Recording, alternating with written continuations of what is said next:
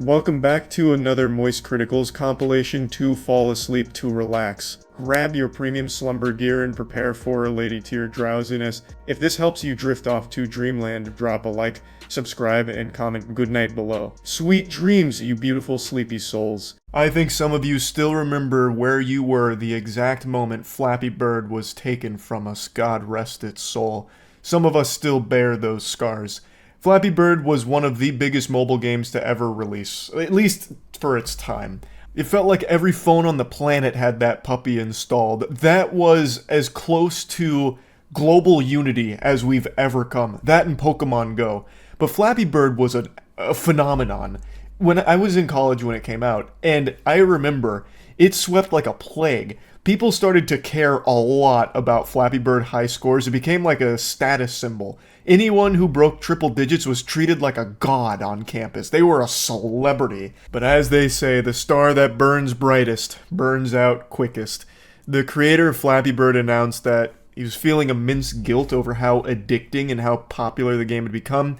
So he announced that at the height of its popularity, where he was making like $50,000 a day from this, he would be taking it down. And by golly, I tell you what, sports fans, he was a man of his word. Down it stayed. It was banished to the Shadow Realm, and it's been a decade. And then out of nowhere, the resurrection. It was announced Flappy Bird would be coming back, the original Flappy Bird. But that was a fucking lie. It tried to mislead people into believing that this was the original Flappy Bird, and it hinted that the actual creator of the game was involved, even though he wasn't, and it's actually just a crypto scam. It was there to peddle NFTs. Whoever's behind this is an absolute fucking buffoon. NFTs in the year 2024, you've got to be off your gourd. You might as well be trying to sell fucking fidget spinners on the blockchain. Like, you're so tardy to the party, old man. But crypto scams, I know, do still exist. I know people still fall for them every single day. But I think the majority of people, when they see crypto or NFT anything, they treat it like someone yelling bomb in an airport and start running the other way. Also, the actual creator of Flappy Bird, Dong Nguyen, just posted a tweet confirming he has no involvement with this project at all, and then condemns crypto.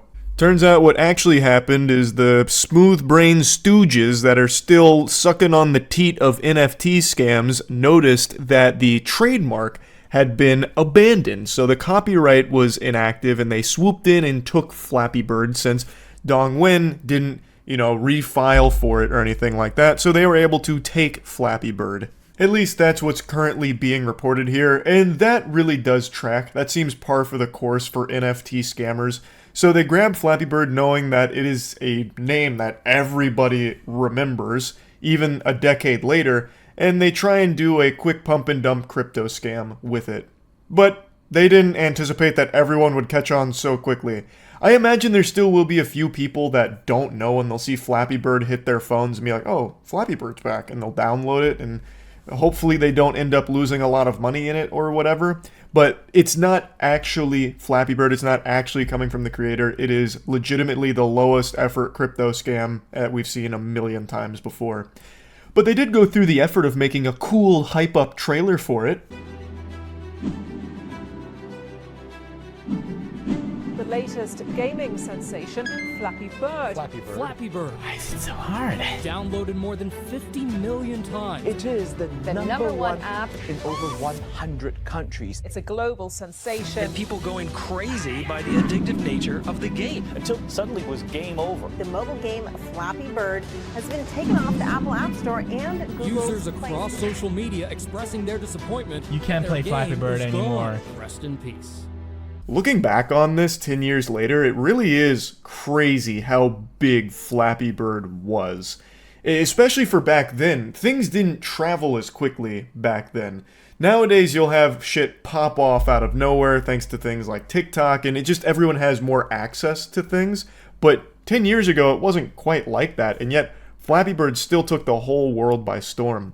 I still remember, really grinding hard to try and be a triple-digit Chad, and so did a lot of my friends. In my psychology course in particular, me and a buddy of mine used to treat that like a fucking battlefield, where we'd just be playing Flappy Bird the entire time, just trying to get to triple digits.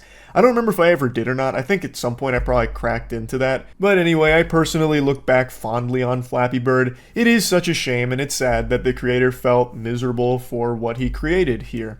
He delivered something that I think a lot of people really appreciated, and in a lot of ways it was one of the few times that a game became so big that even people that don't play games were talking about it and in on it. It was cool, it really was.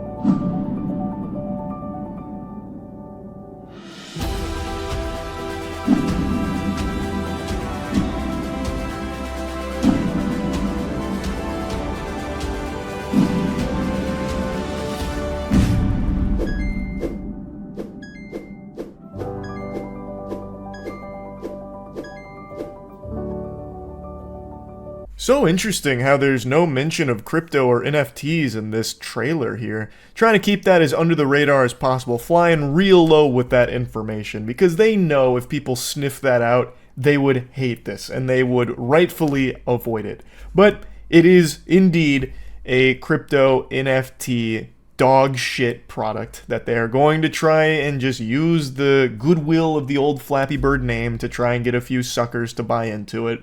A classic in the crypto community. I checked the Flappy Bird Twitter to see if they were going to even acknowledge the information that came out about the creator not being involved in it being all crypto based.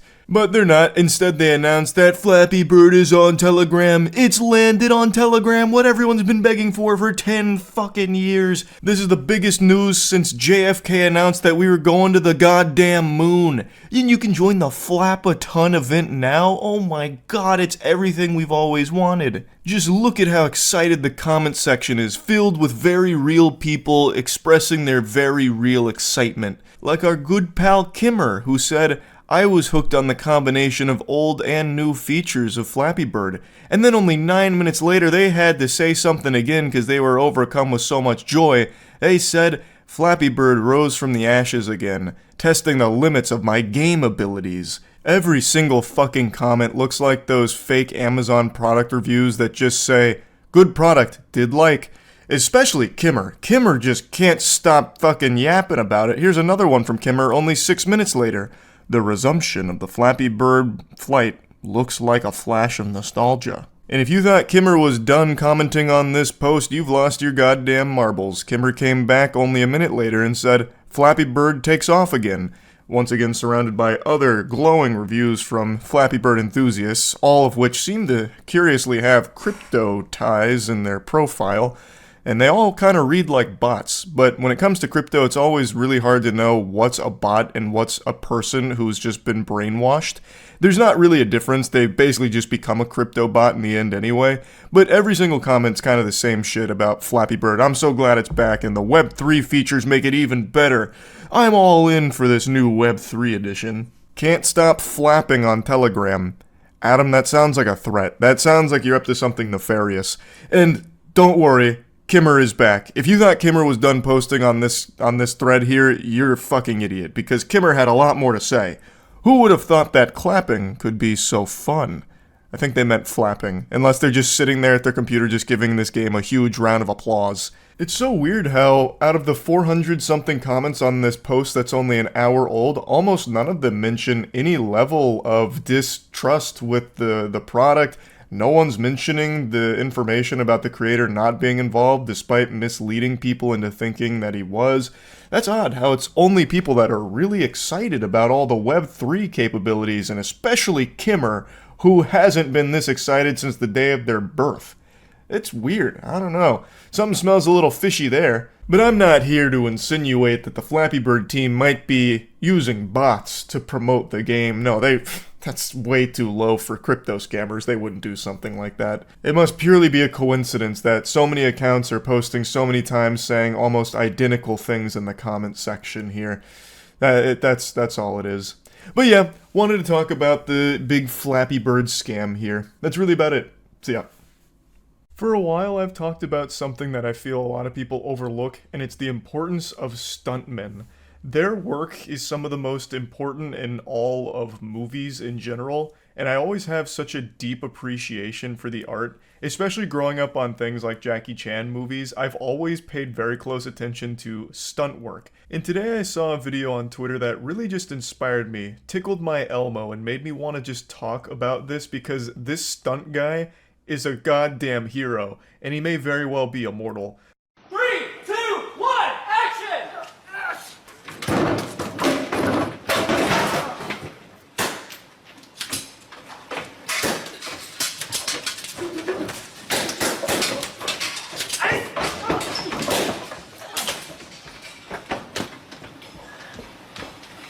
When I first watched this, I thought they just tossed a doll down the stairs like a dummy in order to make it look like someone got thrown down the stairs. Until the very end, I realized, holy shit, that's a living, breathing human being there that just got thrown down the escalator. The dude got fucking potato sacked, thrown out like a trash bag, a slinky going down the escalator here. So then I watched it back and I was like, okay, maybe he's in like some kind of full body suit of medieval armor to help with the impact here. Kind of like that guy who built the anti-grizzly bear suit, and he used to like get hit by trucks and shit to prove how strong it was. But then I realized he's not doing that either. He does have some kind of like padding on himself, but it's kind of light. He looks like one of Shredder's ninjas from the Teenage Mutant Ninja Turtles.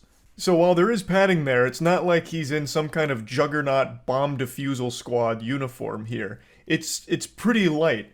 And it seems to be a real escalator. I don't know what you can really do to modify an escalator to make falling like that hurt less. Even if each one of those steps was a memory foam pillow, it would still hurt quite a bit because that's a long fall, and he does a few tumbles there. He like lands on the back of his neck on like that second one there.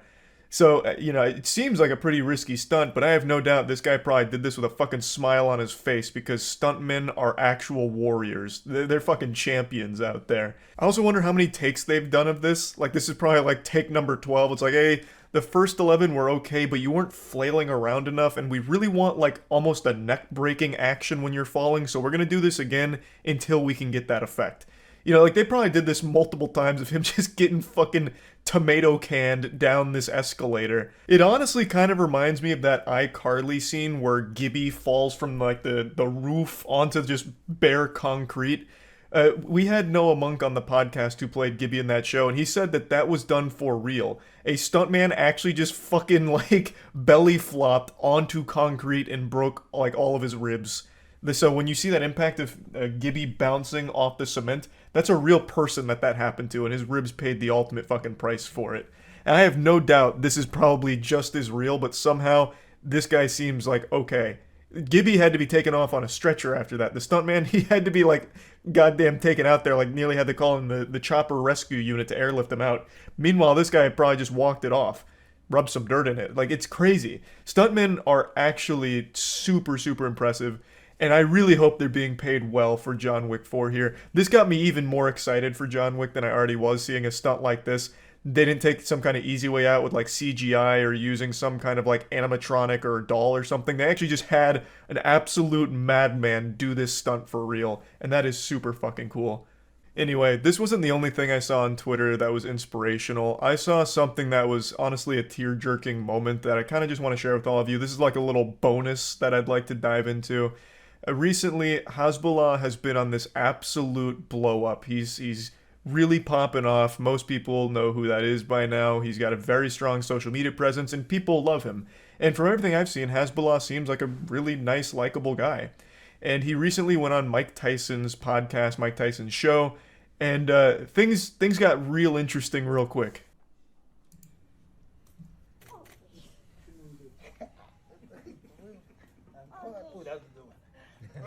Like, even just the way he's talking to him.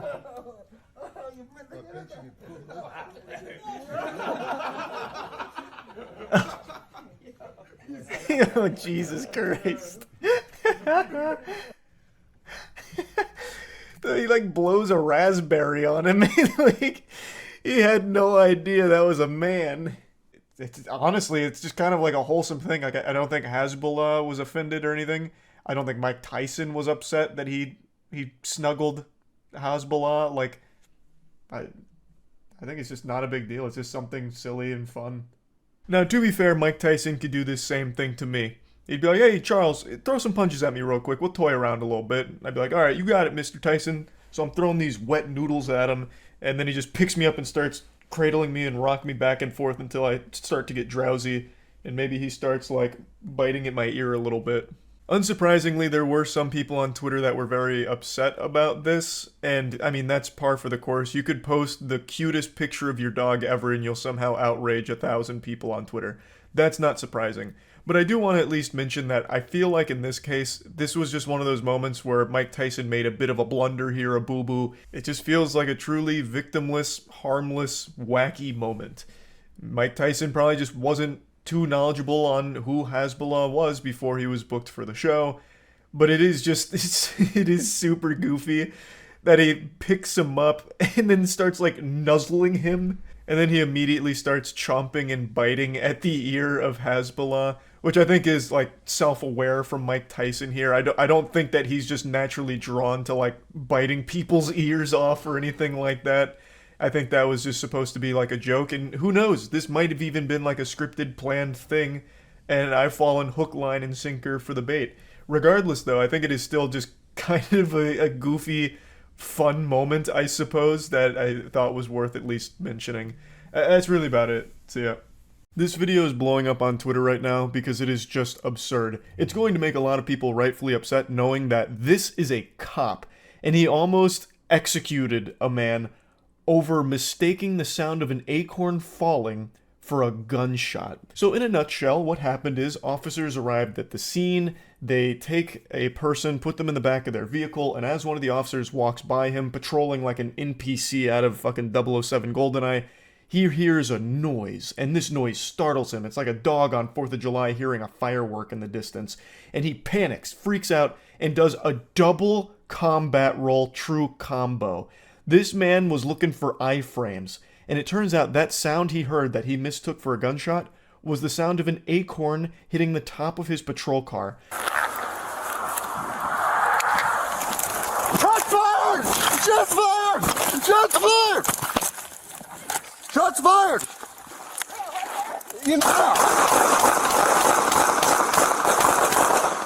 You can't even hear anything in the body cam footage. I don't even hear an acorn falling. This guy must have the most sensitive ears of all time. This guy can fucking hear the future, I guess, or something.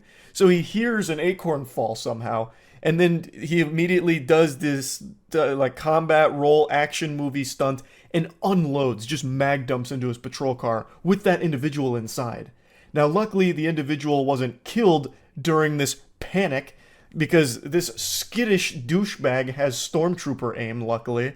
So he gets to live to see another day. An acorn almost fucking sent him to the grave. I'm hit! I'm hit! What? I'm in the car! I was shot through the car! Oh! The officer's fighting ghosts. He is actually fighting his own imagination right now. He thinks he got shot. There was no shooting, it was a fucking acorn. The only thing shot is this man's brain. It is rotted from the inside out. He's like, I've been shot! And then he goes, like he's doing the fucking Murloc sound effect from Hearthstone. It's all make-believe. Fucking SpongeBob and Patrick in their box couldn't drum up an imagination like this. But there's a very real person in harm's way that he is shooting at over nothing. So he's lying on the ground. I've been hit! Fucking continuing to pump lead into this vehicle on this guy who has done nothing to shoot at the officer or put the officer in harm's way. It's infuriating to watch. What kind of training did this officer go through? Because there's no way he should have ever been cleared for duty if he is this frightened by his own shadow. Then he starts like Rugrats Tommy Pickles crawling away, going like, oh no, you know, really going through it, thinking he's been shot. I gotta see my family again. Not like this. I won't go out like this. Not when my country's in danger. I'm gonna protect all of us. And he just crawls away. It's so fucking pathetic because it was an acorn that fell. Like, I don't know how you can be this delusional, dangerously delusional. Someone almost died from it.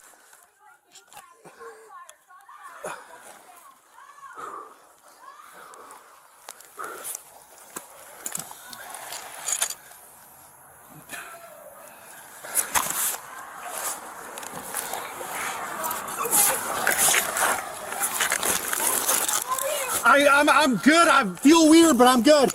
Yeah, goober, you feel weird because you drank a stupid potion at some point. This man's on the moron juice, thinking that he got shot. All because he heard the sound of an acorn falling. The reason you feel weird is probably because you're experiencing psychosis, is what's going on. Like, I don't like to use the word hero often, but I mean, look at the valor displayed by this individual here, huh? Yeah, this man deserves a Purple Heart, taking a shot in the line of duty, and still returning fire. I promise you, my friends, that squirrel that dropped the acorn will never make that mistake again. It'll think twice about dropping acorns in the future. Look at the ramifications here, the consequences of your actions. This man waged war on the squirrels and came up victorious. Fucking champion. A patriot, even. Now, I want to show you this from the other officer's point of view. Unfortunately, you don't get to see a super cool combat roll, but I still want you to see what it looks like from a distance. Actually, before I do that, I want to show you my, stream reaction to it, because I learned about it on stream last night. And I didn't show the shooting on stream, because I didn't know how YouTube would respond to that being on a live stream. But anyway, I still want to put this out there, and then I'll show you the other officer's perspective.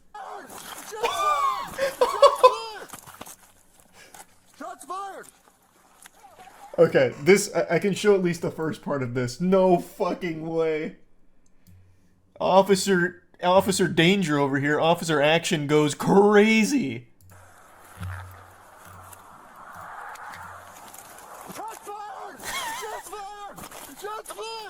The double combat roll combo. I mean, you don't often see that maneuver. That man was hitting some Dark Souls rolls there. All because he heard an acorn fall on his car. And I couldn't even hear the acorn still. Buffered the second roll. Oh no, no, no. What? In the car! In the car! Oh! I'm good. I feel weird, but I'm good. So... Yeah, I definitely can't pull it up because they start shooting at that car. Luckily, no one gets hurt, but it looks like he thinks he got hit because he hit his knee on the concrete, from what I can tell. And then he just hits us with, the Zoidberg. He goes... Like a fucking, Hearthstone sound effect. He doesn't get shot. They sound like they've never used a gun before. It looks like it, too. But, I mean, you know he's been practicing that combat roll. That shit was textbook. This video was from November. The cop who dodge rolled was fired. Really? They actually... That's pretty rare. I guess it was so cringe they're like, shit, we can't keep you around. Absolutely not. So now that you got to see it firsthand, hardcore Henry style, let's go ahead and see what this FPS game looks like from the outside. Let's see what the other officer got to witness. What? Oh! Where? Right there?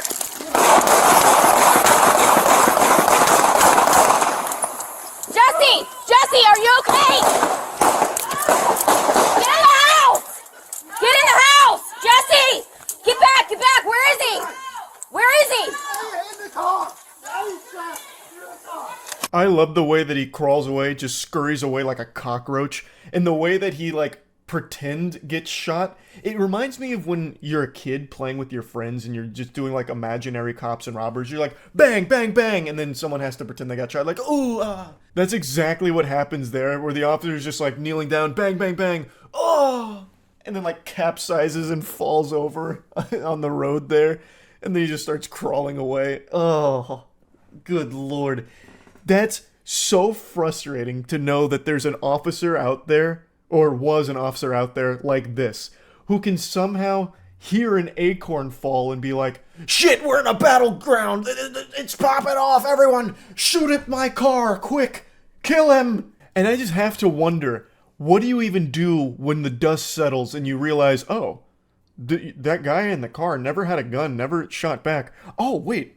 Oh, buddy, I'm so sorry. It looks like it was an acorn that hit the cop car. I'm so sorry we shot at you for fucking 19 bullets in a row. yeah, what a whoops-a-daisy moment. Oh my god. Sometimes I'm just so silly.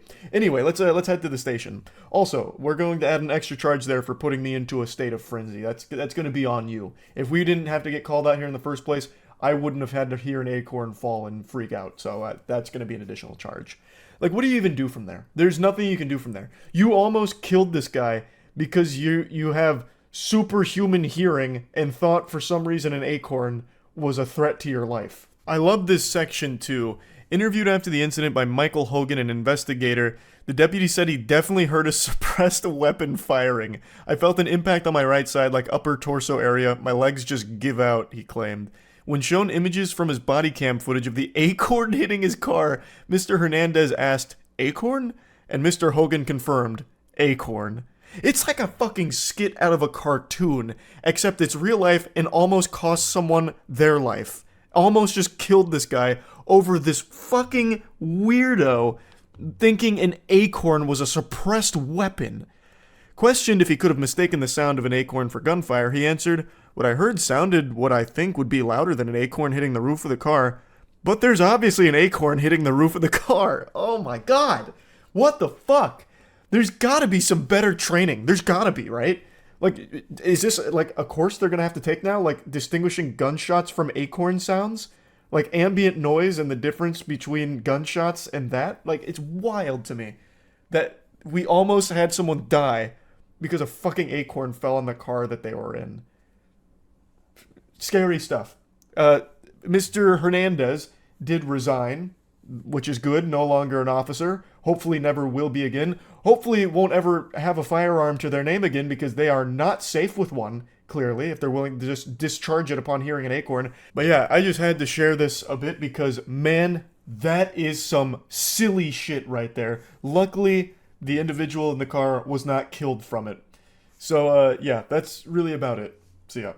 This guy has a smile like that old Momo creepypasta picture, and he has been blowing up online because he's become a public spittoon for people to just spit in. He's like a 5-foot basketball hoop that people just can't help but dunk on. His name is NFT Nick. They said Filecoin wasn't a buy at $5.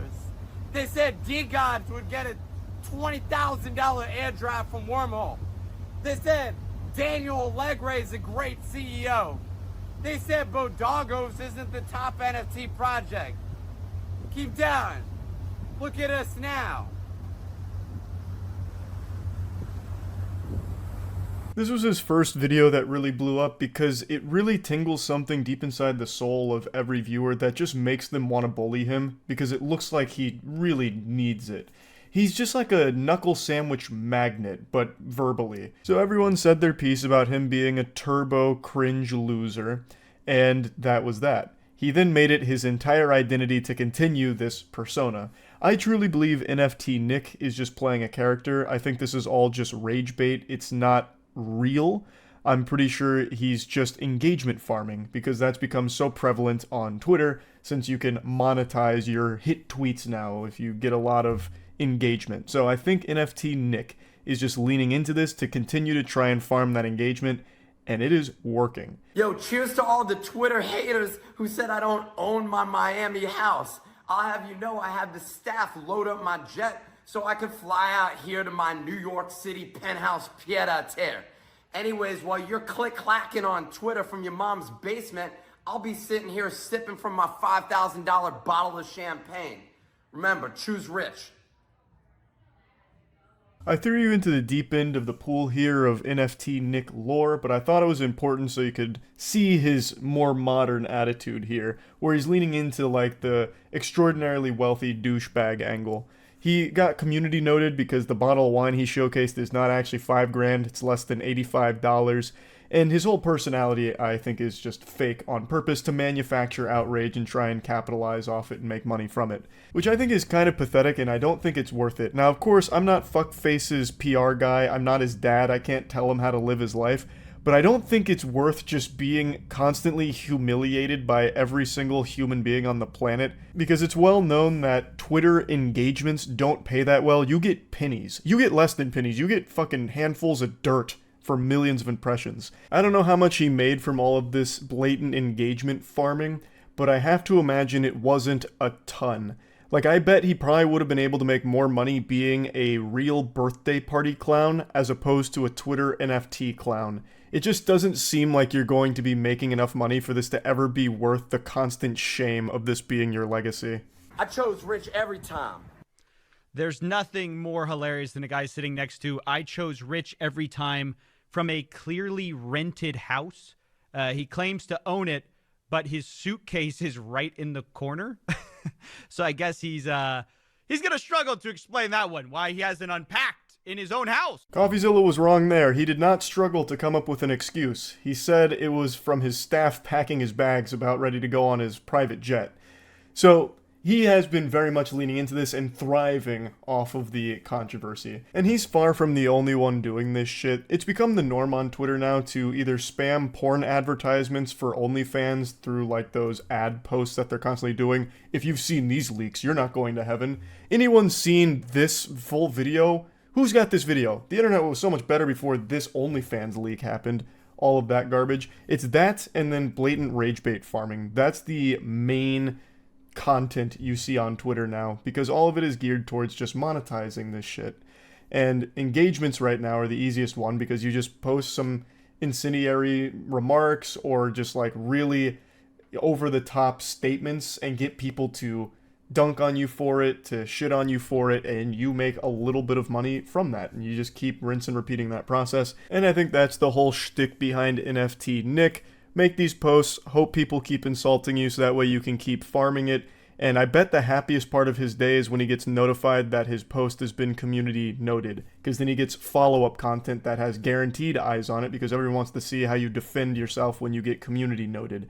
And then he just doubles down on it again and gets community noted further and lets that cycle just continue, so he gets more and more impressions, which translates to more and more Twitter ad rev. That's my theory behind it. Though I guess it is entirely possible that he is genuinely just an insufferable asshole. Yo, shout out to the Twitter people praying for my downfall while saying my champagne ain't real. Keep questioning my life while you cry into your TV dinner, and my chauffeur brings me to $3,000 high tea service at Baccarat. Choose rich. This was his follow-up video to the previous one where he got community noted about the champagne. Community notes really came for his scalp there, triple fisting him, debunking like 3 of the things he said here. But again, all of it, I'm pretty sure he does on purpose. So first they point out that they never said the champagne was fake. Then they also point out that what he said about Baccarat is incorrect. And then they also mention that you can see the reflection of an Uber driver in his glasses. So he's not being chauffeured around or anything like that. And this was his response to that community note. The community note haters are in disbelief. I own a fleet of Ubers, but the poors wouldn't understand that concept. Felipe is my personal driver. Choose rich. So he adopted the choose rich as his slogan now, which is a pretty cool slogan, up there with the Lucky Charms one. They're magically delicious.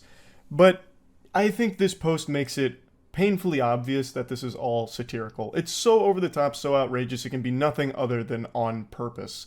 Like, this isn't someone that's genuinely trying to convince people of their wealth or anything like that. This isn't their real attitude. It's all just a character they're playing.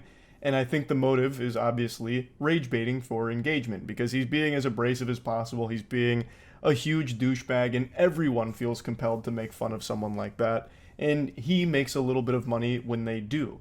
So I think that's his whole hustle here. But again, I can openly admit that I could be totally wrong. He could actually just be an insufferable, delusional asshole. I don't know. But one thing I know for certain is he doesn't own a fleet of Ubers, because that would be fucking nonsensical. And also, he does not have a driver named Felipe. Now, it's entirely possible that Nick has a friend named Felipe who comes over for sleepovers occasionally, and they both giggle and touch each other's G-spot whenever they see the word blockchain mentioned in headlines. That could be real. Felipe could actually exist in Nick's life, but he is not his driver. That much is certain. Good morning, haters. Yo, so y'all trying to say that my chauffeur is an Uber driver? Y'all keep hating while I kick off my week screening Scarface from my private movie theater in my New York City pied-à-terre. Remember, choose rich. Nick's face makes him look like he's constantly on the verge of sneezing. It looks like he's just perpetually stuck looking at the sun and like scrunching his whole face in agony. But anyway, I figured I'd at least share his response to the Uber driver allegations, and for some reason this video in particular I can't get to load beyond this quality, so it looks like absolute dog shit. It looks like a YouTube video out of 2008. It's highly pixelated, and there's nothing I can do to change that, so I'm sorry about that, but I wanted to at least give you the complete Nick rundown here with that video response. Again, I'm almost 100% certain this is all just engagement farming, and, well, yeah, that's really about it. So yeah. I'm confident all of you know this, but YouTube actually allows some very interesting content under its education policy. So if they deem that the content is intended to serve an educational purpose, you're allowed to get away with almost anything. And heavens to Betsy, I tell ya, sports fans, it does include nudity. Many of you might remember a scandal from a few years back on how a lot of shady content creators were skirting this policy by posting porn, but calling it education. There used to just be porn scenes that were dropped on here under the defense of it being educational for, like, sex ed. That kind of got, you know, banished to the shadow realm, but that whole idea of education allowing nudity has been exploited for a long time. Another big one was naked yoga. I actually think this one's still around. It's just not as prevalent as it was a few years ago after their crackdown on it. But basically it was, you know, porn, but they'd throw in a couple of yoga poses in the beginning while being nude. But a lot of times the yoga wasn't actual poses, like it's not real yoga. They'd have shit like, behold, this one is the stuffed turkey, and then they start fingering themselves. Or, this is a partner yoga pose, so get an assistant here, get into a downward dog position and have them blow a raspberry on your pussy. It'll help you unlock the 7th inner gate of taijutsu like Might Guy from Naruto. It's integral to aligning your chakras. It was basically just, again, exploiting this educational policy on YouTube in order to post porn. So, after this long-winded explanation of the YouTube educational policy and how it can allow nudity on the platform, it's time to talk about what's brought this up. A YouTuber is absolutely blowing up right now thanks to one video they made. A tutorial on how to nair your asshole. And he doesn't pull any punches here. There's no smoke and mirrors, there's no censorship here. It's just immediately the video blasts you with an anus jump scare. Within the first 4 seconds, he spreads his cheeks at the camera like he's preparing to show you a magic trick, and then bang, it's the whole chocolate factory on display. And again, there's no censorship or anything like that. And then nairs his ass. And it has over 10 million views in the last week. It's been going super viral, with people being shocked and stunned that it's allowed on YouTube. Because I guess a lot of people weren't familiar with this educational policy loophole on nudity for YouTube, so a lot of people were just like taken aback by it and now joking around about it. And this success from the video kind of snowballed his entire channel. Now he has quite a few videos with well over 1 million and 2 million views. I tell you, the trickle-down economics from the asshole hair extermination content really did wonders for his whole brand here. And from what I can tell, this seems to be the only video he's made where there's nudity in it, but I didn't do the deepest dive on his content, so I don't know if that's 100% accurate or not, but this is by far his biggest one. It really is a wild situation when you stop and think about it. In the modern landscape of YouTube, people are afraid of naughty swear words, so they'll censor themselves, so that way they can stay monetized. Meanwhile, this guy said, "Fuck that, here's my ass. And here's how you nair it, if any of you need to nair your hairy ass as well." And he's like actually exploding because of it. But anyway, we went over it more on stream, and it led to a really deep and insightful conversation on swamp ass. So I'm just gonna put all those clips here now. There's a YouTuber named Kevin Leonard who used nair on his butthole on camera. People keep saying that. Is this like a really popular video or something? How to douche your butt. A detailed guide. How to safely shave your pubes. Butt plugs. How to finger your butt. Why you need to shart after he comes in your butt. And it just shows like full nudity? I mean, it's educational. I mean, yeah, it is educational, I suppose. Someone's got to teach you how to use Nair on your chocolate starfish, I guess. The thumbnails can go crazy. It's just a picture of him smiling and it says, Nair on butt. He literally goatsies his ass 3 seconds into the video. I mean, it's only a 3-minute video, so at the very least, he's not putting any filler content for the mid-rolls. He's right into the here's how you nair your butt. That's wild. Yeah, these videos are extremely popular. The nairing your butt has 8.7 million views in 9 days. He's a star. What's nair? It's that thing that like burns your hair off. It's supposed to be for like, you know, if you want to get rid of your armpit hair, you nair it. That kind of thing. Shave your asshole for a video now? Nah. I shaved my ass a couple times. Like, not with Nair or anything like that. I didn't chemically obliterate the hair on my ass. But I tried to do it to get rid of swamp ass because I thought it would help. Because it's always hot in Florida. So I used to get swamp ass pretty bad. It didn't help. It just made it a lot worse. It just made it like much damper. Because at least the hair worked as like some kind of like shag carpet to catch it. So it didn't just make my cheeks all slippery. But once that was gone, they were able to just fucking flood. So it didn't help with the swamp ass, long story short. So I don't bother doing it anymore. Did you ever cure it? Yeah, it actually just kind of went away when I got older. Yeah, I don't know what to tell you. Yeah, my ass just stopped being swampy as I aged. Maybe out of fear. Didn't want to be shaved again, so it stopped. Ass dried up. Yeah. Out of swamp juice. Which is a good thing. I'm happy that it's no longer a real issue. Childhood allergies? Brother, you think I was shaving my ass as a child? What the fuck? No, man, I was like in college. No, it wasn't childhood allergies that caused my swamp ass. No. It had nothing to do with anything. I love that idea, though, that you could have an allergic reaction to something and your ass just gets swampy. Like, oh my god, wait, is there peanuts in this? Oh god, no. You just fucking leaking out your pants. Fuck! I told you no peanuts, damn it! God, blast! You should see a doctor if your ass is leaking. Well, I mean, if your ass is leaking, maybe, yeah, but swamp ass is super normal. Just sweat. It's just sweat, and it gets swampy because it's your fucking brown balloon knot, so it's gonna be swampy. My asshole does not sweat. I don't know why you're coming in here and lying. You're not impressing anyone, big man. Everyone's ass sweats. Like, your whole body is literally designed to sweat. Just different levels of it. Maybe you live a pretty sedentary life and you haven't noticed it.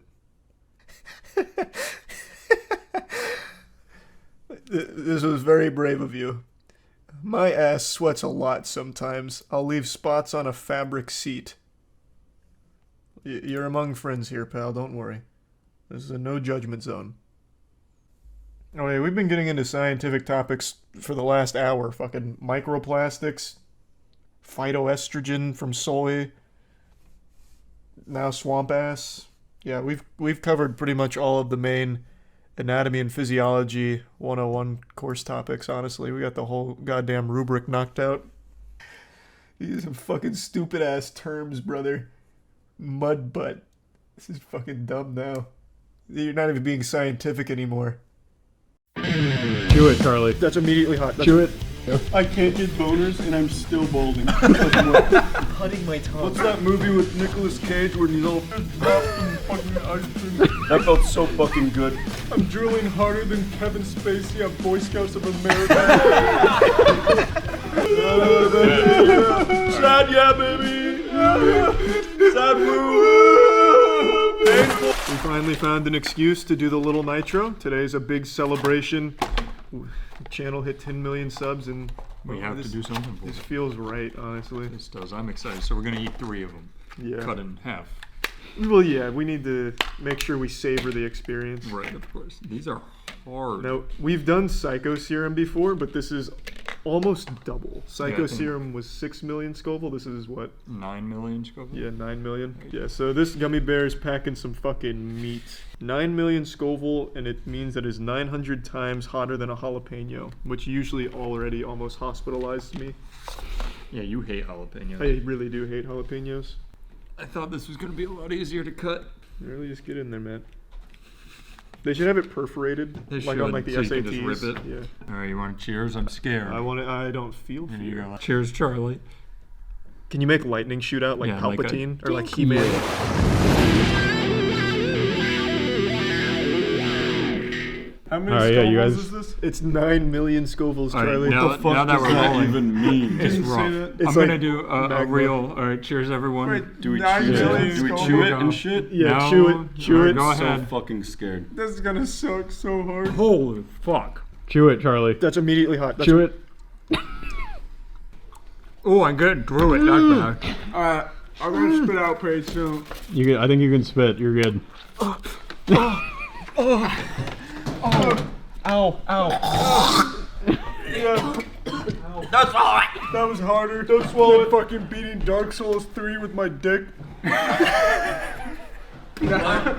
That's just cutting my tongue. What's that movie with Nicolas Cage when he's all flamed up riding a motorcycle? That's how I feel right now. But there's also that Wicker Man scene where I'm getting stung by bees in my fucking mouth. Oh, That's just like a cutting pain. that's just like That's a pain. tough one. You still chewing it? Yeah. What the fuck, Charlie? Real Charlie is handling this very well. This is not as bad as Psycho Serum. It's not as bad as it's not not even close to Psycho Serum, but it hurts my tongue. That was a really bad. letdown. Although I would like actually to wasn't too state bad. that with all of them here, there was no point in me being in the spicy video. There was no reason for me to be But it here. was just funny. He to did get it the you in longest. Yeah. You know I love fucking with you, man. Oh yeah, thanks, man. I've loved you forever. Yeah, I love you, We've man. been best friends for like 17 years. Oh my god. Yeah, baby. Yeah, baby. Sad, yeah, baby. Sad woo. Painful woo. I'm gonna cut my fucking tongue off with a knife. I'm drooling harder than Kevin Spacey on Boy Scouts of America. My skull is vibrating like I just did the Wim Hof breathing challenge. The fuck is the Wim Hof breathing challenge? It's the breath of fire. You gotta download the app to do it. It's like a breath of fire fucking thing. I thought it was like I'm a sweating now. Oh yeah. That's his Oh word. yeah, baby. Oh yeah, baby. Oh yeah. This really just feels like we're making a normal spicy video, and it's just them times 5. The humiliation right now in my this God. room is at a higher level than when the antagonist inside the Doorman video gets humiliated. Oh, they're slowly losing. They're getting longer and longer. Can you get a shot of Drew Gooden in the corner? Just keep it down. Drew, I'm gonna bring in the plane and you're gonna put it in your mouth. Vroom, vroom, it's coming in so fucking hot. Vroom, vroom, vroom, vroom, vroom, vroom. Here it comes. That was so fucking awesome. Yeah. I'm out of the loop, Charlie. I feel like a ghost pepper put a tactical insertion in my mouth and just fucking Someone just respawned. keeps shooting me over and over again, but I keep putting down the tactical insurgent, thinking I'm gonna get actually a kill, but I keep dying over and over. It's like this little fucking bear has the last stand perk and it's just shooting more and more loads in my fucking mouth while it's on its back dying. It's like Smokey the Bear's just shoving his giant cock into my mouth over and over again. Fire hazard high. Firemen, come over. Wait, but Smokey the Bear prevents fires. I don't, he's, shut up. It's just, it's like Hellraiser with his spiky cock just shoving it into my, like Smokey the Bear and Hellraiser just double teaming my face with their dick. Alright, I'm done. Someone else go.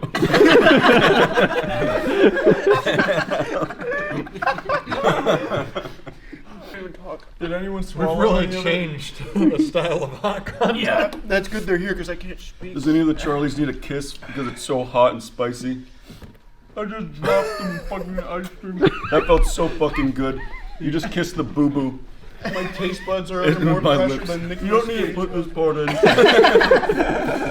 We're just doing That whatever one was for us. We're just doing whatever Charlie would do.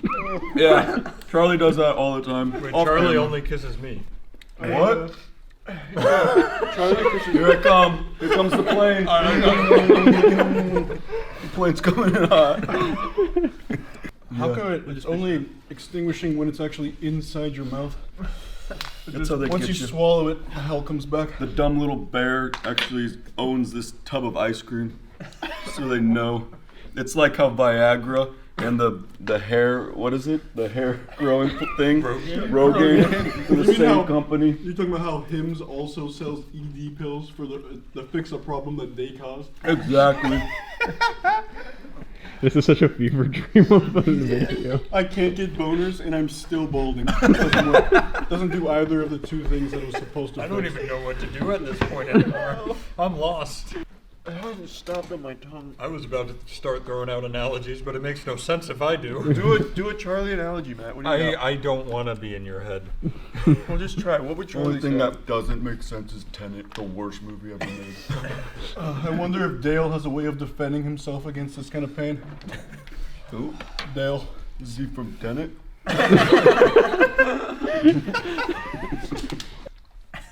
Good ice cream. I feel like my tongue is PewDiePie, and this little nitro is like the Huffington Post during 2018.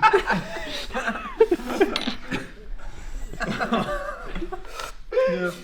I started doing the yawn, ironically. You're just going to make it in your I hope it content continues now. after we leave. Yeah.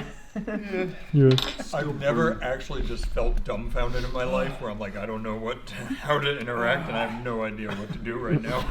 I feel overwhelmed. Make a metaphor, Matt. It helps. Make a metaphor feels good. Yeah, talk about how bad Thor Dark World was. Make a make a metaphor, but don't get into the meta universe. It fucking sucks down there.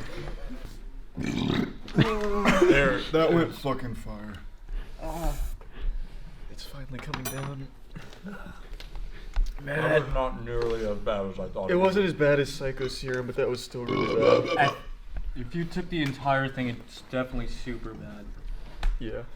We do have Psycho Serum here if we want to let them compare. Oh my. Would you do Psycho Serum? No.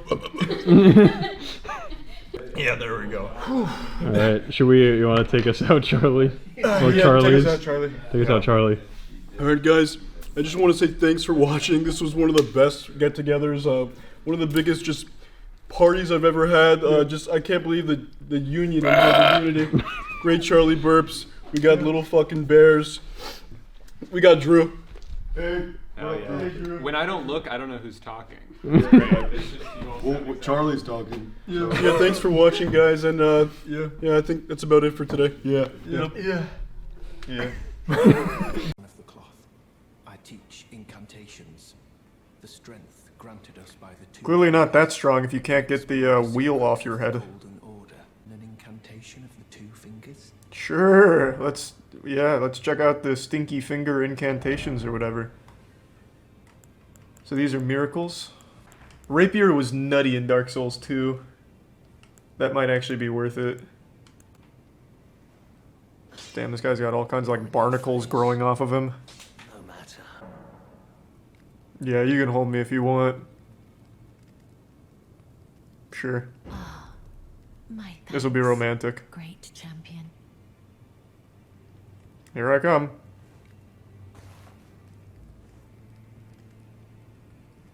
Now pop a titty out so I can suckle. Oh, that can't be comfortable. Very.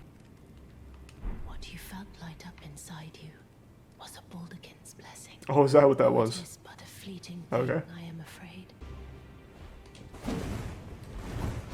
Easy backstab. Just a genuine outplay.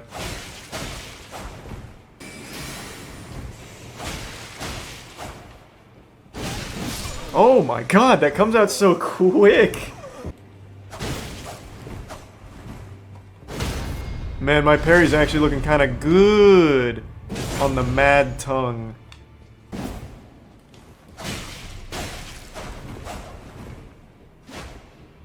Yeah, should've just used the S-Stock from the beginning. This was pretty free.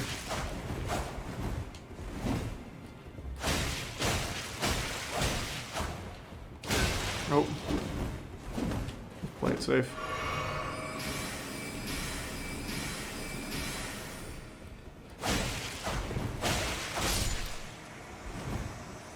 Says doesn't use summons but use S-Stock. What is this weird gatekeeping? What do you use? Nothing but a frying pan? Like, what are you talking about? I really like the Souls community, but it's the weird fucking Twitch viewers that gatekeep, like, you're not allowed to use a useful weapon. That makes no fucking sense. Whoa! It's like Camille from League of Legends. It's got, like, blade feet. I think it's cool. Here I come. Cool bugle. I'm here. Oh god, I went right through him. Jesus. Oh god.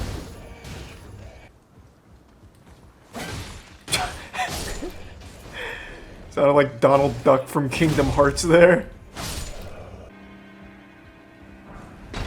Okay, good prank. Alright then. Oh, what the fuck was that? What? Oh. Ooh. We got a new weapon to try out. The hook claws. Yeah, going full Wolverine here. Damn, this actually looks cool. It's like Wolverine when he escaped from the adamantium lab. Uh-oh. Close. What the fuck is that? Oh my god! Holy shit! This guy's probably tight.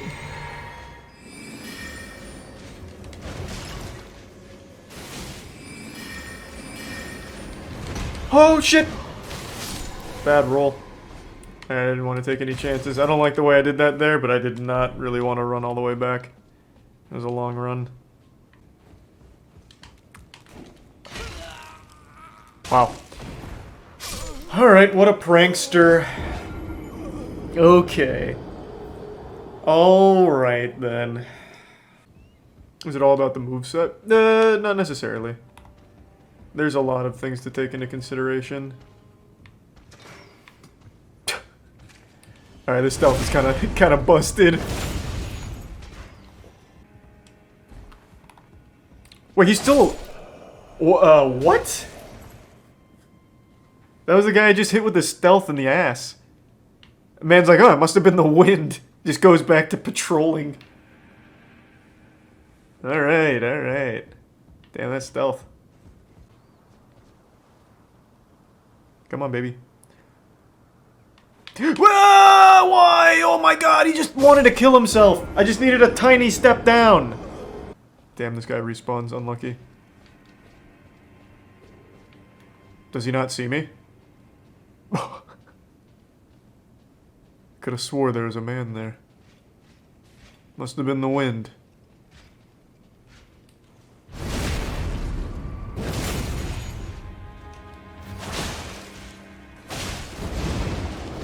Oh god, I killed myself! Yep, I saw that coming. D-claw spec, true. So if there's one thing I've learned about this guy is that he patrols with his eyes closed. Does he see me, you think? No. No, of course not.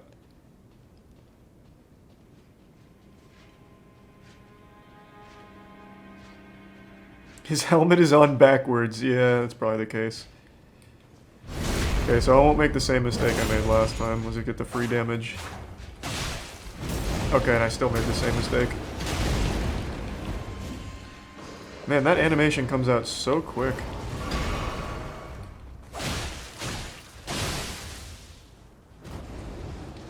Just play it safe. It's not even worth the risk. You think he'll forget about me? I wonder. Let's see. If I go into stealth mode. Yeah, no, I think he's on to me. Nope, maybe not. I gave him the slip. That goddamn wind again.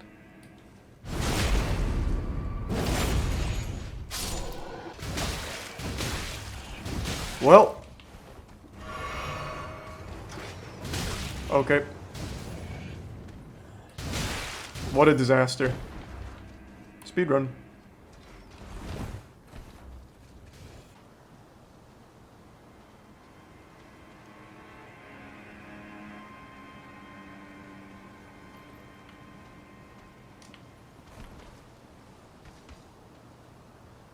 He forgot about me? I'm nuts. What a hiding spot.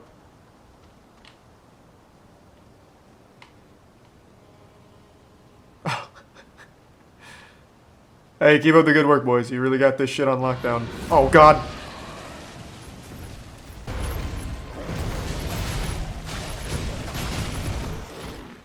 Ooh. Stuck right in its fucking nuts. Ooh, close. I'm not taking a chance.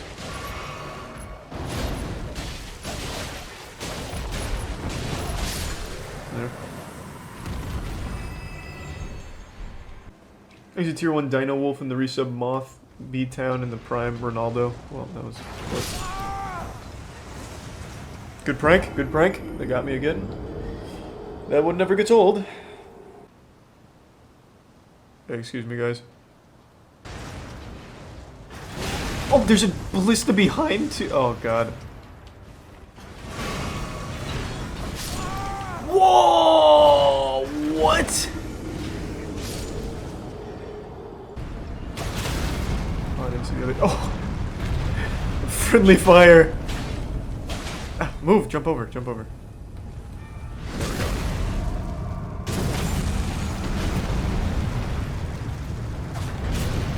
He's just still hitting him!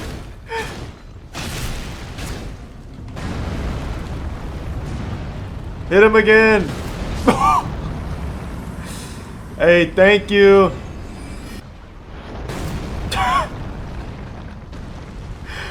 Hey, thank you! These guys are nice. Hey, oh, what the fuck? Don't give me that. Thank you. Oh, these are enemies. Okay, okay. I wish I didn't come this way. I'm so sorry. I'm so sorry. I shouldn't have come. I regret it now. Understood. I'd rather just fucking fight the boss as opposed to those birds.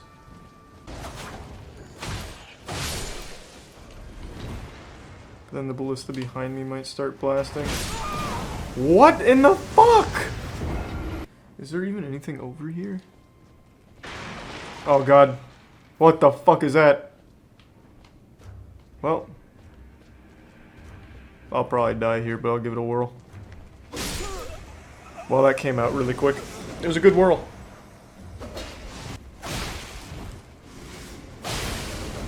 Whoa! What the fuck was that?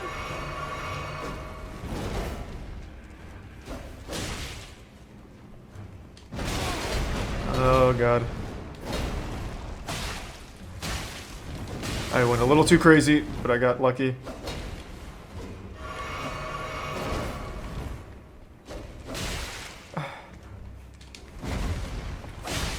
In there. He's... Oh my God, he didn't die. I thought he died. Hey-ya! Oh, he thought he died too.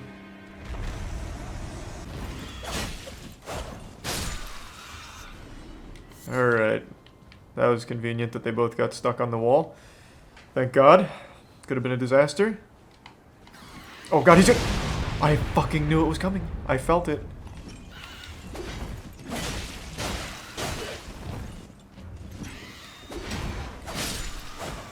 You can't fool me that easily. What in the fuck is this?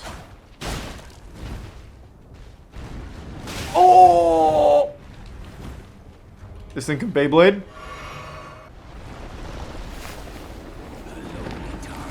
Oh, wow. That's a lot of hands.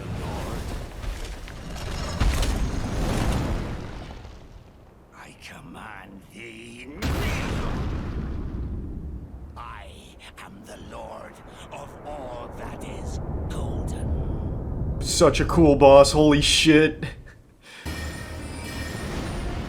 He really rolls around a lot. He's like a dog with the zoomies. What the fuck is he doing? that bleed damage! Holy shit. Okay. I need to learn this guy's attacks before just going hog wild like this, I think. Oh, I thought it was going to be an AoE. It wasn't at all.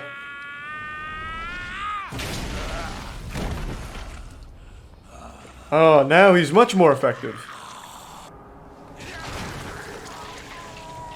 Oh, wow. Holy shit. This is fucking amazing.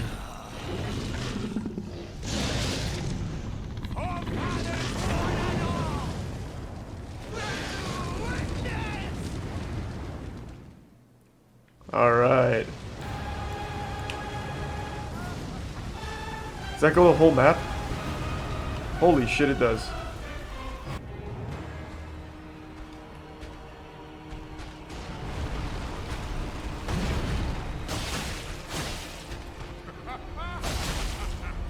Oh, I don't know why I did that. I got a little too crazy there. Ended up posting cringe on main. Oh, no, I killed myself. Yep. I was too fixated on the speed run.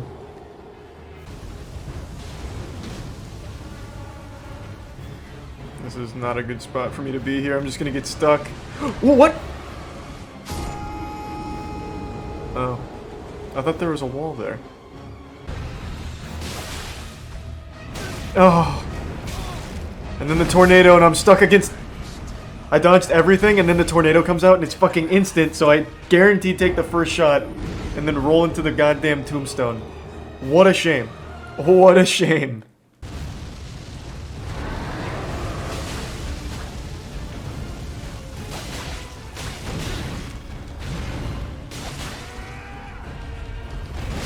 Oh my god, why? I could have had that. If I didn't just make that one fucking mistake jumping in on him, that would have been free. Unlucky.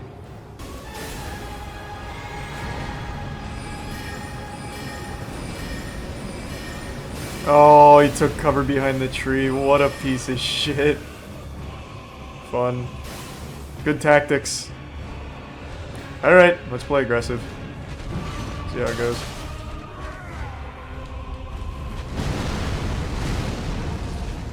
Too early. Got a good dodge though.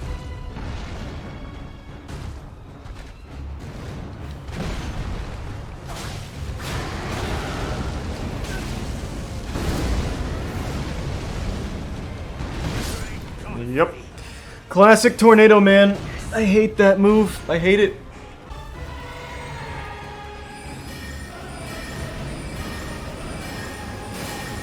Oh my god. My man. Good tactics. Taking cover.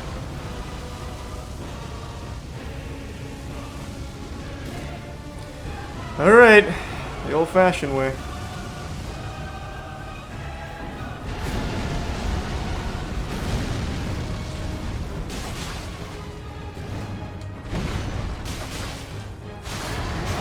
Tornado, I'm dead. Whoa! Oh, misclick, misclick. Shit.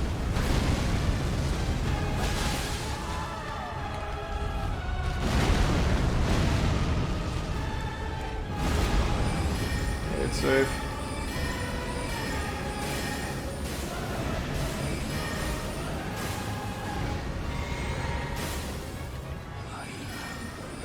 Fuck yeah.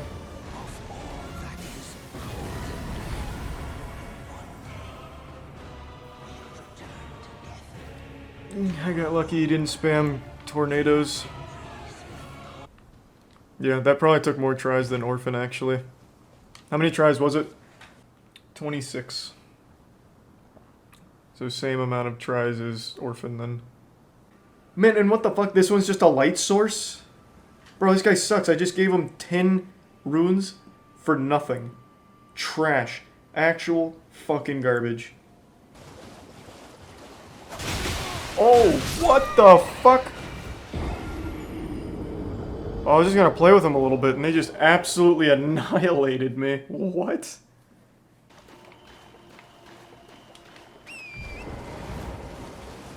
Oh, hey, is this... Oh, it's a giant lobster. Cool. Holy shit. Wow, everything here hits so hard. I just can't even drive by poke. Well, yes, I actually did just finish playing pickup basketball on this sacred Thursday night. Thank you for asking. How did I play? Well, terribly, actually. I played horribly. I almost immediately pulled my shoulder, which at my age is very painful. And then my old man brittle bones started creaking a lot and a fly flew in my mouth. But that didn't stop me from putting on an absolute shooting nightmare. I went like 4 for 12 and 0 for 2 from the 3. It was bad. And also, the fly in my mouth paranoid me because I'm a hypochondriac. I couldn't stop imagining Ozzy and Drix inside of my body fighting against this fly in there. It wasn't my best showing. But can you stop talking about basketball so much, please? That's not what we're here for. Goodness gracious, you're a real chatty Cathy. What the fuck? What we're here to discuss is a really weird criminal I learned about on stream last night, and I've been thinking about him ever since. There's a case going around about a criminal in Essex who has done nothing but steal pacifiers from literal babies. Wait, what? Man, 23, charged with snatching dummies from babies in Essex. Dummies? You guys call pacifiers dummies? It just sounds like you're insulting your kid. Why not just call him a pacifier? A man will appear in court charged with snatching dummies out of the mouths of babies. What a cartoonishly evil plan. Does he at least sell them or something? Like, what's the motivation besides just making a baby cry? Josh Gilder was arrested on Monday on suspicion of theft from a person, robbery, and using threatening behavior to cause alarm and distress. This happened on 4 occasions, apparently. The serial pacifier robber, burglar. What does he do with them? Does he just take them out and run away, or does he take them out and put them back? Like, what does he do? Oh, here we go. We got some more information. All right. The story just took a really interesting twist. So according to this, well, according to her, he uses the dummy to soothe himself. So what he's doing, and this is a revolting thought, he is taking the pacifiers out of babies' mouths and then sucking on them himself. That is fucking gross. Holy shit. He said he would take the dummy and then go sit in a tent and use the dummy, describing the thefts as purely acquisition. So acquisitive. Goulder also admitted causing harassment, alarm, and distress to a police officer the day he was arrested. He told the officer, "If my stuff gets broken, I swear I'll kill you." He denied 3 charges of assault relating to 3 of the 5 children who he took dummies from. Still shouldn't be stealing them from babies. Bit of a hot take there from me, but, you know, I'll say it with my chest. Stealing from a baby is... well, that's pretty low. You know, I'm just gonna say, he's a jerk. He's a bit of a jerk. When police were initially looking for this guy, they released this photo hoping that someone recognized him, when it's just a photo of someone's back with a hoodie on. But I mean, I guess it worked out in the end because they did apprehend him. He was taking candy from literal babies, pretty much, and they eventually did arrest him for it. But I really like the idea that someone sees this and they're like, "Oh my god, that hoodie! Wait a minute, that frame! I know exactly who that is! That's my buddy Josh!" And who knows, maybe that's exactly how it happened. But yeah, they did apprehend him, and the whole story is very baffling. That's a odd crime, for sure. But I want to give you a little bonus crime that I learned about on stream last night. Actually, you know what? I'll give you 2, because we went down a little bit of a rabbit hole with weird crimes. So this next one is about a serial mannequin pisser who's still on the loose, so beware of any mannequins. They might be marked with urine somewhere out there. So just sleep with one eye open. I work at Target, and one day we found that somebody had peed on a mannequin. Turns out he'd been hitting other Targets in Minnesota and peeing on mannequins. The guy has not yet been caught. Don't worry, I'm on the case. I just looked up urinating on mannequins, and the first thing that came up was a Wikipedia page called Mannequin Piss. Is this him? Does he have his own Wikipedia page? And here's a urinating mannequin, which is an art piece. I think I found the culprit for your phantom pisser that keeps coming in and urinating on the mannequins. I think it's this guy. Got him. And this next criminal is not some unknown menace. This is actually a very well-known criminal. Burger King. And the crime, horrible food. But this time around, what they were guilty of is a promotional marketing campaign that led to the death of a few children, infants, during their Pokemon promotion of 1999. I don't know how many of you knew this, but I was completely unaware that this ever happened, so I learned about it on stream last night, and I thought this was a really weird thing that happened back then that I haven't really heard too many people talk about. Have you heard about the Pokemon ball toy that killed a bunch of kids? What? Reflecting on the Burger King Pokemon disaster of 1999. What? I've never heard of this. Some of the most iconic toys of the 90s showed up on greasy trays across the country, but perhaps the biggest frenzy arrived with a series of Pokemon collectibles from Burger King at the turn of the millennium. Pokemania hit a fever pitch in 1999, and the frenzy had a body count.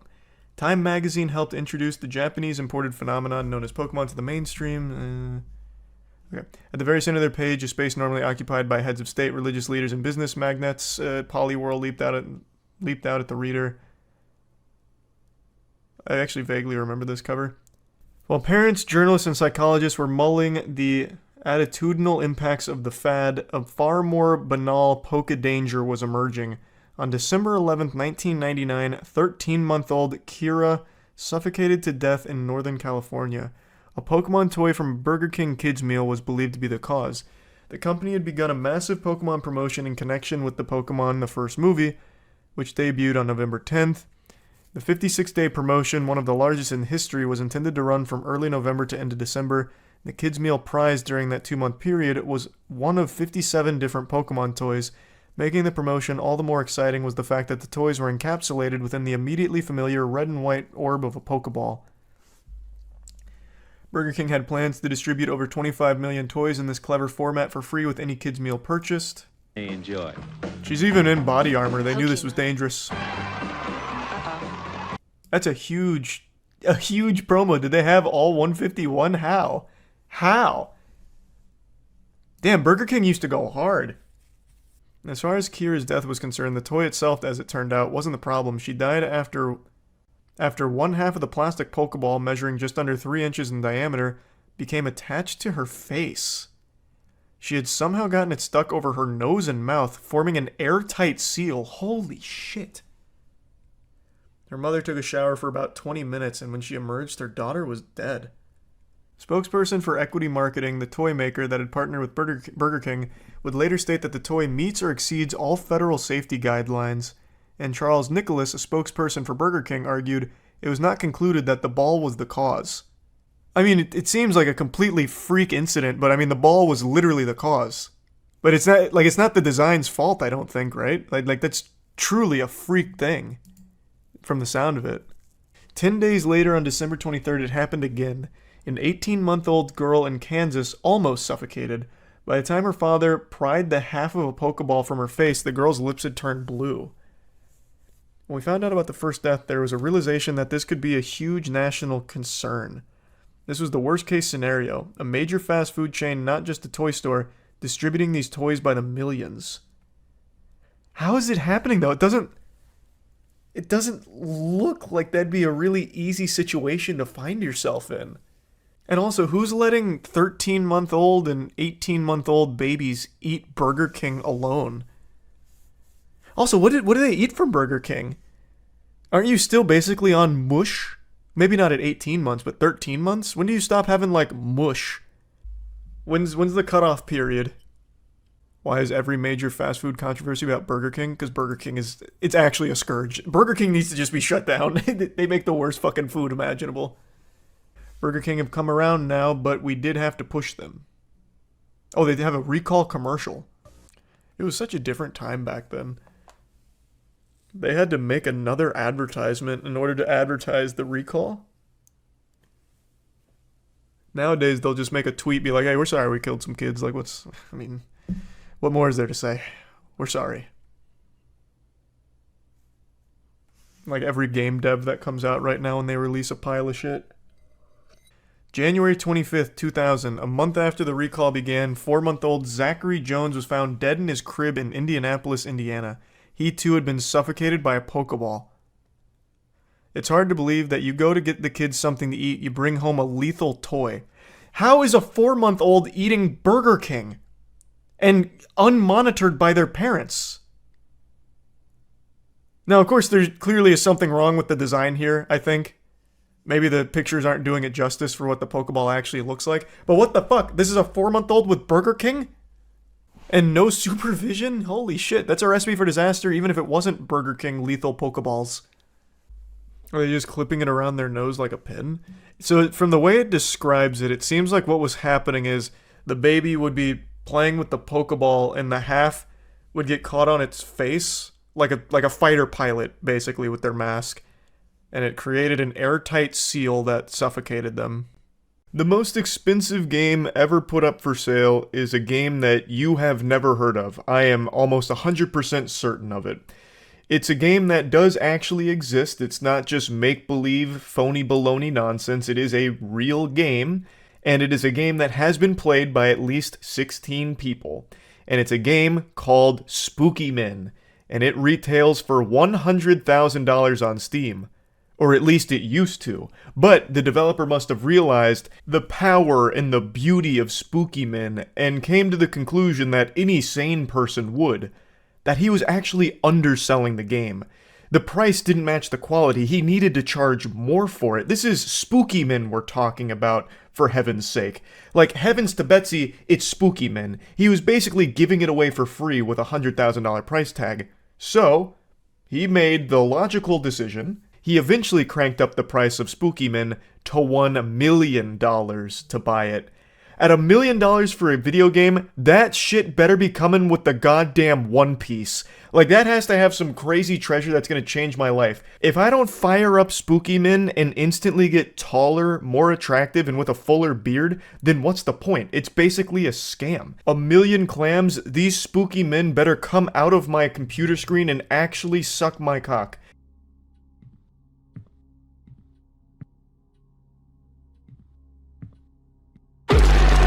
As advertised, these men are spooky. Let's go ahead and check the description of what it's about. You know, maybe it really is worth the price of admission here. Spooky Men is an online 1 to 8 player cooperative survival horror game. Complete tasks and exorcise the malevolent demon. Use your wits to distract the ghost and survive its attacks as you explore the haunted property. Can you make it out alive? Finally, an innovative horror game complete with everything you'll ever need. Really, you know, you pay $1 million for Spooky Men and you will literally never need another video game in your life. This has it all. Demons, ghosts, exorcisms, 1 to 8 player cooperative survival horror experience. It's got it all. What else could you possibly want in life? You know what? Actually, I know the answer to that question. I know what else you want in life. You want a better PC. Well, I've got you covered. Because Starforge is doing a huge site-wide sale starting from today, August 8th, and going until tomorrow, August 9th at midnight, with prices up to $150 off.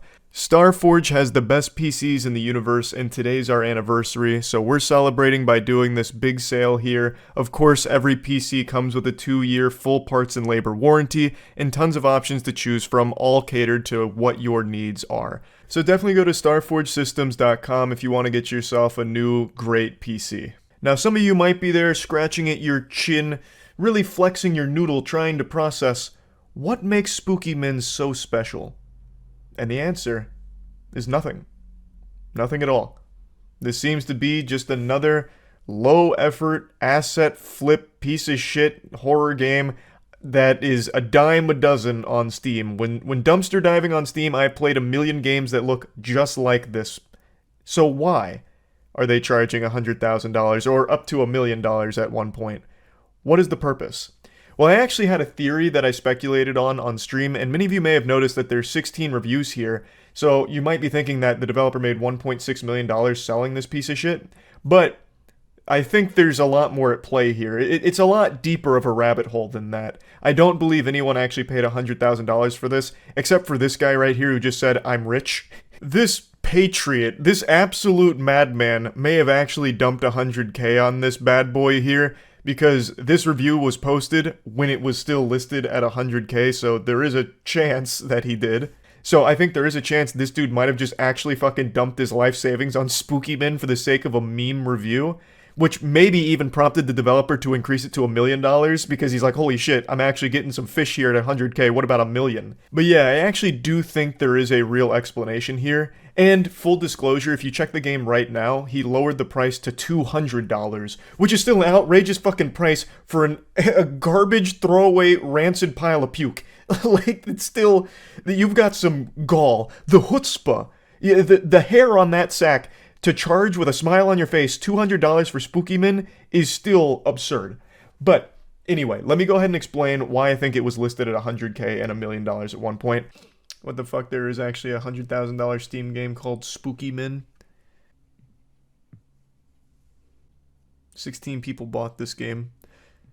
I don't know. Oh, it looks like it at one point cost 59 cents. And they changed it to $100,000. Maybe they changed it to this because they couldn't take it off Steam, so they just put it at a price no one could pay for.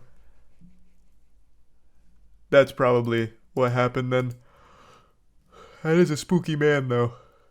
Buy it. I'm definitely not doing that. I really do wonder what would happen, though, if I bought this for $100,000 and then issued a Steam refund and said I want it all in store credit. Could they process a $100,000 store credit refund? What are the limits here? Because you can charge fucking anything for games on Steam. Theory will only take you too far, will only take you so far. I'm not doing it. I'm just saying. It is wacky to think about. Because very clearly this is not worth $100,000. It shouldn't even be an option to charge this fucking much on Steam. But Steam doesn't give a shit, so. Buy it, beat it in 10 minutes, refund, say this is ridiculous, I can't believe I paid $100,000 for this, I chose this over a car payment, or a house payment. I want my refund. They'd have to give me the refund, because I'm well within my right. Out 100k, but you also gain 100k in store credit. Yeah, that would literally last me an entire lifetime with Steam. I would never need to use credit card or anything on Steam ever again. I just always have fucking store credit. How much do you think every single game on Steam would cost altogether? Isn't there a site that has the answer to that?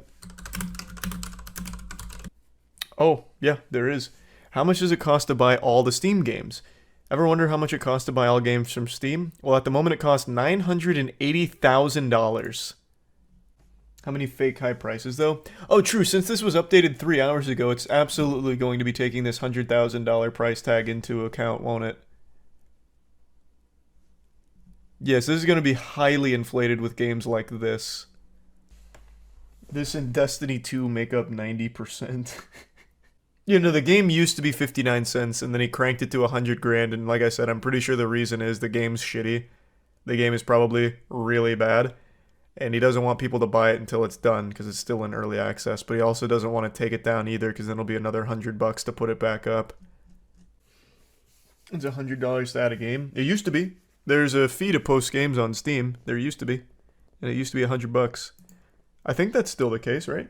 They didn't get rid of that. They didn't waive the fee. I tried looking for the developer's Twitter or something like that in order to see if they've made a statement about the price anywhere or anything. But I haven't found anything from them, so I can only continue to speculate, but I think I've pinned the tail on the donkey here. I think the reason for the price being up to like 100k and $1 million and shit like that was to put it out of people's price range so no one would accidentally buy it, so it meant that he could work on the game without fear of someone buying the game and being mean to him about it or something, maybe. It's basically a way of making sure nobody can buy it. Because no one's going to pay 100k for it, right? That's not exactly a cheap, affordable price someone's just going to drop all willy-nilly. So I think that was probably the goal, but now he's dropped the price to 200, and now I think the goal is really out of greed, because this did get a lot of publicity. There were quite a few articles written about it and people joking about it on Twitter, so I think what must have happened is he was tipped off about all of this new publicity that he was finding, and he thought, okay, well, what if I bring the price way down? Maybe some people will buy it for the meme. And he's probably right. I do imagine there are a couple of people that probably spent $200 for Spooky Min in the couple of days that he's had it there now at that price, which would of course be a very reckless waste of money, but that shit does happen from time to time. I myself am guilty as being someone who dumped $200 twice now on absolute repulsive garbage for the sake of a meme, a little goof with it. Of course, you can always refund it, right? Like, no one's actually going to buy this game and not refund it, but even still, it's still just is so embarrassing to do that. I can't help but be a little bit regretful that I spent $200 on something like, you know, Super Fight or whatever. So I'm not doing it again. I'm not spending $200 on Spooky Min, of course. But yeah, I just wanted to talk about this a little bit because I've never seen a game priced this high. Even though I always knew you theoretically could on Steam, I would still just like to think that there's some kind of safeguard in place to prevent a developer from doing this kind of shit. Like, there's no reason you should ever be able to have your price go up to $100,000 or $1 million. Like, I don't see that ever being utilized. I don't think it ever should be utilized. Nothing should be that expensive on Steam. But yeah, I just thought this was still pretty interesting. That's about it. So yeah. Hey guys, it's Sienna May Gomez, and I'm going to be telling you what goes on behind my most viral TikToks. This situation is absolutely insane, with accusations flying from both sides. I wanted to share what I went through. All I can say is that I was in love with him. These are the facts, and I'm a witness. And why is all of your evidence posted and quickly deleted? His friends are painting him as the victim, and he is the victim, but not of me. Ooh, a bombshell. Damn, the editing here is super intense. I feel like I'm about to watch an episode of Euphoria. I'm young, and obviously I will not always get it right the first time. Who doesn't love a good YouTube apology? I love YouTube apologies.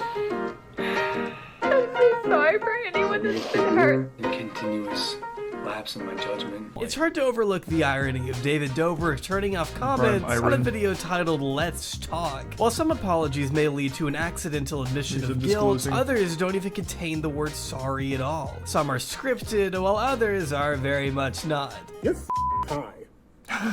You're snorting a line of off a bad my. You know what I mean? I never saw his apology video. I didn't know he had one. Online, you get used to a pretty wide range of public statements, varying from sincere and tactful to, oh my god, what are the words coming out of your mouth right now? Actually, that just reminded me. Jenna Marbles, hey guys, she made an apology video and then quit YouTube, or said she was. Did she actually do that? It's been like 2 years now. I guess so. Damn, she said, alright, I'm out then. Issues new apology to staff as producers are fired. Oh, yeah, she also just quit her show, right? So that's pretty fucking awesome, I guess. I stay grateful and I try to stay humble, and I think that I pay attention to what is important and what is real. In recent months, her character has been called into question. Yeah, none of us like Ellen, I get it. Where's her apology? Ninja made you, Ellen. Don't forget it. I gotta keep moving forward and learning and growing. You know, so many people don't teach you about how to live this lifestyle or how to be here in this position, but I'm learning and I'm growing. It doesn't exactly take a PhD in psychological studies to gauge who's actually sorry and who's only sorry they got caught. Accused of a literal crime probably won't have the best of luck defending themselves holding a tangible, actual script in front of them. To be fair, it's less of a script and more of like a summer reading essay. Not even the worst interpretive dance I've ever seen. As a response to one of the biggest TikTok controversies in recent This is how you do apologies. Join me in documenting the timeline of disastrous PR choices of one of TikTok's once most promising entertainers. In just under 8 months, Sienna built one of the largest background music on is TikTok, slapping. signed with a Hollywood talent agency, secured brand deals with a myriad of major companies, and was even set to star in a Netflix documentary focused on her friend group, until a a flood. Yeah, and you of wonder why serious Netflix is doing allegations shitty, from huh? fellow TikTokers. It was just going so fast. From the span of August to maybe October, December, I was gaining 1 million followers God every damn. week to 2 weeks, landing a place alongside Popping off. Charlie. After getting along so well and becoming more close, the two began appearing side by side more frequently on TikTok. And as you can imagine, it didn't take long for young fans of the two to speculate on the true nature of their relationship. 3 things I love about Josh: his smile, his optimism, and his way of being kind to me, no matter if I mean to him or not. How was your first kiss? How sweet. Our first kiss? We haven't had it yet. You haven't had it yet? You haven't had first kiss yet? No. The vlog say something else. What weird questions to ask. Jesus Christ. Ugh. Not unlike YouTube and Oh Twitch, my god. TikTok. How is the paparazzi like a real profession that still exists in the current century? Jesus Christ. That shit is so weird. So genuinely weird. And it's so outdated now too, considering like all of these social media people and celebrities posted like all of their shit themselves. Like their most embarrassing moments are moments that they are capturing and posting themselves. So the paparazzi are getting paid for actual nothingness. Just to take pictures of them holding coffee cups. Are you guys dating? They would very openly show PDA, but never outright clarified Jesus whether they were Christ. dating. So with this Maybe some PR shrimp? win, I have to assume Sienna must have felt a new air of confidence. After all, it was around this time that Netflix was filming for a Hype House documentary. Centering around the chaos surrounding the biggest teen Hold on, I'm stars. curious. How many TikToker shows does Netflix have? Let me see, I'm curious. Let's see. They have to have like 5 or 6, right? So the Hype House documentary. They have the Hype House competition show on Netflix. Or I guess it's not the Hype House per se, but something like it. Okay, can someone just tell me? I don't even know what I'd search for. There's only like 2? No, that can't be right. They had the Addison Rae one, they had this Hype House one, they had that competition one where a bunch of TikTokers got into a house to fight for like Big Brother style. They had they had another documentary on somebody, and I'm blanking on their name. I think they've been doing like a big investment in TikToker focused media for the built-in audience. The D'Amelio family's on Hulu. Oh, Jesus Christ. Okay, maybe I'm just wrong. Maybe it's all over the place. On the 31st, Mason Rizzo, a friend of Jack's since kindergarten, published the following statement to Twitter, reading, "I struggle with seeing a girl praised after telling my best It's friend Prime to Roman. kill himself and assaulting him numerous times after he set boundaries and then repeatedly wonder why he doesn't like you back." She also has a history of verbally abusing people. in She's high young. school and in Come LA. on. She prioritizes the Give her a growth break. of her platform rather than the positive message she represents herself as. Whatever evidence you think you have, either post it or send it to me and I'll post it, because you have nothing. That's so bold. That's video's from November so 30th, fucking bold.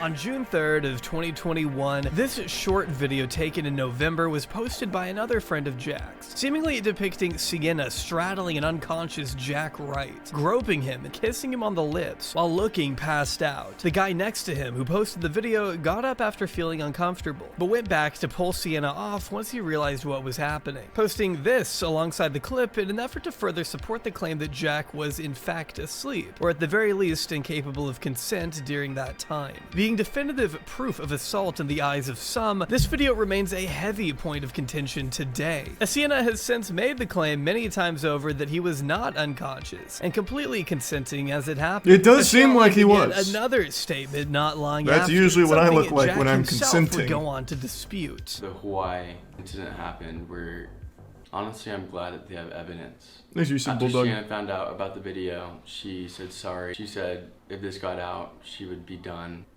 That is horrible, and she's The working on Bill boundaries. Cosby Jack classic. was a victim of sexual True. assault, but not by me. And I am a victim of continual I bet if they had an attempts to earlier cancel video me there was and pudding. slander my name with false claims. It will not work. I'm here to clear things up and provide all sides of the story because I have been labeled as a sexual assaulter. Right out of the gate, Sienna's you give demeanor some is potato? stronger and more aggressive than before. She comes off less concerned for her friend who she just previously said was sexually abused, and more frustrated with how the situation has affected her. Any video you go watch of us, please, and I encourage you to go watch my recent YouTube videos featuring Jack, God, our recent TikTok. this is so uncomfortable. You will Holy see shit. that this behavior Jesus Christ. was normal. Online, we touched each other, kissed each other, we were playful. Jack kissed me, and I kissed him. Within the boundaries of our relationship, this was normal. Definitely not doing much to sway people in her favor. But let's look. I would usually go over when he's unconscious and yank on his winky. So I went back and took It was part of our Not to friendship. mention, when I got closer, I noticed her right hand inappropriately touching his crotch.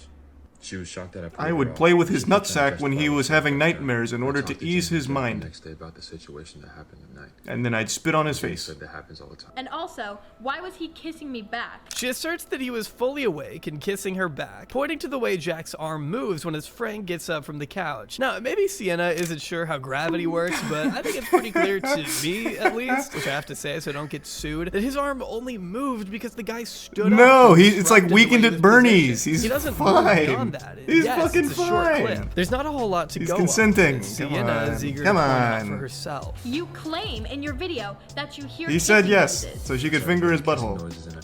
Why did you record it? James, you are Jack's twin brother.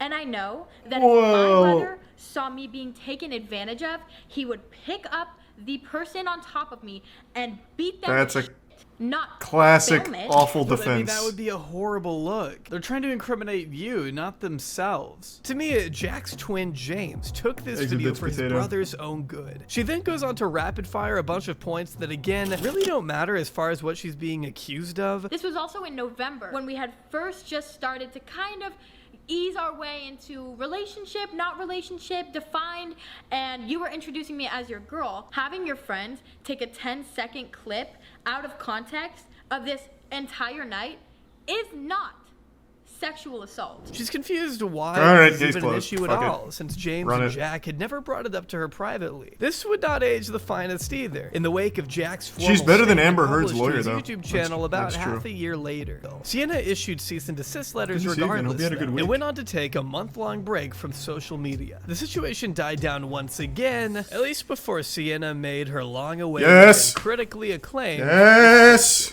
She comes back and posts this absolutely Let's insane fucking go. video. An interpretive dance video for essay. It's so good. This is how you should Take a whole apologize. month off social media, but now I'm back. Hit him with the Mickey Mouse Clubhouse dance. Hey! What is this? Let's go. How deaf and stupid do you have to be?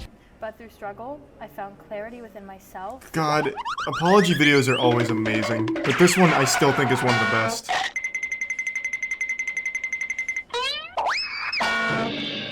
I don't have anything to add. This Fucking is literally the epic. worst response to any controversy I have ever seen. So good.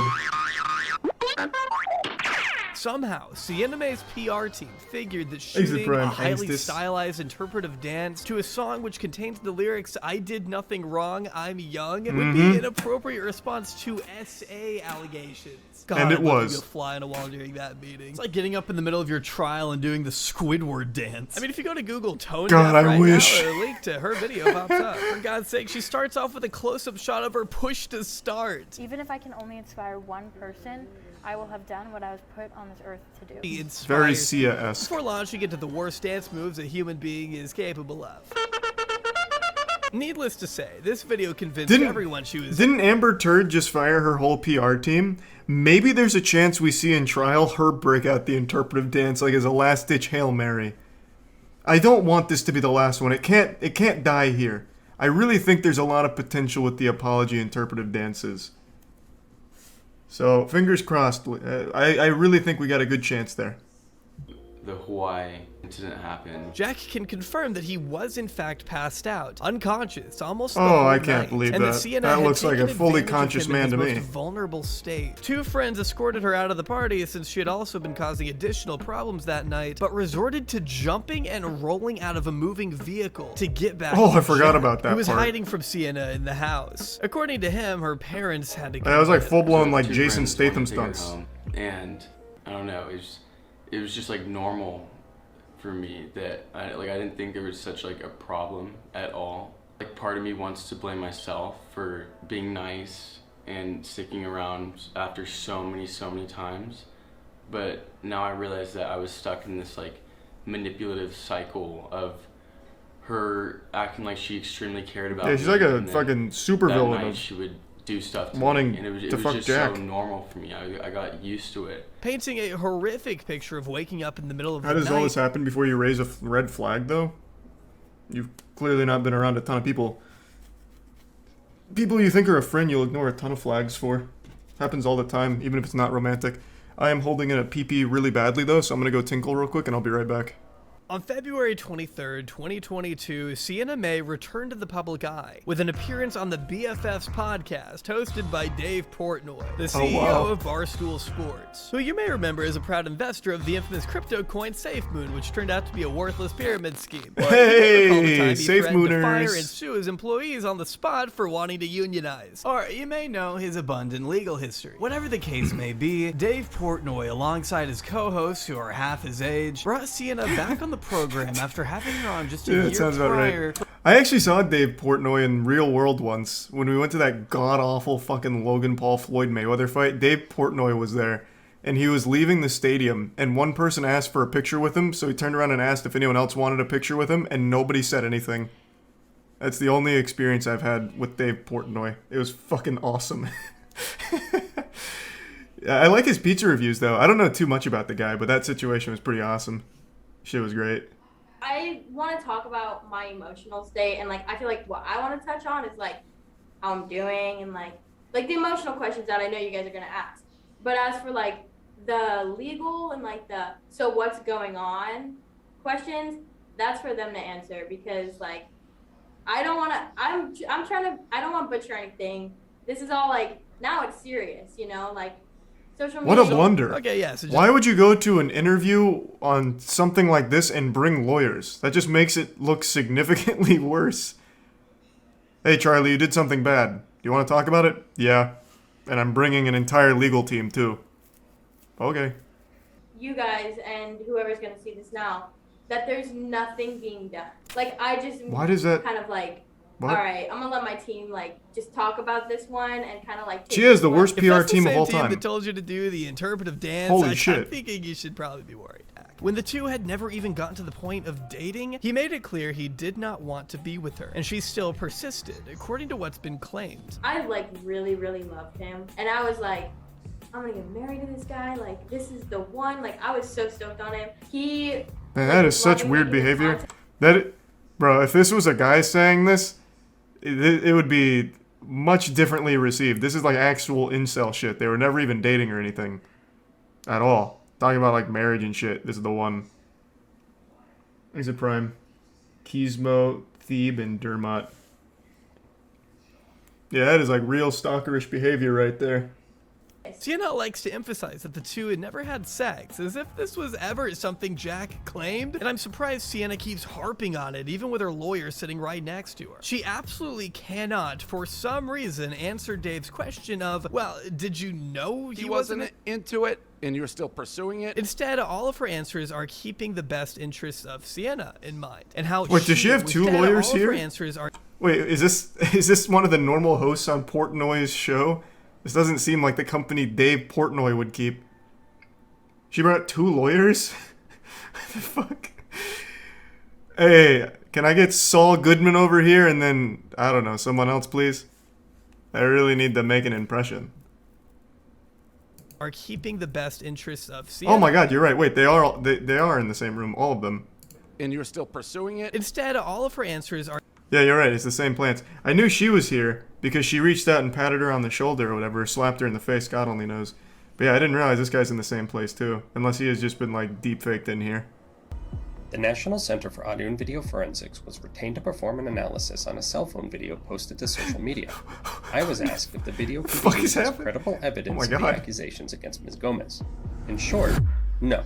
The posted video is not credible evidence of these accusations. The video is not original. The video has been heavily altered.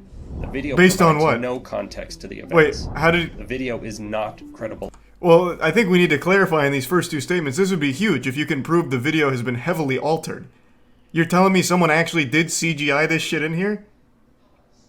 You're gonna need to, like, clarify here. That would blow this whole thing wide open. The video doesn't exist. Yeah. Point 5. The video is not real. In fact, nothing's real. What is solipsism?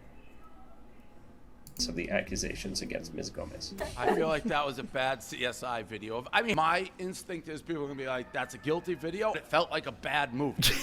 Actually very funny. They shred this video in front of the guy who made it. But I have to say it's hard to deny the video is short and doesn't show the events leading up to and after what is taking place. She repeatedly chose to take advantage of Jack Wright when he was at his most vulnerable, keeping him at arm's length no matter where they went due to her bizarre, ignorant, and selfish infatuation with a boy who clearly didn't reciprocate feelings. I personally believe the latter. After everything Jack has said and personally testified against, it's hard for me to look at this video as anything other than the truth, even if saying that could get me crucified by Sienna's legal team. However, I don't know, man. Her legal team doesn't seem that adept. This guy actually put together a fucking CSGO montage to prove why the video is bad without any evidence. He just said 4 points.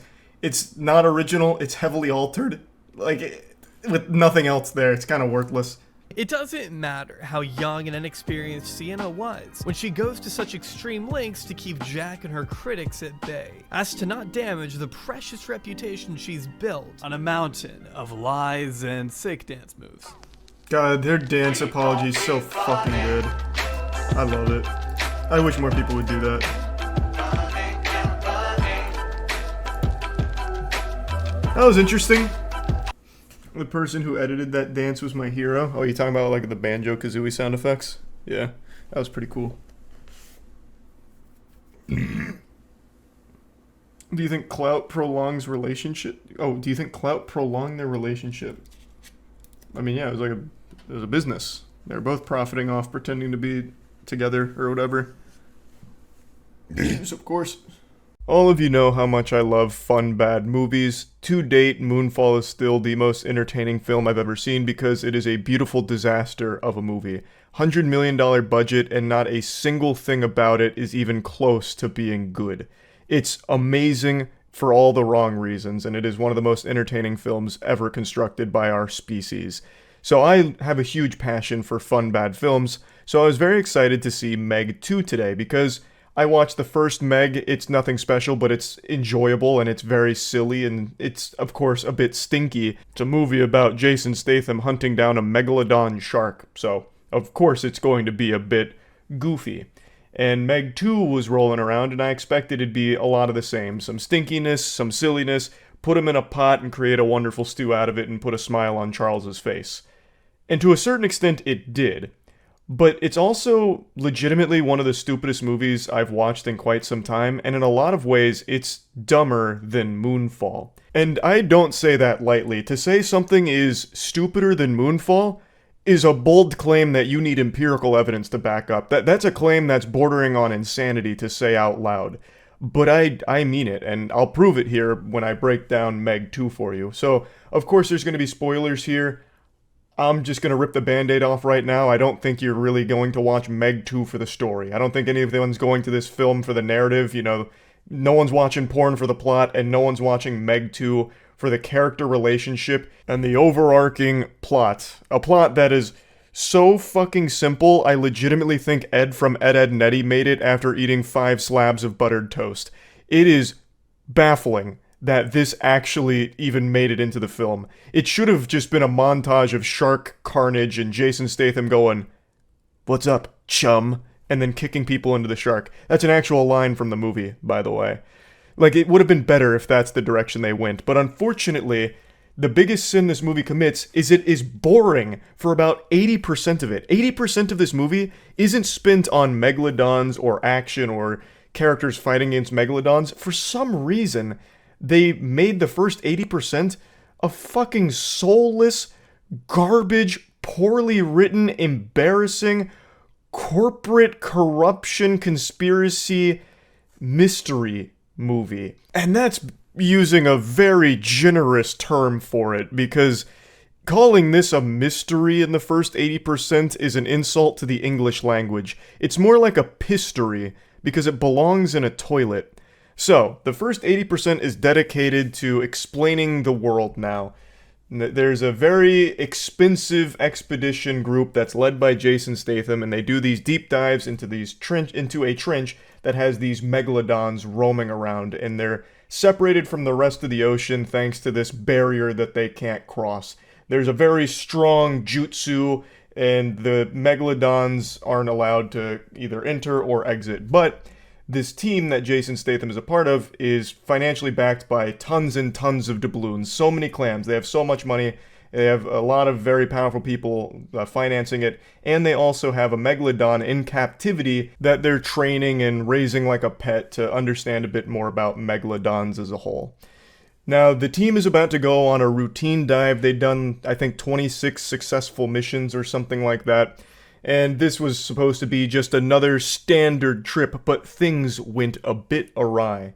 Now, there's another passenger aboard this ship, this giant, complex, and it's a child that Jason Statham is raising and teaching, and she's a genius. She's a 14-year-old super genius, fucking Jimmy Neutron level intellect, and she sneaks aboard the expedition vehicle with Jason Statham and the team, which he's very upset about. He's like, this is very not good. I'm very disappointed that you've done this. We're turning this ship around.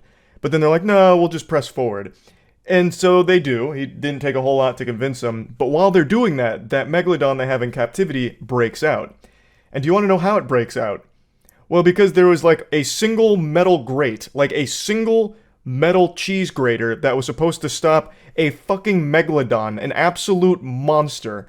So it just easily breaks through with literally no effort, and we're supposed to be shocked that it did this. I don't understand how, because it was basically just a single piece of construction paper that separated the megalodon from the rest of the world. So that right there was already extremely lazy to me. They could have had some kind of cool plot, like showcasing the megalodon being really smart, like, the megalodon set a trap, it played dead, it went belly up, so when they went in there to check on the megalodon's heartbeat, it fucking mauled them all and then escaped. Maybe it grew wings and flew away, I don't know, just anything besides it went through a basically open tunnel that we didn't think about. So, as they're going on this dive, the megalodon that they had in captivity starts chasing them, and they're like, how is that possible? We've got to dive deeper, it's the only way to escape it. So they dive deeper, then they eventually go into the very deepest part of the trenches, and they're speculating on if they should just abandon the mission because this is already not going according to plan. So Jason Statham's like, should really abort mission. And even the main, base is like, yeah, probably a good idea. This is already totally off book here. Let's just get the fuck out. But the actual owner of the company, the whole enterprise, is like, no, this is a really good opportunity to explore. We're explorers, god damn it, this is what we do. And our megalodon came down here because she wants to mate. It's mating season for megalodons, and I'm fucking horny. We're gonna go watch. And they're like, well, if you say so, shucks. So they continue to go deeper into the trenches, and then they stumble upon an underwater base. And I shit you not, for about 10 minutes, I really thought they were about to bring Atlantis into this. They were like, oh my god, there's an underwater base here. This is so weird.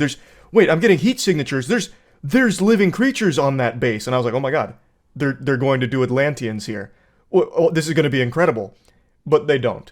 It turns out there was a different company, a shadow organization that had the same access to the technology they did, and they had this underground base that this team of good guys, the explorers, stumbled upon. And this is where the corporate conspiracy starts to unfold. They start wondering, how is that possible? We're 25,000 feet deep. No one has access to this kind of shit except us. What's going on here? There's fishy business, and I'm not liking the smell. So then we get to go into one of the bad guys' submersibles, and he's like, oh, they stumbled upon us. There's only one option. And then the guys, there's like a team of 3, and 2 of the guys are in these like underwater, fucking Gundam suits, and they're like mining away at barnacles, and they're like, no, don't do it, wait, no, don't do it. He's like, I've got to do it, they've seen us. I'm like, no, please don't. And he just blows everything up, including himself.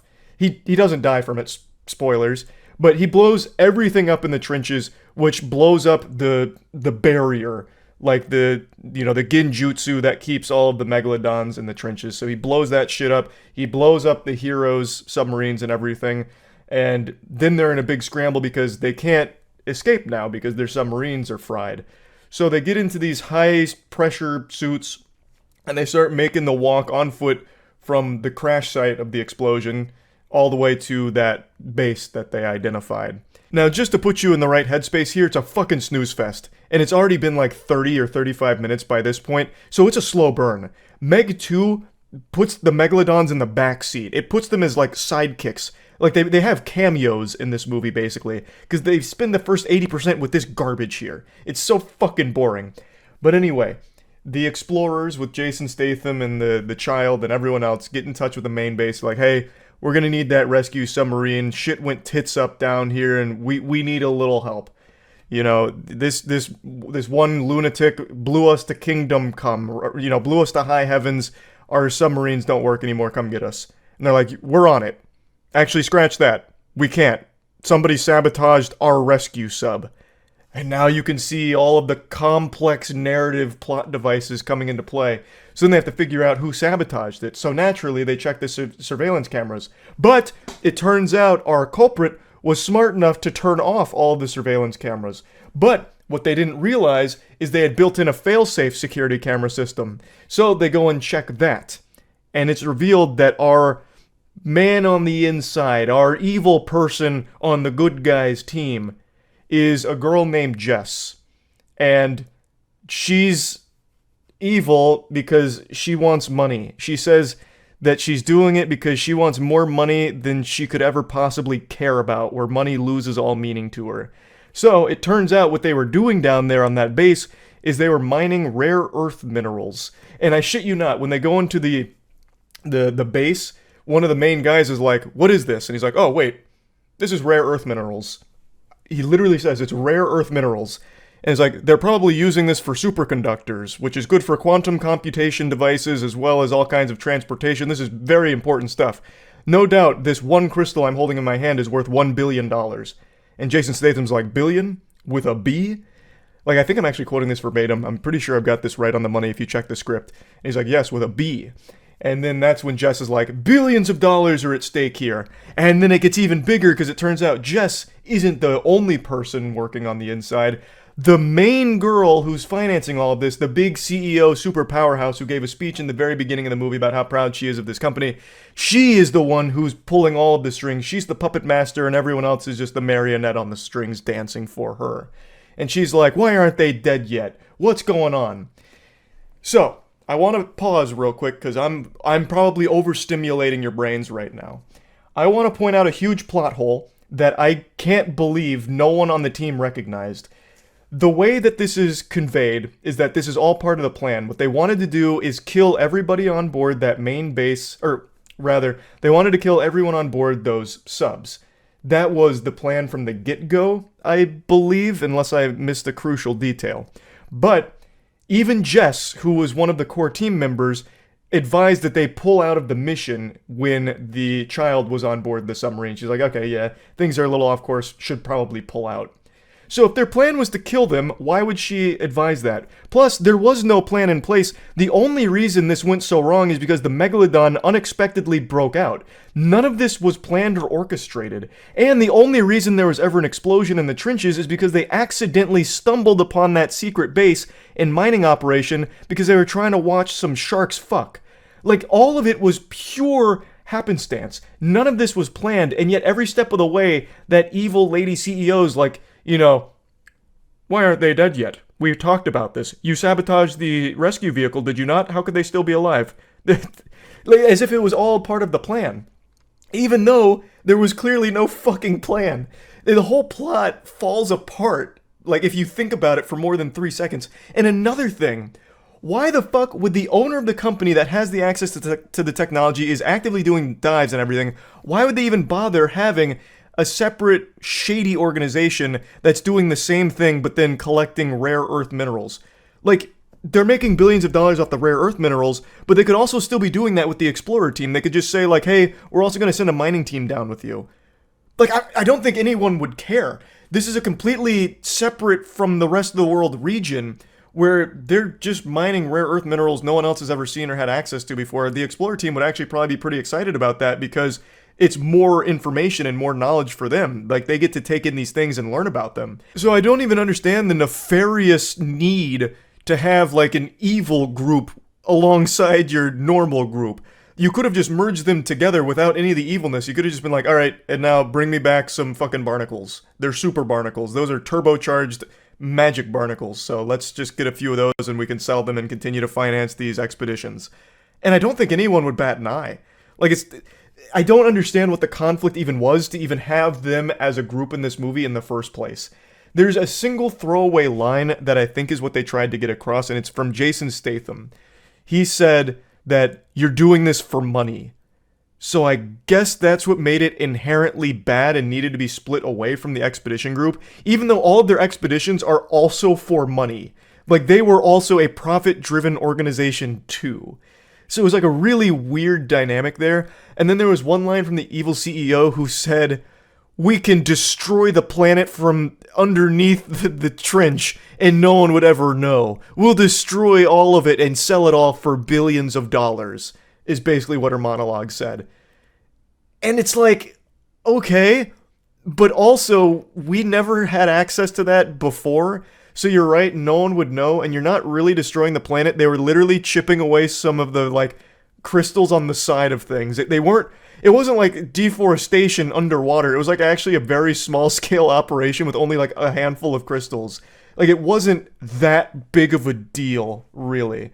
So they did a horrible job of showcasing why the bad guys are doing what they're doing in the first place. So now let's get back to the plot. So they're walking from their destroyed submarines and their high-pressure Power Ranger suits to go to their base that they found and then take escape pods to get to the surface. And along the way, things get messy. There's like some deep-sea creatures with some sharp teeth that start biting them. So our people start shooting back with their spear guns. One guy gets abducted by a giant squid and he dies. You don't see it. It's all off screen.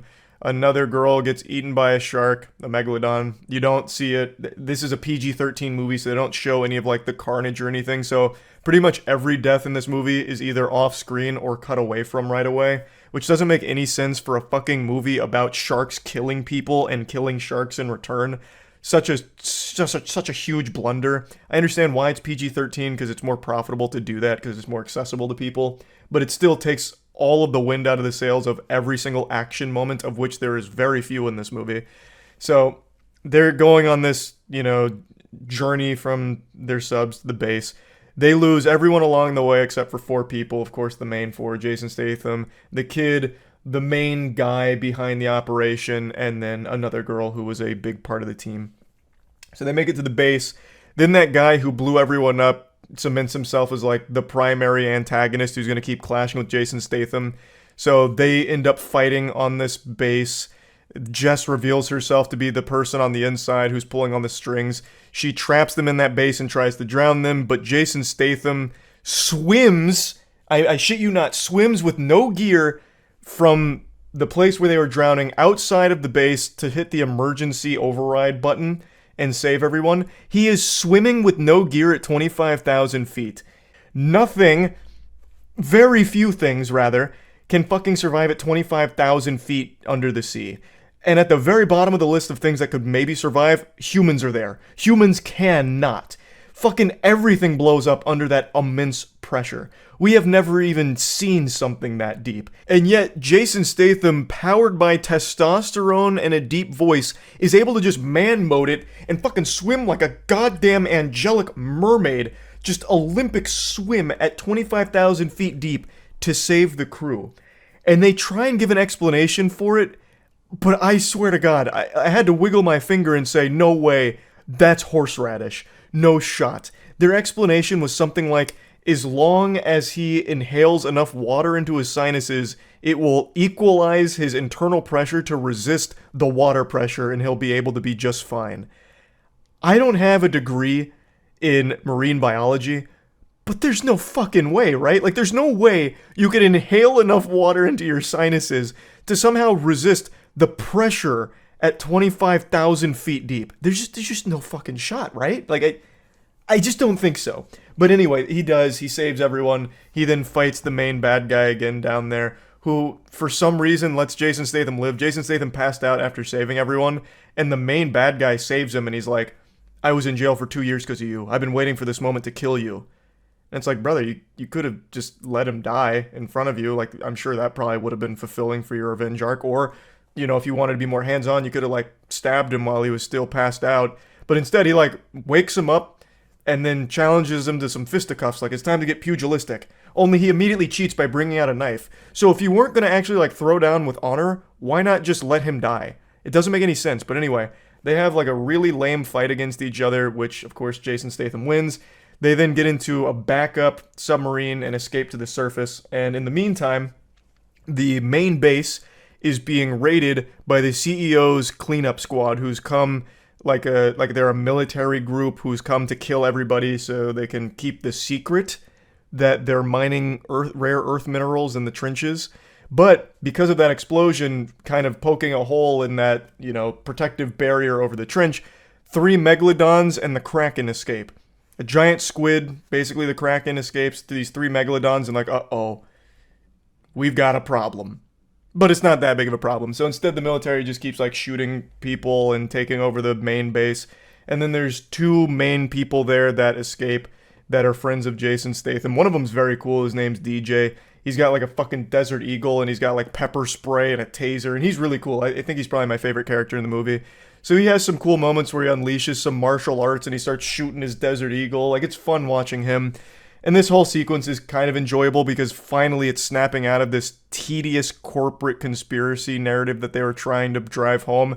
Now we're just getting into some fun action. We have some megalodons that are now finally starting to do something like eat people. We have the Kraken who's on the loose now. So finally, you know, like an hour and 10 minutes into the movie, we're getting something entertaining. So anyway, I'm just going to press fast forward real quick here.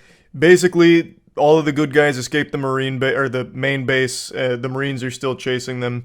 And Jess, the woman on the inside, turns out was the lover of the bad guy in the deep sea. So he comes back, he gives her a kiss, and then the main evil CEO calls Jess, and she's like, Jess, we're going to need to give you a promotion. We're going to make you a hero here because the public's going to hear about this.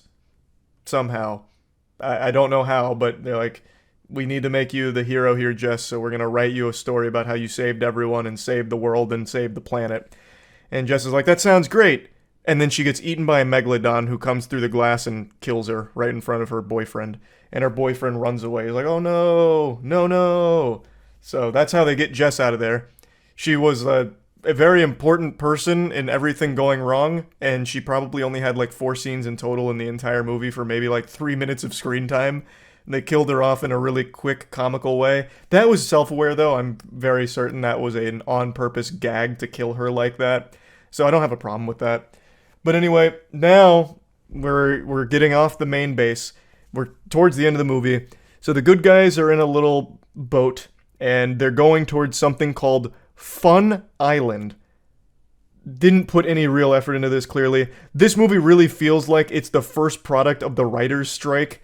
Like, this had to have just been written by people on their off time during lunch that weren't on strike. Like, there's no way an actual team of writers wrote this one. I really don't think so. Or if they did, they intentionally made it as unappealing to everybody as possible, because up until this point, it is a snooze fest, and they fucking called this place Fun Island. Didn't even bother to give it a name.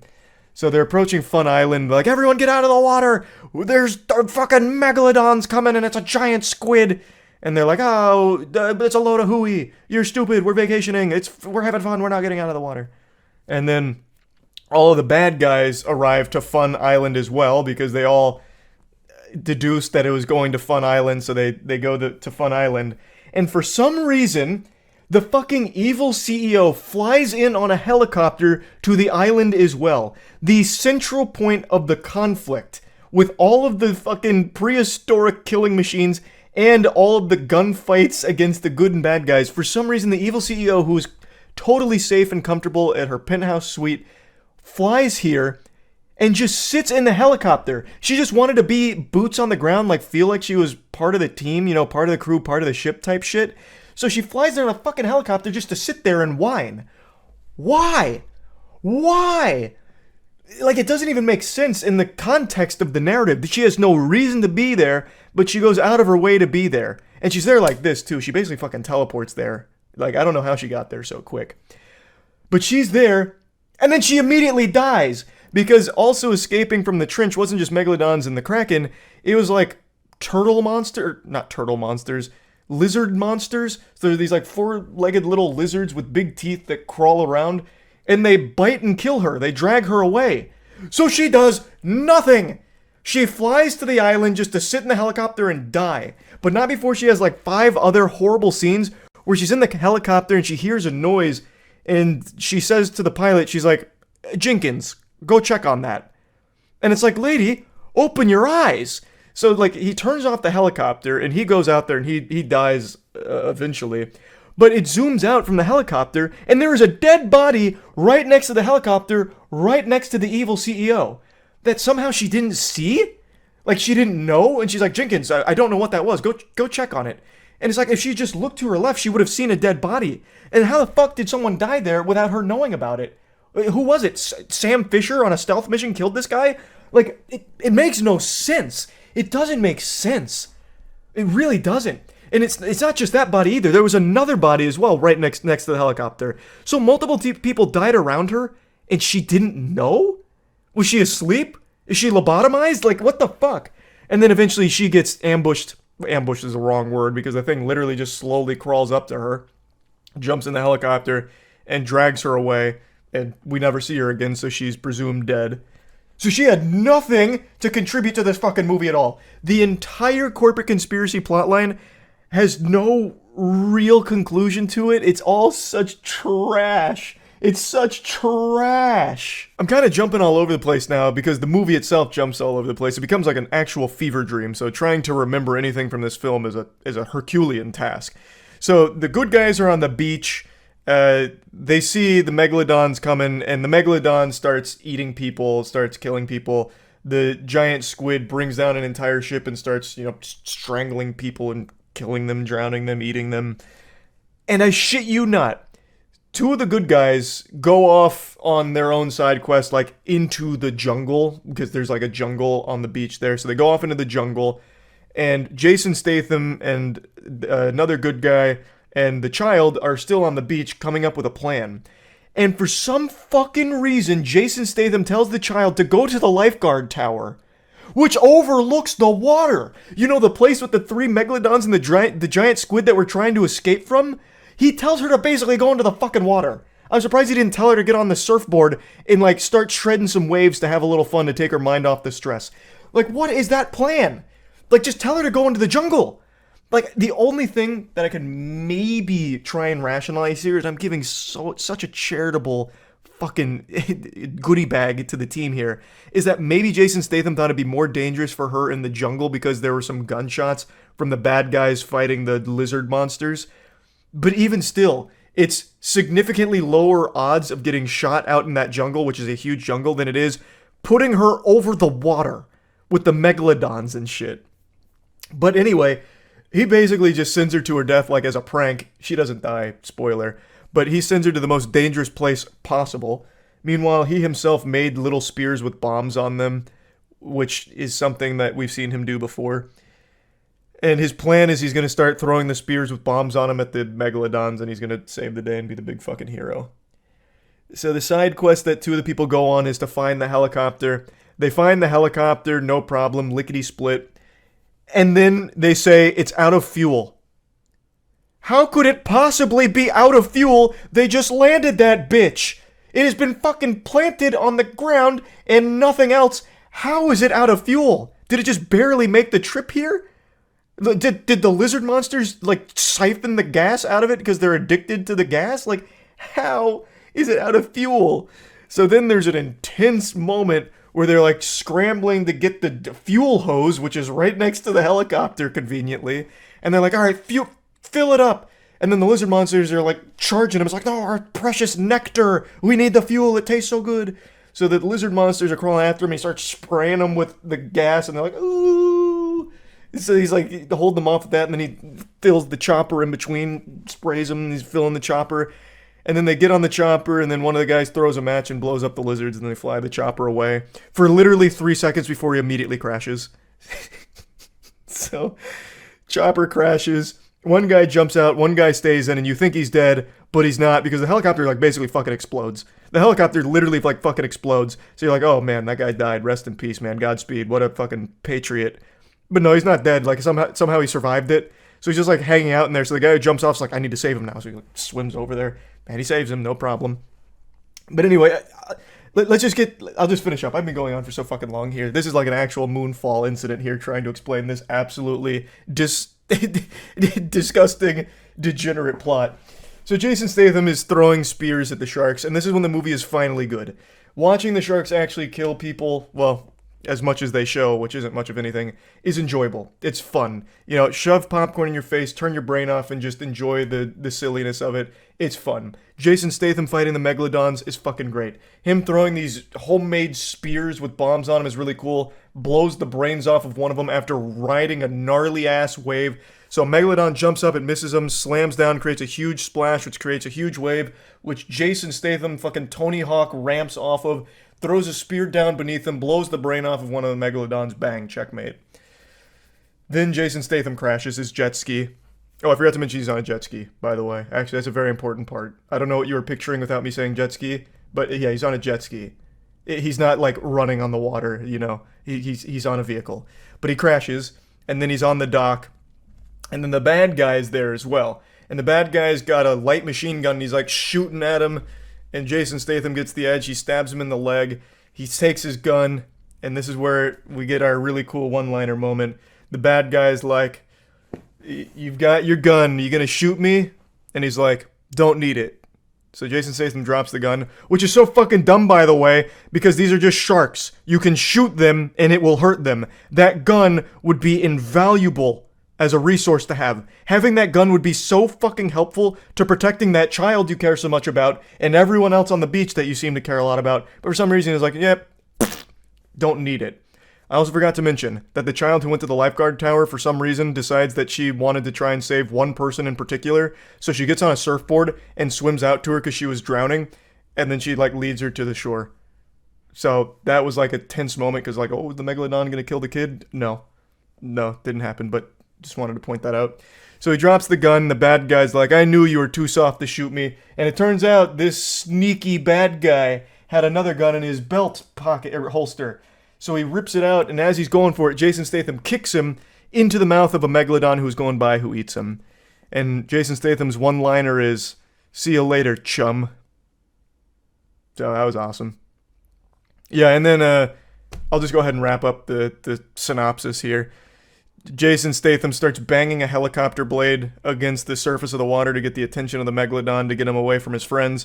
The Megalodon charges him. The Megalodon jumps up, about to eat Jason Statham, but Jason Statham drops back, points the helicopter blade straight up, and impales the Megalodon, killing it. Now, astute observers will have, well, not observers, astute listeners will have heard me mention that there were 3 Megalodons and a giant squid. So what happened to the other Megalodon and the giant squid? Well, that third Megalodon ate the giant squid, mauled it, because it wanted to. So that's how the giant squid dies. And then the third Megalodon is actually the one that escaped from captivity that they were trying to train. So the main trainer had his like clicking tool, and he gave it clicks to try and let the Megalodon know, hey, it's me, we're buddies, we're pals. And the Megalodon's like, ooh, geez, pardon me, you're right. I didn't recognize you, out here in the water like this. I'll be on my way now. So after a couple clicks, the Megalodon just swims past them and then leaves. That's where the movie ends. So, yeah, that was Meg 2. It was a fun, bad movie at the end, but everything before it was insufferably boring bad. So I didn't love it, basically. But yeah, probably the stupidest movie I've seen in a while. Definitely up there. But I do like the last 20 or 30 or so minutes, because finally it's what the movie should be. Fucking silly action with sharks and a giant squid. It's fun. So, yep, that's about it. See ya. It's shameful to admit this, but it's the unfortunate truth that just by looking at me, you probably couldn't guess that I have been active in the gym for about a decade now. In fact, my college degree is in human science with a concentration in exercise physiology. but I'm on a 5'6" frame and I keep myself lean so no one even knows that I'm ripped until I do like a flex and it ends up being a jump scare. I keep hyping myself up in the mirror and telling myself that today's the day I finally start wearing tighter clothing so people stop asking if I even go to the gym because it hurts my soul every time. Or maybe I just need to be shirtless more often so that way it's pretty obvious, but regardless, the reason I'm even mentioning this is because I've noticed over the last maybe 6 months, not even that long, but like the last 6 to 8 months, the gym has gone from being a place of like working on yourself, gains, you know, focusing on improving your overall health, to a place where people go to compete for viral TikTok videos of them being a victim. Usually the content revolves around them filming themselves working out and then catching somebody looking at them and being a creep and a weirdo staring at them. Staring's a word I'm using very loosely here. And then sometimes, God forbid, that person comes over and asks them a question in between their sets. Normal human interaction has become fucking outlawed in the world of TikTok for some people. Now, I'm not saying this isn't a real thing. I'm not saying everyone that goes to the gym is an angel that can do no wrong. There definitely are creepy people that go there. I've certainly seen my fair share of weirdos in my days. In fact, one that always lives in my head rent-free is 2 years ago. A security guard at a private gym kept going over and sniffing a woman's ass as she was doing rows. I can't show the video, I don't think, because it might be against YouTube's new terms, but here's just a quick screenshot of his 4th ass-sniffing attempt where he's just, like, huffing her fumes. He eventually does get caught and fired for it. The point is, there are weird people at the gym, but what's going on right now is everyone is filming themselves at the gym, which I already think is kind of weird. There's also, like, this fucking perpetual surveillance here with people making fucking TikToks everywhere.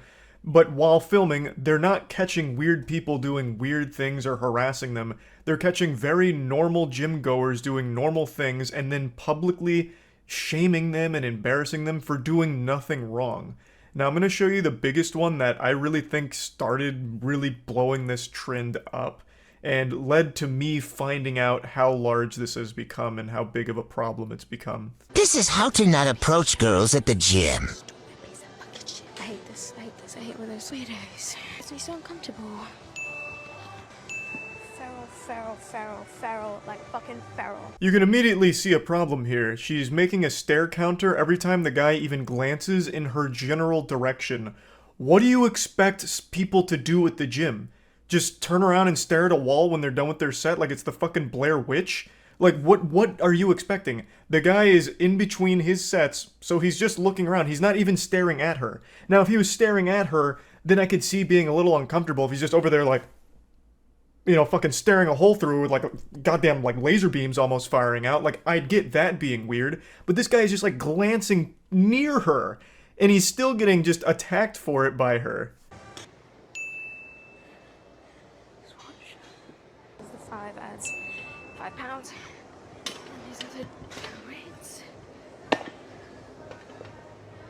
Somehow the stare counter's at 5. I guess she's counting every time he's in between blinks now. And then she starts getting fearful because he's walking near her and wondering, questioning, why would he be doing that? Kind of like it's a scene out of a horror movie, like the boogeyman's, you know, jingling keys trying to get in the door or something. But she immediately answers why he's walking over. It's because he's grabbing a sanitary wipe, showing good gym etiquette to go wipe down the machine he was just using. Excuse me? You don't have to do that. It's okay. No, it's okay. I got it. Thank you, though. Unfortunately, this guy made a big blunder here. He committed a cardinal sin. He tried to be helpful. So he offered to try and, you know, help out here because it looked like she was struggling, which she even mentioned she was hesitant to put the weight on, so he probably interpreted that as like, oh, okay, maybe I could be helpful here. Just being a genuinely nice person, I believe. And she even responds positively to it and then turns around and says this kind of shit. What if I just ripped his pee-pee out of its socket so he could never reproduce again? Totally normal, not alarming thing to say. This is why I don't want kids. Natural selection better take the weirdos out. He's going to jail for staring at an underage 21-year-old. Where have we all gone wrong? What's happened to the world where that is a statement said earnestly? He's going to jail for staring at an underage 21-year-old. There's more to unpack there than a fucking 2-week vacation suitcase. I could unpack this shit for hours. He wasn't staring. There's no such thing as an underage 21-year-old. 21 years old? You're not a kid at all. You can legally butt-chug Budweiser now. Unless this is some kind of weird self-own kind of thing where she has the mentality of a child, thus this guy should go to jail for what she perceives as staring at her. I don't know. Like, I can't even, like, remotely figure out what she was even trying to say with that last statement. But anyway, I'm not going to keep going too deep on this one because everyone has already dunked on it. She's issued an apology about everything. But I want to give a quick shout out to Joey Swole. He's a very prominent figure in the community and he's been doing a lot of good work calling out these kind of videos. Now here's another stinky video here. So this guy gets called out because he walks across the track she's about to do lunges on and looks at her on the way by. Then she says that she catches him still staring. There's no way, I'm so uncomfortable right now. And then the caption even says, in quotes, "It's because of your outfit." I don't know if she's accusing him of saying that, like he shouts it at her across the room. "Excuse me, m'lady. I looked at you because of your outfit. You drew my eyes to you. It's your fault." Or if she's just saying that as like a way of calling out behavior. I'm really not sure.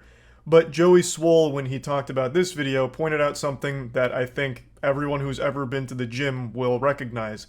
That not only is the guy not staring, again, the reason why he'd look at her while walking by is because he's going by her path on the track. So perhaps he was looking at her to make sure he wasn't getting in her way since she was about to start lunges. I feel like that's the most obvious explanation here, but regardless, he doesn't do anything creepy or weird. He looks at her while he's walking by, and once he's through, he continues going forward. Like, I don't understand where this is coming from. To me, it feels like this lady has recorded every single one of her gym sessions for the last week or so after noticing that this kind of content was blowing up, praying that someone would be weird and creepy to her, but she didn't get that. So she just decided to go with the one that's almost somewhat different, where a guy looks at her when he walks by, and chose that one for some clicks. Because nothing bad happens here. There's not a weirdo here. And according to Joey Swole, a lot of members of the gym, both men and women, said that this man is very kind and is actually loved at the gym. He's a regular here. So it is pretty fucked up and shitty for her to make this video trying to shame him for doing nothing wrong. This guy.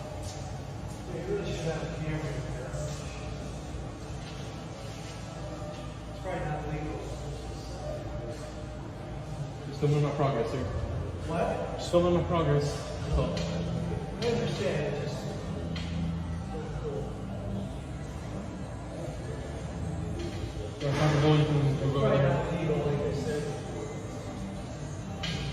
This isn't a trend that only women are doing, men are doing the same thing. This fucking douchebag is filming in the locker room, flexing to show his progress. The guy in the back that he's calling a schmuck is 100% right.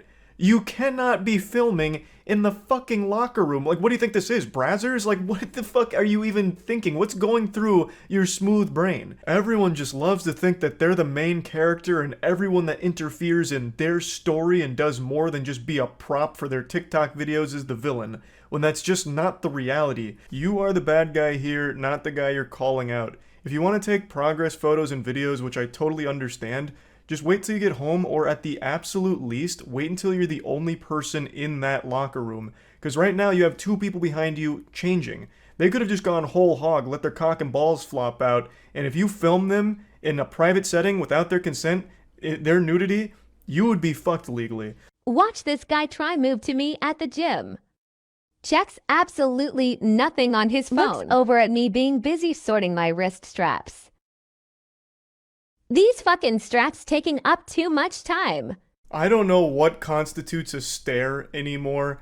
Like, this guy, again, just glances in her direction, briefly looks at his phone and puts it away, and apparently that's getting called out for being weird, saying he checks nothing on his phone. He could have just been checking the time. He could have been checking literally anything that's quick to get at a glance, like, what time is it? Or if he had a timer set up for, like, how much rest he has between sets, how much time do I have left on my rest? Like, there's so many things he could have been checking on his phone, but it doesn't matter. Like, he didn't do anything weird or wrong right now. All he did was walk by, and he looked over near you. Makes a swift return.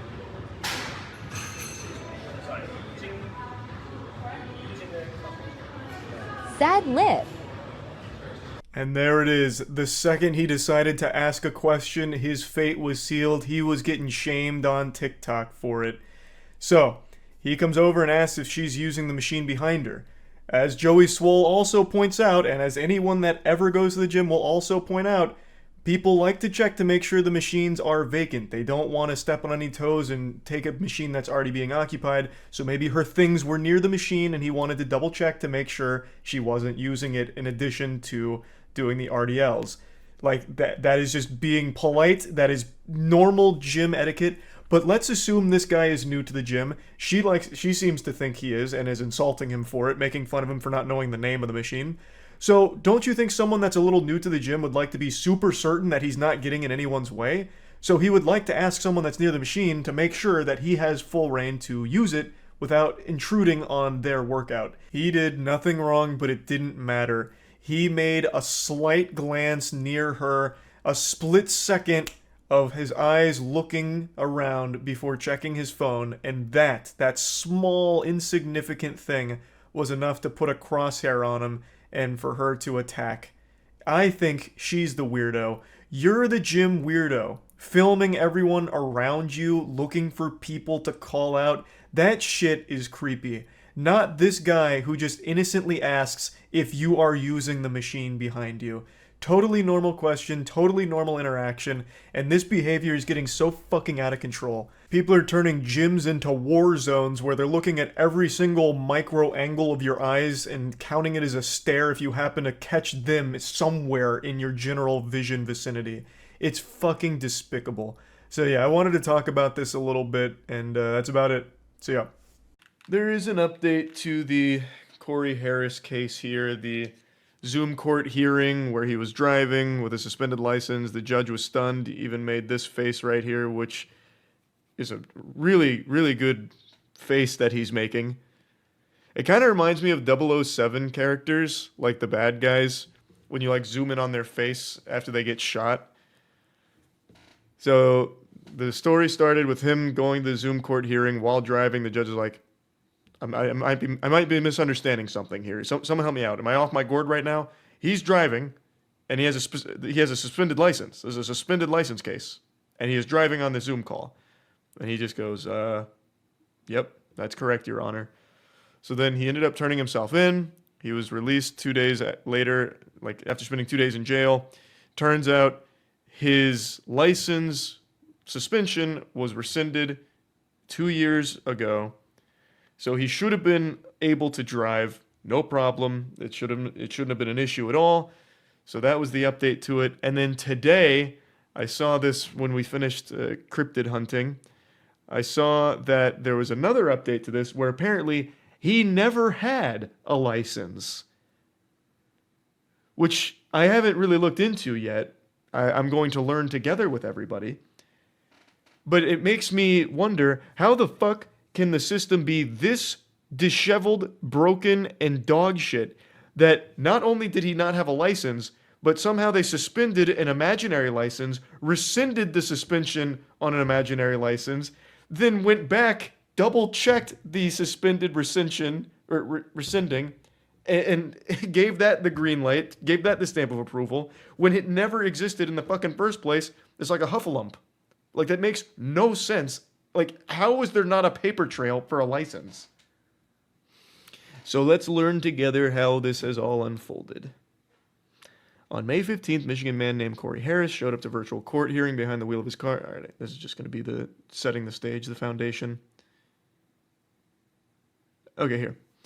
Things got even stranger at a Wednesday hearing, which began with Judge J. Cedric Simpson revealing that Harris has in fact never had a driver's license and ended with the defendant being taken into custody.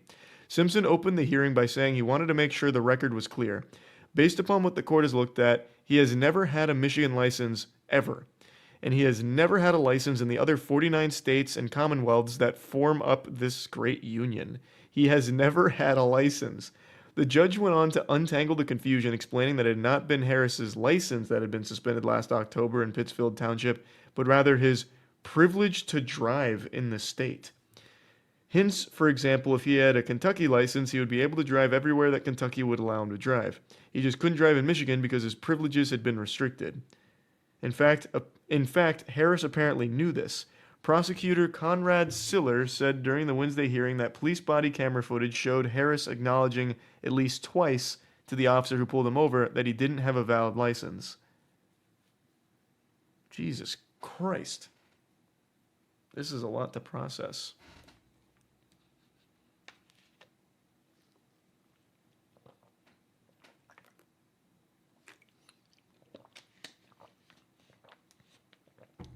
As to how the court figured it out, Simpson explained that his office had gone back through Harris's records, finding that he had applied for his first Michigan photo ID on May 3rd, 1999 at the age of 19.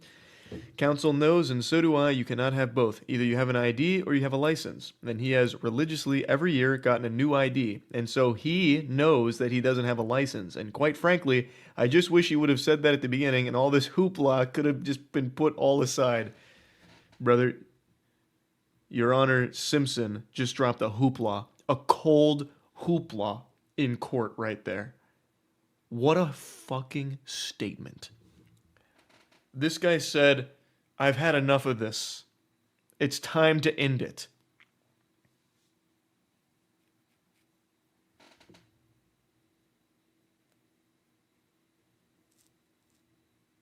I didn't invent hoopla. He didn't steal my word. I haven't trademarked that. It's not copyrighted. He got, like, I got it from SpongeBob.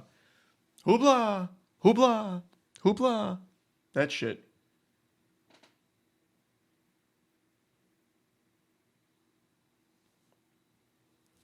How did his lawyers not know that? Because it seems like Judge Simpson was really tired of the circus that followed this Zoom court meeting or hearing. And is like, oh, fuck it, I'll do it myself. We'll do it live. I can't trust anyone. If you want something done right, you got to do it yourself. So he went into the trenches, combed through all the paperwork manually, and got to the bottom of it. Like I said, anytime you deal with anything even tangentially related to the government, I have learned it is a fucking disaster. I don't know how the country functions in any semblance of the word with the people that are in these government positions. They do not. They refuse to do their jobs. Straight up refuse to. It's laughable.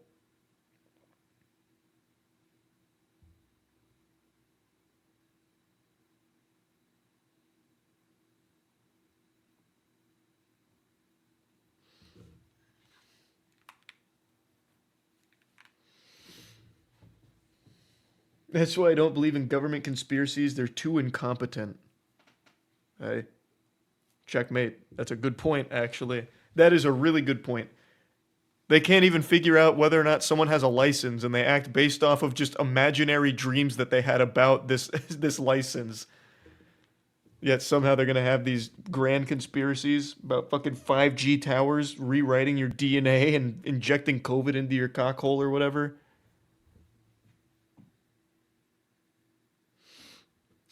After Harris' disastrous pretrial hearing on May 15th, Simpson revoked his bond and ordered him to turn himself in to the county jail that evening, where he spent 2 nights. 2 weeks later, shortly after Harris went viral, ABC affiliate WXYZ... Man, I've actually never read that out loud. I usually just brush over that because I don't feel like saying it all. Man, that's super stupid. ABC affiliate WXYZ. It's trash. I hate that branding. Reported that his suspension, which was tied to a child support case, had actually been lifted by a judge in 2022. It has literally been pure hell. I've been assaulted, I've been followed, I've been laughed at, I've been ridiculed, I have been disrespected, Harris told of the situation. He's been assaulted? Jesus Christ. Like in jail, maybe? Have random people on the street just been accosting this man? That's terrible.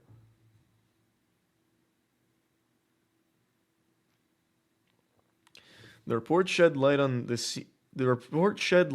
seeming thicket of bureaucratic incompetence that had led to the wrongful citation. In order to see his driving record wiped clean, Harris was supposed to have paid a $125 fee to the Saginaw County Court Clerk's office, which would have allowed the court to send a notice of clearance to the Michigan Secretary of State's office, which oversees regulation of the state's motor vehicles. Harris pointed the finger at Saginaw County Friend of the Court, an office that assists court administrators. They're supposed to have lifted it 2 years ago, but they didn't always double check. Yeah, that's what he said, where like they just don't do what they're supposed to. This is once again just kind of like a recap of like the previous update. Simpson defended his sister court on Wednesday, saying that the Saginaw County friend of the court had done nothing wrong. His driving privileges were unsuspended in 2022. That required Mr. Harris to do something. He didn't do it. Therefore, the friend of the court was under no obligation to send anything to the Secretary of State. Wait, but he never had a license. Like, this shouldn't have even... They had nothing to unsuspend. He never had a driver's license. Like, I need to look up driving privileges. Is there paperwork for driving privileges? Like, is that a totally separate filing? Because I feel like he's just making that shit up right now. Like, that's something my parents would have made up in order to get me to eat my vegetables or do chores or something. I've never heard of that.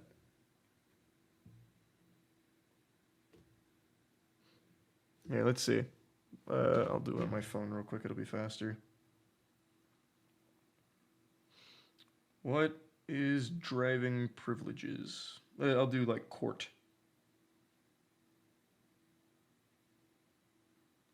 Well, I dreadfully misspelled that. I typed in privileges. So that didn't work. Hold on. All right.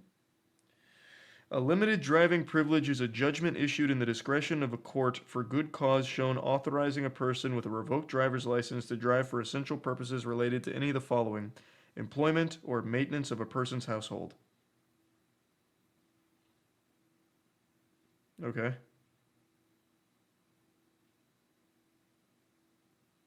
Interesting.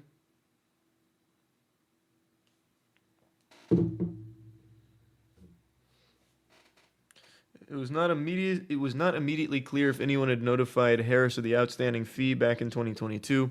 He paid it on Monday, a spokesperson for the Secretary of State previously confirmed, and Simpson said Wednesday that the friend of the court had immediately sent over the notice of clearance taking the suspension privileges off his driving record.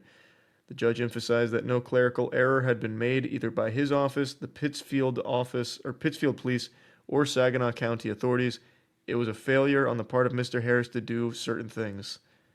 It really wasn't, though. What? You guys also bear a lot of blame here. Like, this has been such a fucking convoluted series of, like, twists and turns and tubes to go through. It's not all on him. Driving privileges, driver's license, fucking... It's all over the place.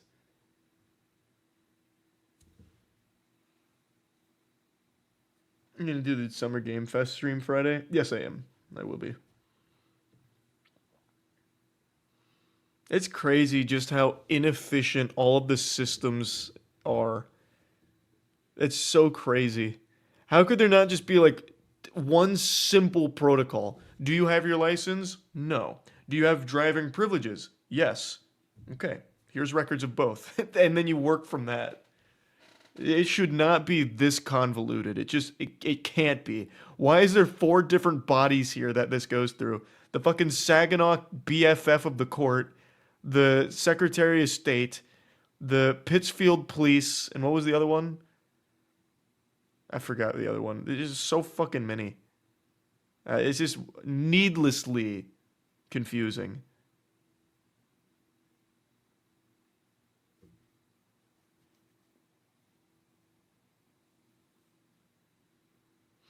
Charlie, most of the military still runs on XP. Let that sink in. Not only the military, most hospitals still run off of Windows XP. And they probably always will. Harris's attorney, public defender Dionne Webster Cox, who appeared alongside him in the WXYZ interview, said that she was committed to resolving the case and that Harris was in the process of procuring his license. She said he had his permit test scheduled for Thursday. Once he gets his permit, he's got to drive for at least 30 days. Apparently, he knows how to do that part. After cracking a smile. Other parts of the hearing were less jovial, particularly when Webster Cox stressed that it wasn't Harris's fault that he was now a meme. My client didn't start the hoop... Oh my god, they're dropping hoopla back and forth in here. It's a real Thunderdome. We got ourselves a clash of the Titans. Now the public defender's dropping hoopla. You can't just invoke the power of that word. It's like Voldemort's name. It's an ancient incantation. Perhaps he's made some comments, but he didn't start the hoopla whatsoever. That was someone That was someone that was outside of his control. Simpson seemed to take exception to this. You say it wasn't started by him. Oh, it certainly was. It was certainly when he made his first statement to WXYZ. The judge added that the person Harris needed to blame for the kerfuffle. This is so unserious. This one wasn't a quote, though, so this one's just from whoever wrote the article, dropping in a mean kerfuffle. It is actually a children's book here. These are Rick and Morty words. Was the person that was staring at him, the person that he was staring at in the mirror. He later added, just own it. Once you own it, then it becomes a whole lot easier just to move forward. What do you know about being a meme, Judge Simpson? Your Honor? What experience do you have there? The judge then brought up the fact that Harris had a warrant out for his arrest stemming from a separate traffic stop in Allen Park in June 2015 when he'd again been cited for driving without a license. Simpson acknowledged that he didn't know whether this had been mentioned to Harris after the pretrial hearing last month. I really don't care whether he was or not. All I know is that was back in mid-May, and it hasn't been taken care of. Simpson then had court officer escort Harris out of the room. Online records show that Harris has since posted bond in the case. Next court date for the traffic stop is August 13th, while the next hearing in this viral case is slated for August 7th. Mark your calendars, we got another summer blockbuster coming up for this case. I'm sure there's going to be another twist to it where it turns out that Harris is actually like a deep covert operative here. Something. Gonna get the CTU involved with Jack Bauer somehow.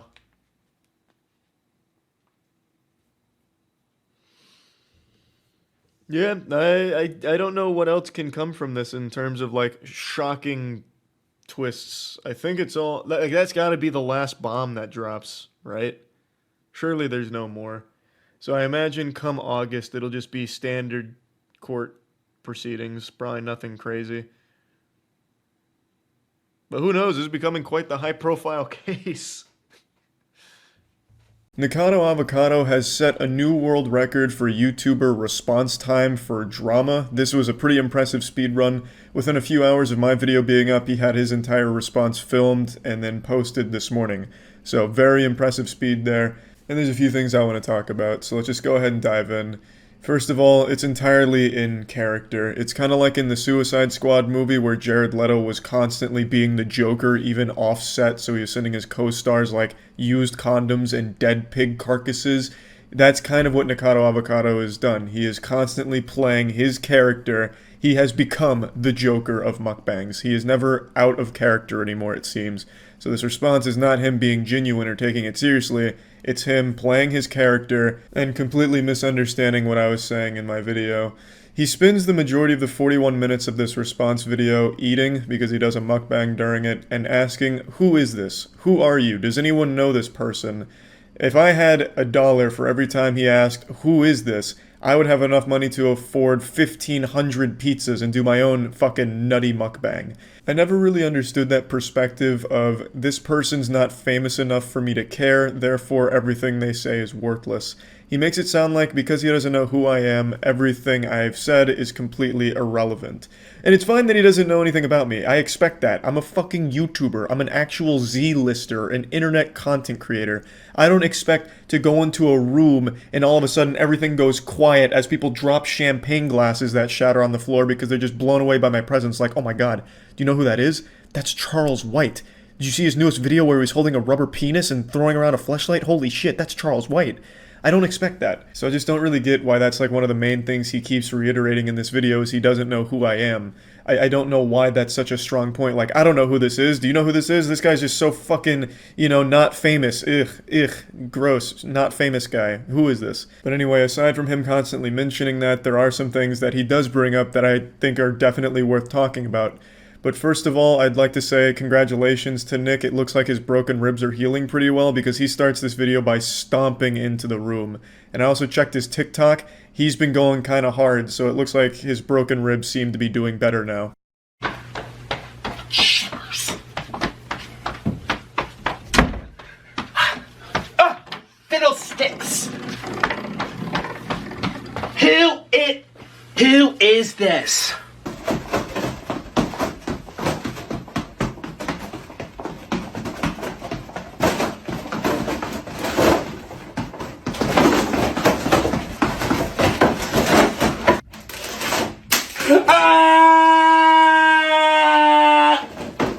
I remember when my mom broke a couple of her ribs, she genuinely couldn't walk for like a month. She was miserable.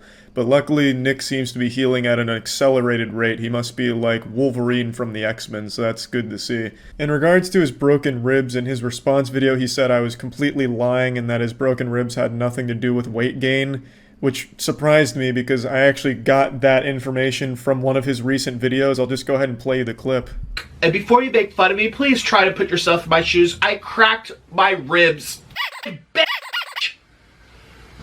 Fuck this fucking air sack from coughing excessively for over 2.5 months and my obesity, all 350 pounds of force. Ouch! I didn't reach into my butthole and pull this out of nowhere. I got the information from him, so I don't understand why in his response video he makes it sound like I'm lying about so many things. Like he himself said his cracked ribs were the result of coughing for the last 2 months and his obesity, 350 pounds of pressure or whatever he said there. I didn't make that claim. I didn't make that up. It came from him, and you can just click on this video and it's right in the intro. So I don't know why he would say something like that in the response video. It also doesn't really sit right to me that in this response video he puts multiple advertisements for like going to his Patreon and stuff like that. It just shows that he doesn't really take any of it seriously. It feels like this response was just made to capitalize off drama clicks. Like, you know, I just feel like he's never serious anymore. It's always in this act, in this character. You know, I might as well plug something too, since I'm responding to it. Make sure you check out my second channel, Huge Charles, where I'm posting short content and exclusive shit over there. The link will be in the description below. That's Huge Charles, baby. But anyway, now to actually talk about the things Nick brings up that I think are very important to talk about. First of all, he talks about the people that went from my video to his to just be assholes. I always openly condemn this, and I should have again said don't go harass him, because it looks like people need a constant fucking reminder to not fucking harass people. You're not some kind of internet vigilante fighting for justice. That angry comment you left on Nick's video isn't going to help him. You're just being a fucking douchebag. And I completely sincerely apologize for overlooking the fact that I need to remind people how to behave online. I always absolutely fucking hate. I've made 2 different videos on how much I hate when people go and harass people, but just from like YouTube videos and shit. It sucks. It fucking sucks. 100%. And Nick is absolutely in the right in calling that out. Now, with all of that out of the way, let's actually get into the fucking meat here and talk about some of the things Nick brings up. It's clear immediately that Nick misunderstood what I was saying in my video. I don't know if that's on purpose just for the sake of having like an aggressive response video for YouTube drama, or if he genuinely didn't understand what I was trying to say, but he makes it clear that he didn't get what I was going for right away. I don't have the right to exist because I happen to be a little overweight. I'm being attacked for my weight, for my appearance. Apparently, I'm encouraging people to eat unwell. Excuse me! I don't even understand at all where that last thing came from. I never made any point like that or even hinted at anything like that. I never said like Nikocado Avocado is a role model and he's encouraging people to eat like he does on camera.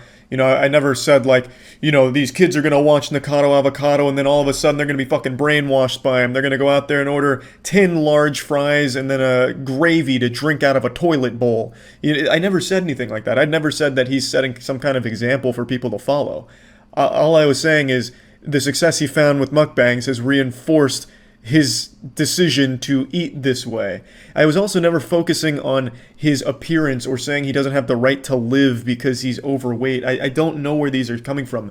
As far as appearance goes, me showing his 2017 body compared to his most recent one was used to show what the food is doing to him. If he was skinny and eating the way he does on camera, I would have the exact same criticisms. Because even when you're skinny, you can be very unhealthy, which is a point he makes. I wasn't saying skinny is the gold standard. He also brings up some demons from his past that I didn't know about. I didn't get the full extended lore of Nikocado Avocado. I was under the assumption that he was healthier back then because, contrary to what he says in the video, I am very familiar with him. I've watched his content for a while. I've watched the transformation, but apparently I've missed some arcs along the way in his anime. He mentioned back during those days with the photos I showed he had an eating disorder, even mentioned a tooth rotting out, and that he generally didn't feel like he was healthy back then.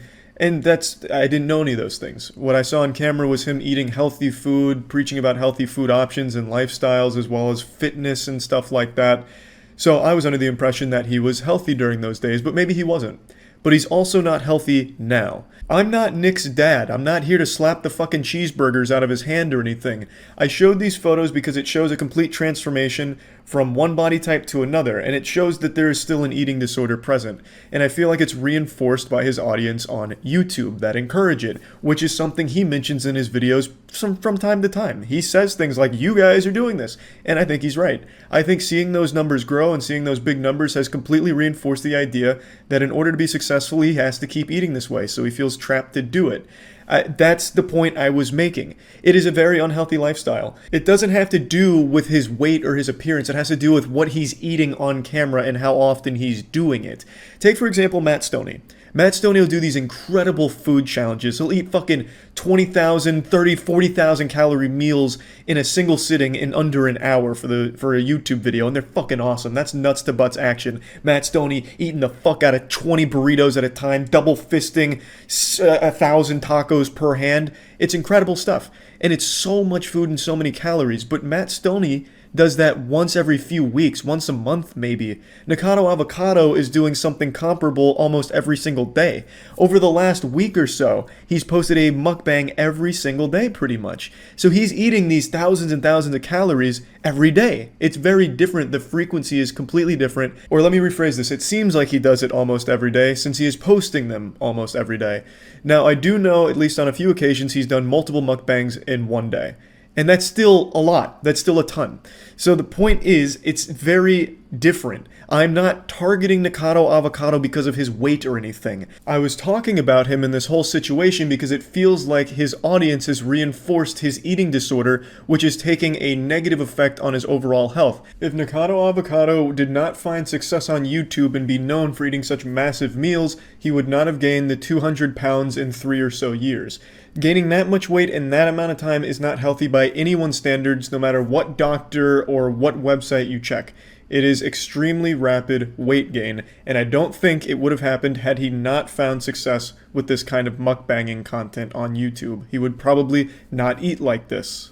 And like I said, if he was skinny and still doing this exact content the exact same way, my criticisms would remain exactly the same. It is an unhealthy diet and an unhealthy lifestyle, as evident by the 200 pounds he gained, which is a lot in a short amount of time, and also the amount of times that he is crying on camera and breaking down. It seems like overall, this content has led him down a path where he is unhealthy and unhappy. My focus wasn't, look at Nick and all of this weight he gained, ewy. It was, how has Nick completely transformed over the last 4 years, and what role did his content play in that transformation? He is completely different now mentally and physically than he was 4 years ago. Nowadays, he's known for crying all the time on camera while eating. It's become one of his big things, like a staple in his content. He is constantly breaking down and crying while eating, which seems like he's much more unhappy now. And physically, he's completely different. He requires a mobility scooter now when he goes out in public. You'll see it in his TikToks, you'll see it in his videos. When he is at a store, he requires a mobility scooter. So what I was looking at in my video was how his content and his YouTube success played a role in this transformation. Making some of the most revolting noises I've heard in quite some time while undergoing some kind of exorcism. And me. Who are you? I haven't said anything that you're revolting and you're disgusting. Yeah, I didn't say that about you either, Nick. I was talking about that shtick you do in your videos where you make a yucky noise. That's what I was talking about.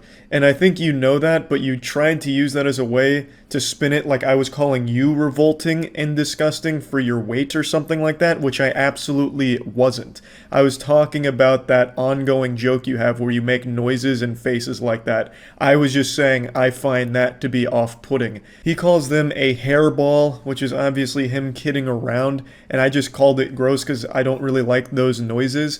And I'm sure he knows what I was talking about here, but just found it to be easy ammunition to make me look really shitty. So he was able to spin it like, look, he's calling me revolting and gross, he's being a big asshole, which I wasn't. I was just talking about that hairball thing that he does. This video is going to be really long if I keep going through every point he makes, to be honest. We're not even like half of the way through the response, so I just want to focus on the next few big things that he brings up that I think are very important to talk about. He says that I am incorrect about, like, the nurse, like the full-time nurse to take care of him, and that's entirely possible. I've tried to keep up with his videos recently to make sure I get the full story, but for me it is very hard to sit through a full mukbang from him because it's just sad to see. I'll just be straight up honest. It's hard for me to watch all of them, so sometimes I'll go to Twitter to read threads about Nikocado Avocado to be kept up to date, and I recalled reading about a nurse that had to be on standby in order to make sure that he was able to go about his activities. This, he has said, is incorrect, so I do apologize for that. That information that I got there was wrong. 100%, and I'll take full responsibility for being incorrect on that point. Now, one thing he is blatantly wrong about, and I don't know if this is on purpose to make me look bad or something, he keeps saying that I call his viewers fat, or I am constantly talking about him being fat and gross. Two things I've never said anywhere in that video. I never said his viewers are fat or insulting his viewers. I was saying his viewers are enabling him to keep doing some of this content. And that, I stand by 100%. You can even see it on this response video. There were so many comments saying, don't listen to him, and when are you doing your next big mukbang? I love to watch you eat this and that and that.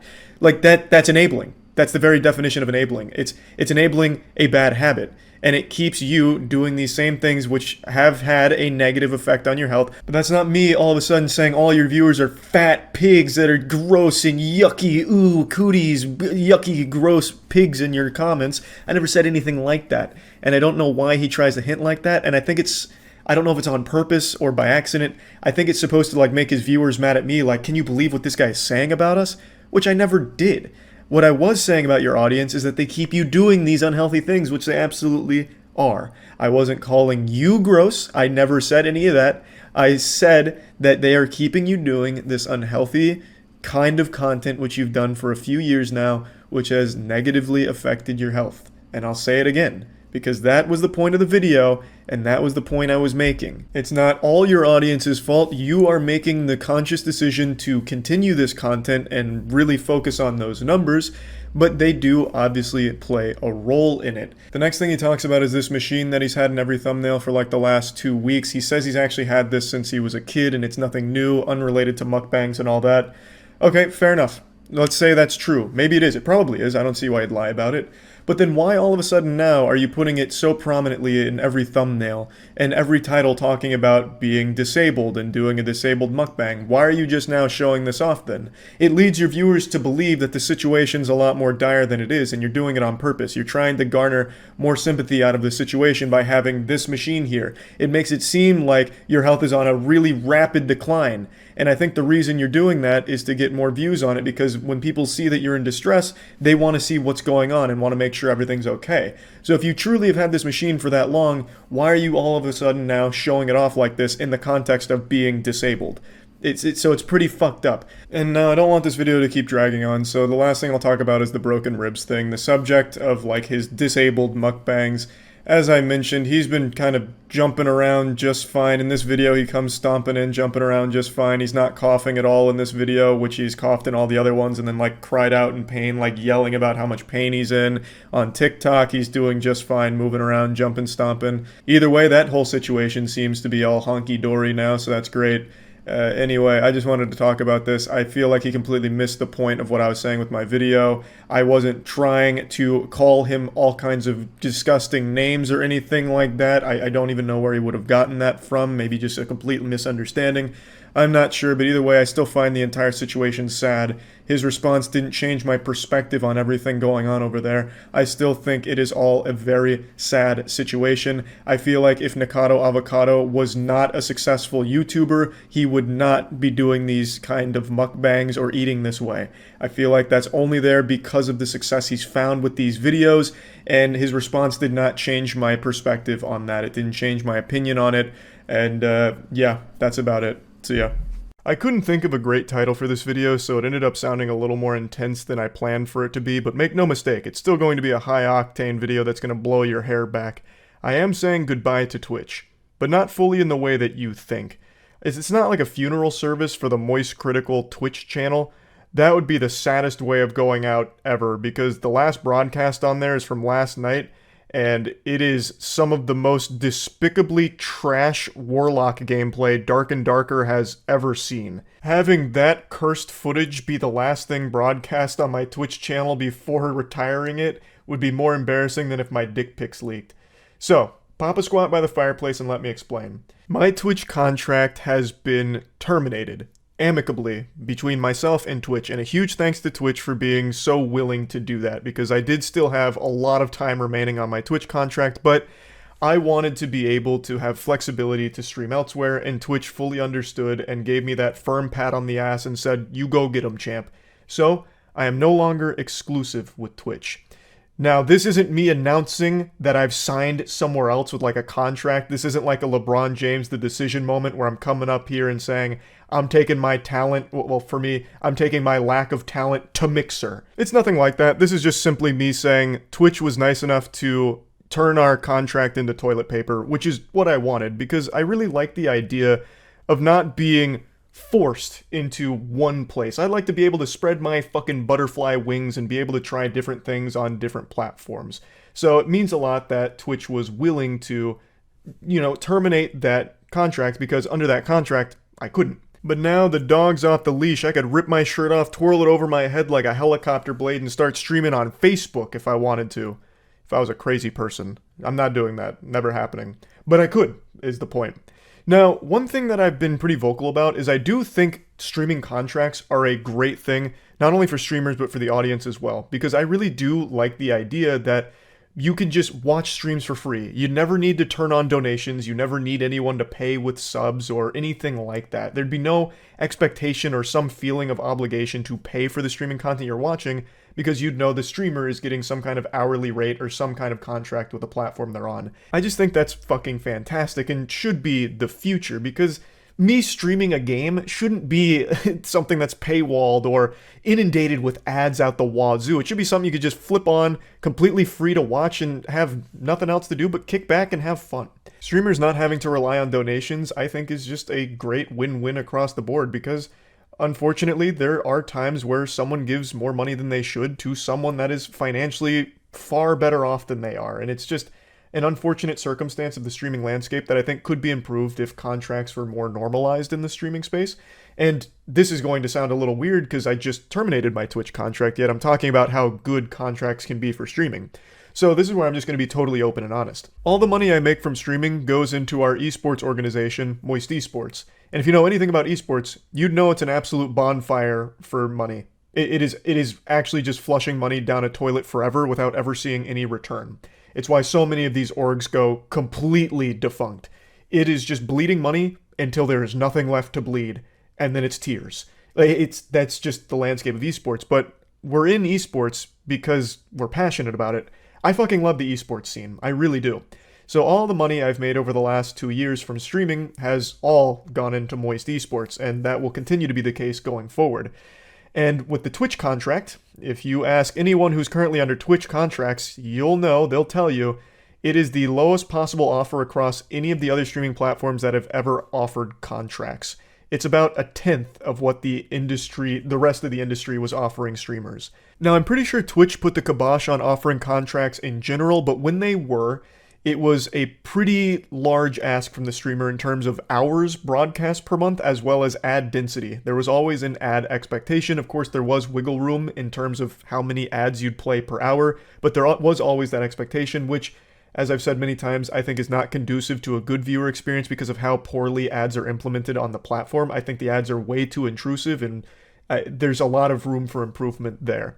So the contract was very strict, and the payment from the contract was not enough to even cover a single one of the Moist Esports teams. So we all just kind of felt like this contract isn't really doing anything except making the streams worse because of having to pump ads into them, and it just didn't make sense anymore. And we wanted to try new content, but we couldn't really get excited about Twitch as a platform because not only that, the platform's kind of been making some horrible decisions over the last couple years. I do think they're starting to get a little bit better. Like, I think they're starting to get it a bit more, but not much. Like, I'm hoping they'll correct course here and steer the ship a bit better, but it's just been hard to get passionate about Twitch, and I'm sure a lot of other streamers have felt the same way. I've seen quite a few of them say similar things. But again, the primary motivation has just been that flexibility, not being locked down by the Twitch contract, which had the very strict exclusivity clause where you couldn't stream anywhere else, and I don't think there would have ever been an exception where they'd let us stream elsewhere. And it's something I've wanted to do different type of content in different places. Most notably, like YouTube streaming, I think would be a very fun place to try some of our newer, bigger projects on, as opposed to being forced to do them on Twitch. Which is nice because I've been wanting to try different things on YouTube streaming in particular. I know that's not the most shocking platform switch ever, considering I actively post videos on this platform already, but I really feel like the streaming side of here is just a totally different beast. And if we have any octogenarians in the audience right now, many of you might remember that I actually did used to stream on YouTube back in 2017. I streamed on here for about a year, and then in 2018 I made the switch back to Twitch, and I've been exclusive on there since 2018. That platform's always been my home for streaming, and it brings a tear to my eye thinking back on it. Not many people know this. This is deep-cut Charles lore here, but I used to stream on Twitch way before it was Twitch. Back in 2010, I was an active streamer on Justin TV, which would eventually become Twitch. And boy howdy, let me tell you, with my hand on a stack of Bibles, the streams I did on Justin TV should never be unearthed. They were rancid looking. They are unwatchably hard to digest what is even happening on screen. The shit I was broadcasting looked like a Sasquatch photo. It was extremely blurry. It looked like you were trying to remember a dream. It was the lowest possible bitrate, the lowest possible FPS. The audio was incomprehensible. It sounded like 3 walkie-talkies underwater while torpedoes were blowing up around them. It was terrible. It looked like something out of The Ring. I bet everyone that accidentally tuned into one of my Justin TV streams thought they were gonna die in 7 days. And I used to stream fucking horrific World at War Zombies gameplay. Let me show you one of the surviving archives of a clip from it. Shit, I'm the last one. Critical. We can do oh, shit. Shit. 2 seconds. No! Ah! Ah! Split the defense. Split the defense. Hustle play. Hold on, I gotta talk on the mic to just hear this. Who's spraying fire on me? Oh, Jesus. I just took on the world zombies population, and that one almost took me out. That, my friends, is the old glory days of streaming, the golden era. That's what it used to look like back in ancient times. I'm actually at the point where I feel like the grandpa from Rugrats, Lou Pickles, where he'd tell a story like, we had to hike 15 miles up a hill in the snow just in order to get a single fucking thing of smelling salts. Like, that's how I feel. That's how we used to broadcast our streams on Justin TV. Well, I guess not everyone. Angry Video Game Nerd back then used to have a 24/7 Justin TV stream going on, and it was pretty good quality. But a lot of us were streaming like that. So, I'm getting a bit off track. Just going down memory lane with Twitch. I have been on there for a very long time. I did take a break in 2011, but I've always considered Twitch my home for streaming, so I don't plan on leaving home. Think of this as, we're no longer married. Now we're just friends with benefits, I guess. We're not monogamous. I do still plan on streaming on Twitch. And I think I always will. But I will also be streaming elsewhere too, most notably YouTube. I'm going to do my first YouTube stream tonight, probably around like 9:30 EST. Actually, probably closer to 10 p.m. EST, because I still need to eat dinner. So let's just say around 10 p.m. EST tonight, I'll go live on YouTube. And what I eventually want to do is be able to do different content on different platforms for streaming. So, for example, the Moist Wrestling League, we have our next taping next week. I do eventually want to take the Moist Wrestling League live, and I would love to be able to do it live on YouTube, because I think it would just go so fucking hard on YouTube. I like a lot of the features YouTube has over Twitch. The ability to just go back in a stream, just rewind it like native in the player, I think is great. I think the chat functionality is so fucking primitive, it is weak right now. Ludwig has Truffle to help with that, but the actual built-in YouTube streaming chat is trash, and it needs a complete overhaul. But I really do just love the idea of being able to do different projects in different places. Another thing is Dungeons & Dragons. We're going to be doing our own Dungeons & Dragons show, not like in an official capacity partnership with Wizards or anything. It's just our own silly campaign that we're putting a lot of resources into to make like really high quality, because we've been obsessed with Critical Role and Dimension 20 recently, and we just thought it'd be so fun to have our own wacky D&D adventure show that we would love to take live. And I think YouTube would be another great streaming platform for that content. But that's long term. Right now, there's not going to be a huge difference in content between YouTube streams and Twitch streams. Like tonight, I plan on speedrunning. I don't know if I'm going to try learning the Golem speedrun or the Jedi Survivor speedrun. The Jedi Survivor speedrun looks super hype, and I think it'd be a fun one to learn. But I also love the idea of speedrunning Golem, the worst game of the year so far. So we'll see. But yeah, it's kind of like the overall big plan, big picture now, with no longer being exclusive to Twitch. I will, of course, still be streaming on Twitch. Like, I'll probably do more Dark and Darker on Twitch, tomorrow. Or maybe I'll do Dark and Darker tomorrow on YouTube as well. Like, that's the fun of it. I now have the flexibility to choose which platform I go live on, and eventually I would love to be able to have different content live in different places. So I just wanted to talk about this a little bit, and also say a big thank you to Twitch for even letting me do this, because like I said, I did still have a lot of time left on that contract, but we came to an amicable decision to just say, hey, it's all good. So that's super nice of them, and yeah, I'm looking forward to being able to do some wacky stuff. Just wanted to talk about all this. That's about it. So yeah. Most YouTubers are absolutely shameless when it comes to getting views on the platform. They would golden shower their mothers while their father films for their vlog series if it meant a couple 100,000 views, but none are more shameless or just downright batshit insane than Prank Invasion. There's nothing more I can say about Prank Invasion that hasn't been said about your creepy uncle or the pedophile gym teacher you had growing up. This man is a downright fiend.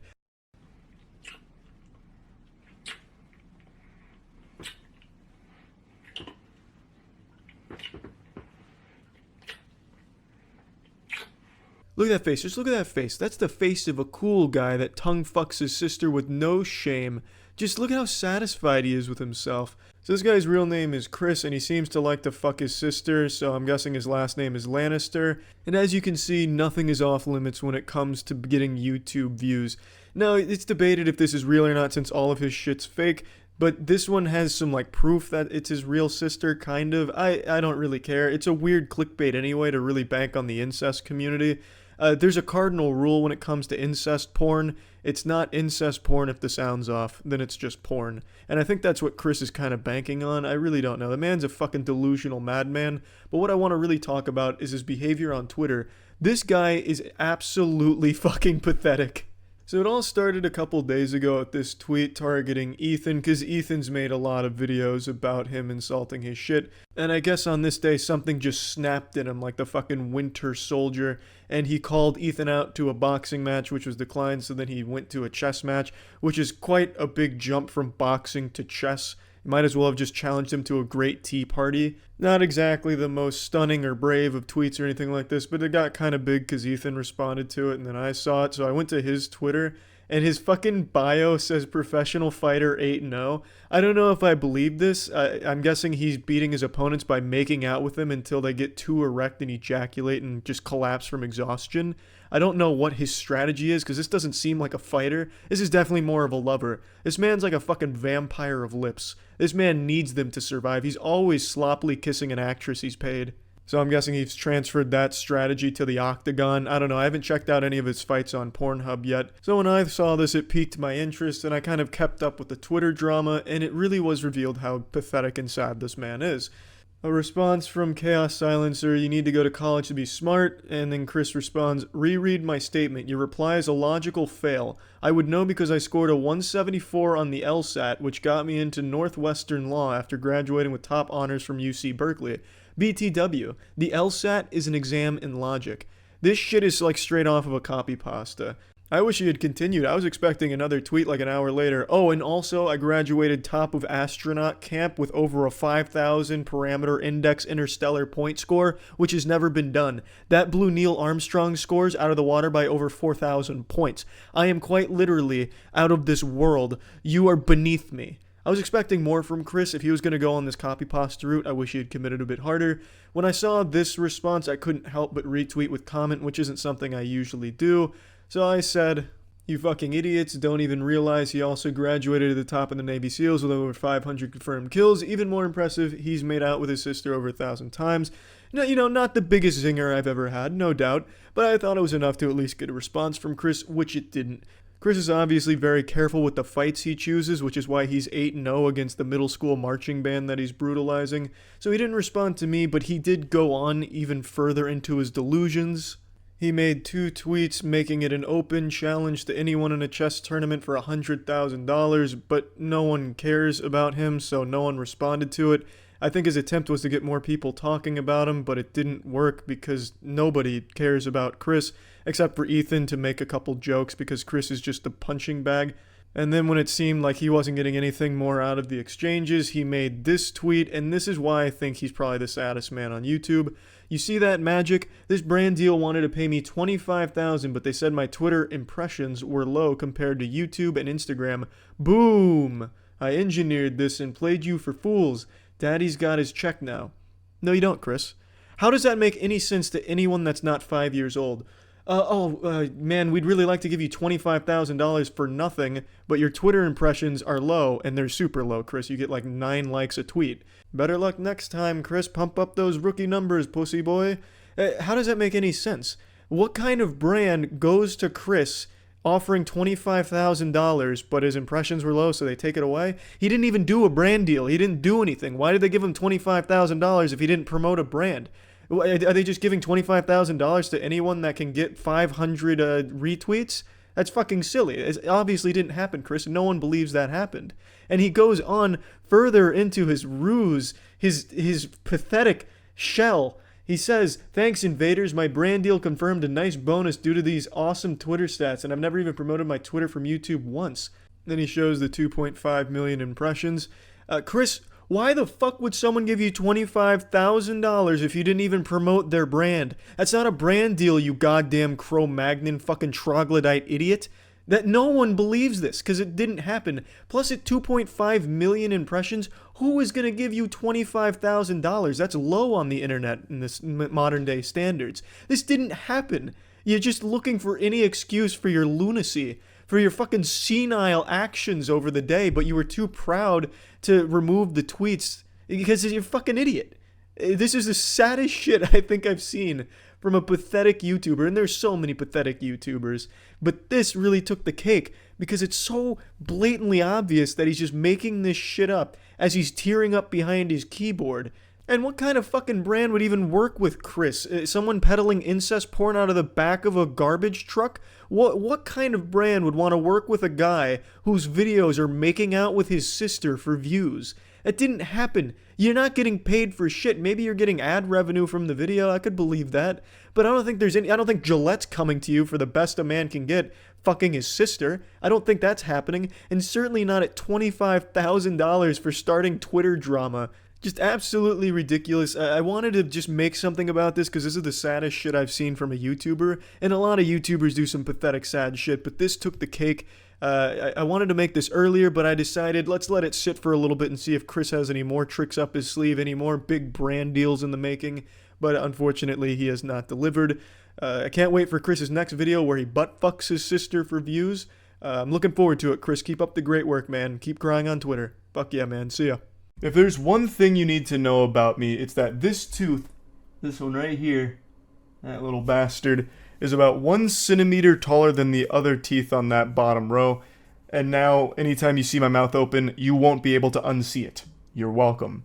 And the other thing you really need to know about me is that I cannot stand when people cause problems for customer service workers, in particular, fast food employees. I've made countless videos shitting on narcissists that are fishing for clout by exploiting fast food employees for views on TikTok or YouTube through pranks or just being a general nuisance, just a hemorrhoid on society. They're just normal people and they're getting paid minimum wage to deal with the most insufferable people on the planet. Just truly degenerate assholes, and my heart breaks for them.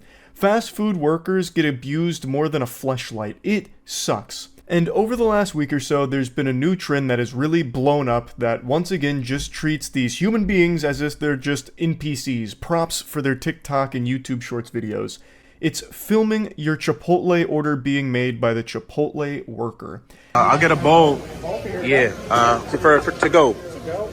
I'll get white rice with that. The idea is they're going to give you more food because they're on camera. And it spawned because people were starting to talk about Chipotle portion sizes being smaller than they used to be, which for the record I do believe. That is a conspiracy theory I'll put on the full tinfoil condom for, because I do think that's accurate, no matter how much the CEO likes to dance around in delusion and pretend that that's not the facts of it. I do think it is true. I used to get a Chipotle burrito after every lift in college, and I had innumerable Chipotle burritos, and over the last 3 or 4 years I've been very vocal about the quality of the food going down, in my opinion, and definitely, like when I get burritos now, it's significantly less than I remember it being back then. But I also think that's just kind of the industry norm, because I think the same thing about many other fast food places as well. But anyway, someone on TikTok came up with a cure to this small portion disease, and it was to just film these workers doing their job and kind of give them a bit of a hard time and nudge them on camera to give them more food. And this started to really pop off because a lot of people noticed that, oh, when they're being filmed, they give you more food. So that's the cheat code. That's the life hack. Rice blanco pinto beans? We'll do pinto beans with that. Pinto beans, any protein for you? We'll do chicken, please. Chicken. Any queso for you? We need some more chicken in that. More chicken? Finna fire on your ass. Put that chicken in there. All right. Any queso for you? This one is by far the worst I've seen from this trend here. This guy went in there looking to start shit. He's immediately aggressive and confrontational. The guy hadn't even put the fucking spoon fully into the chicken bowl there before he said, no, no, no, need more chicken. He's there to stir a controversy for the sake of his video. And he is just shoving the camera down this guy's throat. If the worker had bent over, the camera guy here would have given him a full-blown fucking colonoscopy. He is right up in his business to just be this insufferable douchebag that's hassling him for the sake of this video that he's filming. Now, it's filmed from another angle, but I can't find that full video. I can only find this one through Twitter. We need some veggies. Get some green veggies. Yep, a little bit more, a little bit more. No problem. A little bit more. No problem. Straight up. Oh, they gonna have to hold me accountable. When he was asked pretty politely to just stop putting the camera in this guy's face, not even asked to stop filming, by the way, just asked to like, hey, maybe don't be up in this guy's nutsack with your camera, he immediately starts yelling about it. He's immediately throwing a fucking temper tantrum. Even though it was a super reasonable request, because look at how close he's getting to this guy. He is leaning over the counter to get as close as possible. It's like he's going in for a kiss, like he's trying to fucking make out with the guy here. Nothing else? That'll be all. And if you got problems, I'll fire your ass up. Hold me accountable. You're gonna have to hold me accountable. Sir, this is Chipotle's. Why are you yelling and screaming? Why are you hooting and hollering here? Goodness gracious, it's like a hostage situation here. The worker did everything you asked. Leave them alone. All they requested is that you take the camera out of that guy's mouth. They didn't even ask that you stop filming, even though they should have. They should have walked over and slapped that fucking phone right out of your hands, douchebag. That's what should have happened. But it didn't. You still got to have your TikTok video, and you're still huffing and puffing about it. It's incomprehensible to me. Even when people who did this trend weren't harassing the worker making their food, I still don't like it. I think it is still dog shit. You're just being a nuisance to just average everyday people just going about their lives. They're getting paid minimum wage to make your food, and you're making it a huge headache for them by putting them on camera when I know for a fact they don't want to be. The reason you're getting more food shouldn't be some kind of mystery. The reason is because no one wants to deal with being shamed online. It's not like these people are just drones, AI, that are cut off from the rest of the world. These people have access to the internet, same as you. They know what this trend is. And they know if they give you anything less than fucking colossal proportions that could feed a family of 8, then they're going to get insulted in your TikTok video. So obviously they play along with it. Like, it shouldn't be surprising that you do get more food when you film the workers here and put this big spotlight on them. Because now you've turned it into a huge song and dance, and they want to do everything possible to avoid a negative situation with their life here that you have now thrust upon them for your own, TikTok or YouTube short. I think it sucks. I think it is sucked from the very beginning. I don't like that the portion sizes at Chipotle have shrunk, obviously. But what I would never do is blame the workers for it. They're not making the corporate decisions for the portion sizing or anything like that. And if you do get less than you want, you can politely ask if you can have like another scoop or something. Like, that's just normal socialization 101. You don't have to resort to the nuclear option here. And that ain't no issue. Anybody in here can get it. Straight up. You can call the police. I ain't break no law. Wait, what? Whoa, why you lying like police? This guy's fuming so hard that he immediately gave himself amnesia and forgot that he just threatened the entire restaurant. She said, all right, I'm gonna call the police because you're threatening people. He's like, you're fucking lying! Who did that? Where? When did that happen? You're telling a fib. That's a tall tale. And I don't appreciate it, Buster. Even though, literally 5 seconds ago, he just threatened the entire restaurant for some reason. He's just having a full-blown voice-cracking conniption here in front of the entire Chipotle for this trend. And I still don't even know what there is to be mad about. He got big portions on his bowl. Mission accomplished. And he successfully made everyone in that restaurant's day a little bit worse. Yippee. Wahoo! That's great. So yeah, overall, I think that this filming Chipotle workers trend is garbage. I think it is just trash. I could bring up countless other examples because it's become such a viral hit here, but they're all so annoying. They're not nearly as bad as this one. This one is by far the worst I have seen so far. The only ones that I somewhat appreciate are the ones where the Chipotle worker gives them significantly less food because they're filming. I fuck with that. I think that's great. That should be the gold standard going forward here. You come in and you start filming the workers, well, I hope you enjoy 5 tiddlywinks of rice and 1 little glob of chicken. And that's it. Put a smile on your face and get the fuck out. But anyway, yeah. Don't like the trend. Hopefully the trend is over soon. That's about it. So yeah. There's a new movie out right now called Imaginary. I bet most of you watching have never heard of this film before in your life, and those of you that have heard of it, I imagine 0 of you had any interest in going to see it, because even just from the first trailer, anyone with eyes would recognize this movie had no chance at being anything even close to decent. It was doomed from the start. It's a movie about a haunted bear imaginary friend. It's as creatively bankrupt as it gets. I would sooner buy a ticket to watch the feature film of The Poop That Took a Pee than going to Imaginary. But I actually did go see Imaginary, so that point doesn't really work. That's moot. I saw it yesterday and can confirm beyond a shadow of a doubt, it's horrible. It's trash. It's terrible. This is the latest super stinker from Blumhouse. More like Butthouse because this shit is ass. I am no stranger to bad movies, as all of you know. I have a huge passion for seeing them. But man, Blumhouse is pumping out some extraordinarily boring ones. It feels like they're not even trying with anything anymore. They just know that because the budget is so low for these movies, and there's so many people in the world that just want something to do, they'll make a profit off those just curious enough to buy tickets to pass time. So they don't even bother putting in the bare minimum amount of effort to even produce something that has a single redeeming quality about it. Like, I'm pretty sure Imaginary was probably filmed in like 2 weeks because they just used the first take of everything that they shot and then just called it a wrap and said, print it, good enough. So I saw it yesterday with Aaron. Aaron and I have been seeing pretty much every bad movie of the last year or so together, and this is definitely a bad movie that we experienced, and I kind of want to just dissect it here. Not for any reason other than I saw it, so I kind of just want to debrief about it. I know none of you are interested in seeing it, but I don't care. I'm going to peel your eyes open and make you understand why this movie Turbo sucks. The best compliment I can give Imaginary is it's better than Night Swim, which is a very low bar to pass, but it is better than Night Swim. That's the Blumhouse movie from January, which is all about a haunted pool. Big congrats to Imaginary for being able to beat that. What an achievement. The accomplishment cannot be understated. It's better than Night Swim. Put it on the back of the DVD box.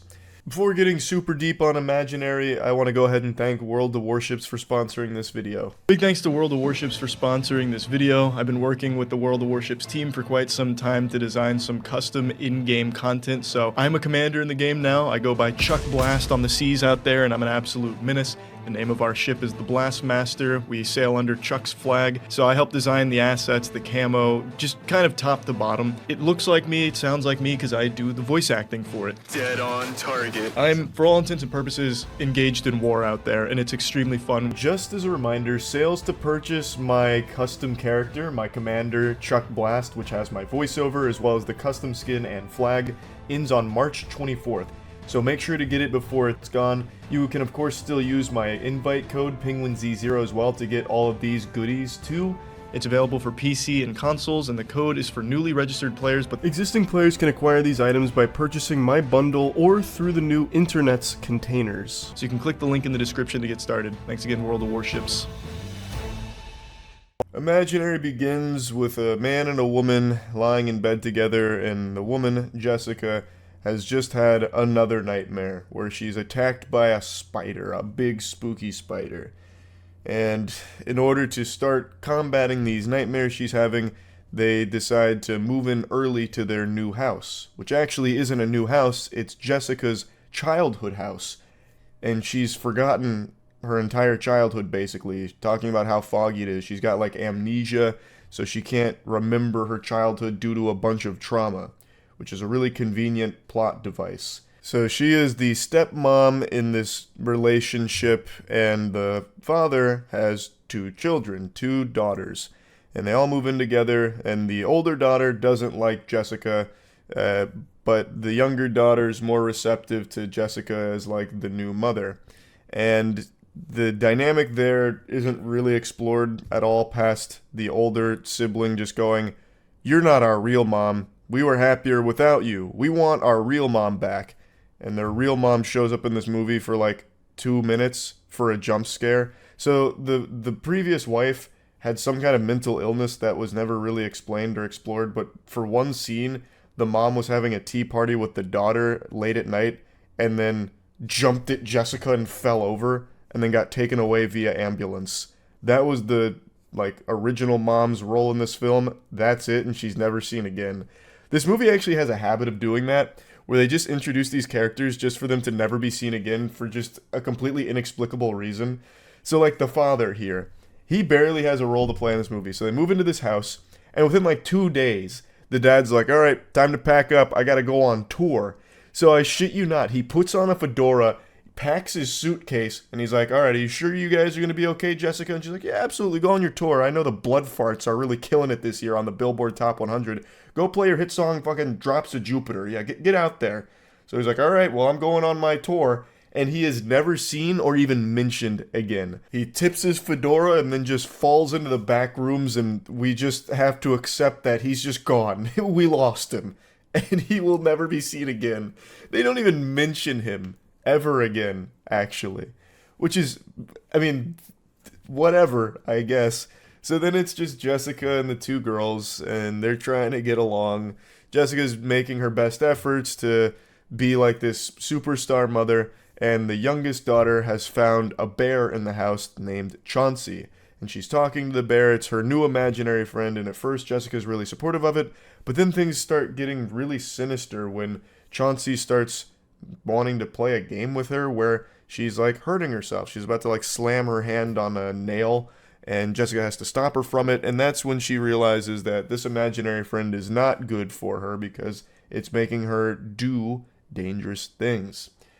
So that's like the main plot line there. This imaginary friend is real and trying to get the little girl to do a ritual to join him in the imagination land, which is a fucking stupid concept.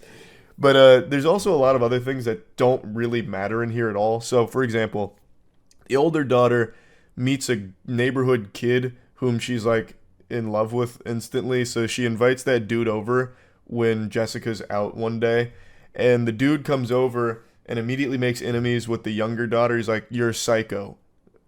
And then that was the end of that. And then for some reason he's like, "So do you want to do these drugs with me?" So he pulls out a bag of pills, and then he has one on his tongue. He's like, just to show he's doing pills. And he was talking about how, like, last time he did these, his left eye could see 12 seconds in the future. And the older daughter's like, "Nah, I don't really want to do those pills. I thought we were just gonna like watch this movie and hang out." And he's like, "Fuck, this is so lame. Let's get some alcohol." So he breaks into like the dad's stash of booze and immediately breaks it, goes upstairs, and this is supposed to showcase the very first time horror in this movie. To this point, they hadn't had any elements of horror outside of that nightmare she had, which was super lame, where she gets attacked by a spider. I'm gonna go ahead and mention the monster design in this movie is terrible. Aaron said it best, where he said the monster creature design in this film is just marginally better than Winnie the Pooh, Blood and Honey, but it's a close match. It's like they went to Party City and they took costumes off the rack and then just threw some mud on it and then added some really, really quick Adobe After Effects VFX to it and called it a day. It looks awful. It looks like Mummy 2, The Rock, Scorpion King levels of bad when it comes to how these creatures look. Ugh. I'll get to it more towards the end of the plot synopsis that I'm going down here. But anyway, so the dude's like, "Alright, I got these pills. I'm going to go upstairs now since I broke the booze to clean it up." And he's taking a piss, and then all of a sudden, the bear's there. And he's like, "Ooh, spooky." So he pees everywhere, and he's like, "Oh man, I'm just tripping because I'm doing pills." And then all of a sudden, the bear's back again. And this is like that scene in the trailer where the ring's going, and it's like playing the sound effects, and the bear's getting closer, and then it stops. And then the like fucking first jump scare of the movie happens where the bear pops out to scare him, and he goes, "Whoa!" And then he falls over and runs away. That's that whole scene, and that dude doesn't have any role to play in this film at all. It's not like he died there or anything. All it was here for was to deliver a cheap jump scare and nothing else. So, like, Jessica comes home shortly after, and she's very disappointed in the older daughter for bringing this boy over, and then the boy's mother comes over and is like, "I'm so sorry, my son did this." And then Jessica's like, "Yeah, and he also brought these drugs." And then the mom goes, "These aren't drugs, this is my allergy medication." Which is, I mean, okay, I guess. So the dude was tripping off Allegra, I suppose, Claritin, I guess. It's so stupid, and it has no role to play in the film, but it's here for some reason. And then you never see that guy again. He's never even referenced again. So now Jessica and the two daughters are once again just home alone. The imaginary friend situation's getting worse. She calls a therapist over to try and, do something about Chauncey, the imaginary friend. The therapist is kind of odd, where the therapist is trying to get her to explore, her feelings with Chauncey, which leads to a fight between the daughter and Chauncey. And then the therapist is like, "Has your daughter taken up ventriloquism?" Jessica's like, "Fucking obviously not. My 6-year-old daughter hasn't been studying ventriloquism. Why are you asking?" And the therapist goes, "Well, because, it was weird." Because what happened during the therapy session is Chauncey was speaking in the voice of the daughter, and eventually the daughter turns around while panicked and crying, and the therapist noticed her mouth wasn't moving, but words were still coming out, so she's like, "Oh, it must be ventriloquism." And then eventually the therapist is like, "Well, I've noticed some, in previous cases, when an imaginary friend gets hostile and evil, a kid disappears. So good luck." And then she leaves. She plays a video of like some other kid talking about her or his imaginary friend who made him chop off his thumb, and then like the kid went missing right after. So after playing that video, the therapist is like, "All right, so I'm outski. Also, don't forget to pay my bill. And she just leaves, never to be seen again. But this whole sequence was extremely important to the film because it delivers the big twist. So that bear that the daughter found and has been carrying around the entire movie, talking to with her imaginary friend, turns out wasn't real. It was all in Jessica's mind. No one else was seeing the bear. The therapist recorded the session and proved that that bear was never actually there. It was nothing. It was an imaginary friend. But Jessica's been seeing it this whole time because it turns out that bear was Jessica's original imaginary friend when she lived in this house. So only she is capable of seeing that bear. It actually wouldn't be the worst twist in the world if it wasn't in such a bad movie. I didn't see it coming. Neither Aaron nor myself expected that, because why would they even bother putting a twist in a movie that has this little effort in it to begin with? But, like, admittedly, it's not the worst idea creatively to have that be like a grand reveal, like, oh, that was never real. Like, it could work, but it doesn't here, because no one cares. By this point in the film, you're already so mentally checked out, probably snoozing, that it falls flat. It really does. But, man, my voice is cracking even going over this movie. But anyway, so then she starts realizing that this goes really deep. The reason she can't remember anything is because of her imaginary friend and whatever happened to her back then. So she's connecting these dots about the never ever, and then like a door, and then she's researching it, and then the daughter disappears. So the daughter vanishes, and turns out she completed the scavenger hunt for Chauncey, which opened a portal to the imagination dimension. She's joining SpongeBob and Patrick in the imagination box land now. So then Jessica and the older daughter are freaking out. They called the police to start looking for her. And then an old woman, whom we did see briefly earlier in the film, who was previously Jessica's babysitter, starts just exposition dumping everything here. Also, that old lady, her name was Gloria. She was seen earlier in the film, but kind of just as like this standoffish asshole. So, like, Gloria's talking to Jessica about being her babysitter, and then the little girl comes over, and then the old lady immediately gets combative with the little girl, where she's like, you know, you shouldn't really interrupt us, we were in the middle of a conversation. And then the little girl's like, oh, okay, maybe Chauncey should eat you.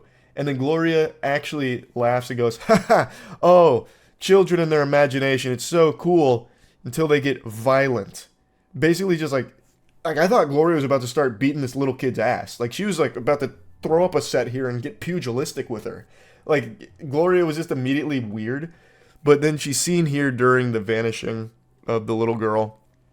And she starts telling the older sibling, like, look, imaginary friends are real. Usually they're benevolent, helpful spirits that kids grow out of. But sometimes there's evil ones that latch on to a child and feed off their imagination. And Jessica had such a creative, vibrant imagination that imaginary friend didn't want to lose her. So actually stole Jessica into the imagination dimension, and Jessica eventually escaped. But now it's lived in that house for all these years and has taken Alice, the little girl, to try and get Jessica back. So we've got to do something. So now they've recruited the Avengers here. They got Gloria, the geriatric old octogenarian. They've got Jessica, and they've got the older daughter. They perform the ritual themselves, open up the portal, and confront Chauncey directly, whom takes on the form of a real ferocious bear. And Gloria reveals herself to be a villain, where she traps them in the imagination dimension because Gloria said that Chauncey gave her the directions to where they'd be promised this land of freedom where they can be young again. Their imagination comes to life. Imagination has power here, this and that. And then she eventually gets slapped by Chauncey, dragged into a room, and then blows up into an explosion of blood. So that's how Gloria dies. She's also the only death in the movie, for some reason. Sorry, my nose was running because this shit is actually making my sinuses flare up. But yeah, so Gloria's dead now, and no one cares. So they just go on and keep looking for Alice. They eventually find Alice, who doesn't want to leave initially, until Jessica starts breaking things, and then Alice is like, this is fun, I'll start breaking things. Okay, I'm ready to leave. Bye, Chauncey. And then Chauncey just kind of lets them leave, but then grabs Jessica and is like, you're not leaving, I like your imagination a lot, so you're staying here with me. And again, he's still in this giant bear shape, and it looks terrible. It looks absolutely terrible. I don't know, like, I understand these movies are supposed to be made low budget, but you can do better creature designs. Like, from a design perspective, you can do better than what this has to offer. And maybe just don't show it so point blank, because then you really see all of its flaws. So she's being taken by this goddamn fucking Five Nights at Freddy's throwaway animatronic looking bear, and then gets saved by the older sibling who grabs her and gets her out of there. But then there's another twist, because it turns out she didn't actually save her. It wasn't a happily ever after. Jessica's still there. And then they just repeat it where the girl goes in and saves her again. And then they burn the house down. I've skipped quite a bit of the movie, but it doesn't matter. You're not going to watch it anyway. No one was planning to. But I already went there and saw it, so I just got to fucking talk about it because it's so stupid. It's so dumb.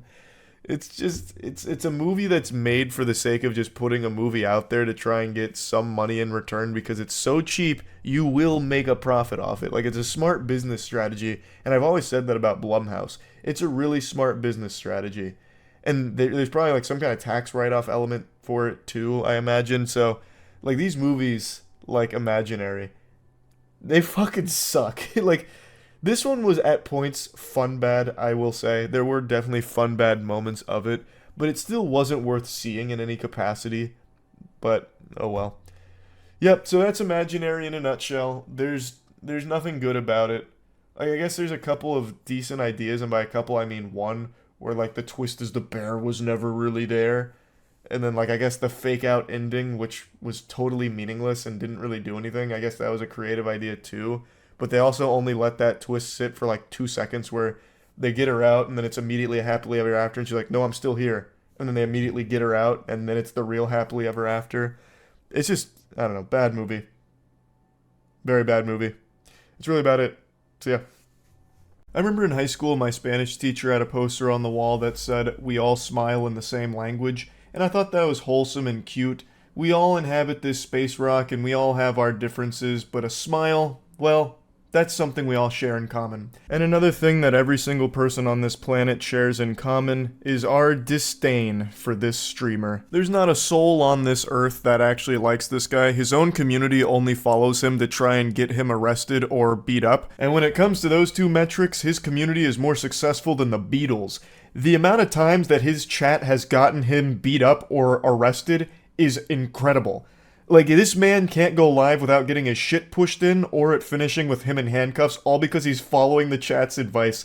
And he's so delusional, he doesn't recognize that they're only there watching, waiting for him to get hurt, and nothing else. They're laughing at him, not with him, but he doesn't recognize that. And he does all of this ridiculous shit with a goofy, stupid smile on his face as he ruins his life live for the entertainment of his audience that's treating him as like a human experiment. So, I've talked about him before, everyone's talked about him before. He's the public nuisance streamer that travels the globe and just makes everyone's lives miserable around him by harassing them, spamming racist insults at them, disrespecting the cultures that he visits, and he keeps getting arrested. Oh, you a bad bitch, I swear to God. You a bad bitch, I'll take you to dinner. I swear to God, I'll change your life. I'll change your life, baby. Baby, I'll change your life, I promise you. You a bad bitch right here. I'll change your life, baby girl. You know, I'm in the sidewalk. I'm in the sidewalk. Don't touch me. I'm in the sidewalk. I'm in the sidewalk. What the fuck? Okay. I'll go. What the fuck? Okay, now go. Relax. Relax. America. I'm in the sidewalk. I'm from America. What are you doing? This is from one of his more recent arrests in Israel. You can see him start to panic and spamming "I'm American" as if that's somehow going to save him here. Like that's his safe word that's going to get him out of this situation. It's like, oh my God, pardon me. I didn't realize you were American. Let me dust you off. Fucking goober. But yeah, this is how his streams go. He just causes as many problems as possible for his audience, and then it either ends with him missing some teeth or him missing some freedom in a prison cell. But unfortunately, no matter how many times he gets arrested, for some reason, they keep releasing him. They keep letting him out of the slammer. And I do have a bit of a conspiracy theory, so excuse the tinfoil hat here, but I have to think the authorities keep letting him out of the slammer because they're in on the joke, and they know if he gets out, the cycle's going to continue, and he's just going to go out there and get beat up by another stranger, because he is a knuckle sandwich magnet. Any stranger with a fist somehow finds this man's face and just fucking pounds his flesh to bits. It happens so often. He is a sentient punching bag with a pulse, but somehow has even less of a personality than a punching bag would. But it is admittedly very entertaining watching him get fucking brutalized every time he goes live from problems he himself starts with people. Honestly, I'm surprised he doesn't beg just to stay in jail. Like, it's probably safer for him there. Because I don't even think he's ever even thrown a punch back during any of these altercations. He just, like, his arms are like limp noodles, I guess. Because anytime that someone starts beating him up, he just sits there and fucking takes it. It's like they're just beating up a corpse at that point. Like, it's so weird. This guy's a fucking loser. Everyone knows that. I'm not even going to bother saying his name because he's just a vermin whose brain is so poisoned by clout that the only thing he thinks matters in the world is attention. He needs attention more than he needs oxygen, so I'm not going to be saying his name. I'm sure you've already seen this NPC plastered all over the internet. He's one of those very few unifying moments that brings everyone together because we all dislike him the exact same. It's one of those things where no matter our differences, we can all come together and spit on this guy together, because he super sucks. He's just an absolutely deplorable, worthless piece of shit. So, you might remember him most notably from his infamous Japan trip, where he spent 90 days in jail, and then he got released. You know, he was talking about how he'll never make videos again or whatever, and then the second he's out of Japan, he immediately goes right back to doing it and starts gloating in their face about how, like, he got away with it and it was all unjust and all that, and then immediately goes to Israel just to do the same shit again, gets arrested, and does more shit like this. I'm from America, don't touch me, bitch. Don't touch me, bitch. Don't touch me, bitch. I'm from America, bitch. Don't touch me, I'm from America, bitch. Don't touch me. I'll slap that ass, I'll grab it too. Donald Trump told me grab it by the pussy, I'll grab that too. Stop playing with me, bitch. I'll grab you by the pussy right here, nigga. I don't give a fuck. Influenza is more likable than this guy. And also, for someone who apparently doesn't give a fuck, you sure are super sensitive about people making fun of you and hurting your feelings. He was threatening to sue YouTubers that made fun of him. He somehow thinks that this is a flex. He's trying to say it's defamation, libel, and slander, and that he's going to be issuing cease and desists. I'm honestly impressed that his spelling is correct here. I thought for sure he was close to illiterate, but maybe he had his lawyers draft up this tweet. But then again, his voice really does shine through with the last statement. It's gonna feel so good spending your YouTube ad revenue on coke and hookers. Yeah, that really sounds so hard. You can't get pussy unless you pay for it. What a big alpha male man you are, brother. But anyway, this is a bunch of hooey. This is a bunch of barnacles. Like, what a load of fish paste. There's no way he has the capacity to sue anyone because his lawyers are way too deep into fighting all of his criminal charges across the globe. They're having their own, like, Avengers Endgame moment with all of these lawsuits from all of these different countries. There's no way they'd have time to tackle some YouTuber squabble. I don't even know why I'm pretending for even a second that this is real. There is a 0% chance that he has any lawyers at all. This is just a sniveling worm flexing his non-existent lats for his community that treats him like Bozo the Clown, where they can toss tomatoes at him while they watch him ruin his life for their entertainment. He doesn't have anyone in his corner, let alone some lawyers. This man is totally fucking alone, and the only solace he finds is in going live, so that way his audience can cheer as he gets his ass fucking pounded into oblivion on the sidewalk per usual. What a miserable existence that is. I don't even know why he's even trying to put on this facade that he has lawyers or any ability to have a lawsuit against somebody. I guess if there was to be a deeper message of this video besides just making fun of this pathetic person, it would be that I really hope at some point he does get thrown in jail for an extremely long period of time. He breaks so many laws and broadcasts it proudly online and makes a mockery out of all of the legal systems that he's taking advantage of here because he keeps getting released. Why? That doesn't make any sense. Keep him in prison for this shit. It'd be totally understandable and it'd be a huge PR win. That's such a rare occurrence where you can get an absolute PR slam dunk by locking up a live streamer. You would get applause and fist pumps out the wazoo from the entire cyberspace if you announced, we are not releasing him anytime soon. He will spend this many years in jail for the following crimes that he committed and broadcast online. Make an example out of him. Like, I don't know how he keeps getting away with it. But yeah, he is still currently doing the same shit. and he will continue to do so until he is eventually either dead from this or in jail for a long period of time. So I just wanted to talk about it and make fun of him again. That's really about it. So yeah. It pains me to say this, sports fans, but unfortunately, I've been bamboozled. I've been schmeckeldorfed. Unfortunately, I was played like a fiddle. The video I posted last night titled Worst Date Ever may as well have been titled Worst Blunder Ever, because I made a big mistake here. If this was an episode of Penn and Teller's Fool Us, I would have been thoroughly embarrassed by this trick and made as the prime fool for falling for it. The video is staged. It's all smoke mirrors and a script. Nothing about it's real. They made it up. No one's tricked me this hard since the days when Chris Angel was making toothpicks disappear from his fingertips and I was 12 years old still drinking milk and sitting in my diaper. This was a big moment for me.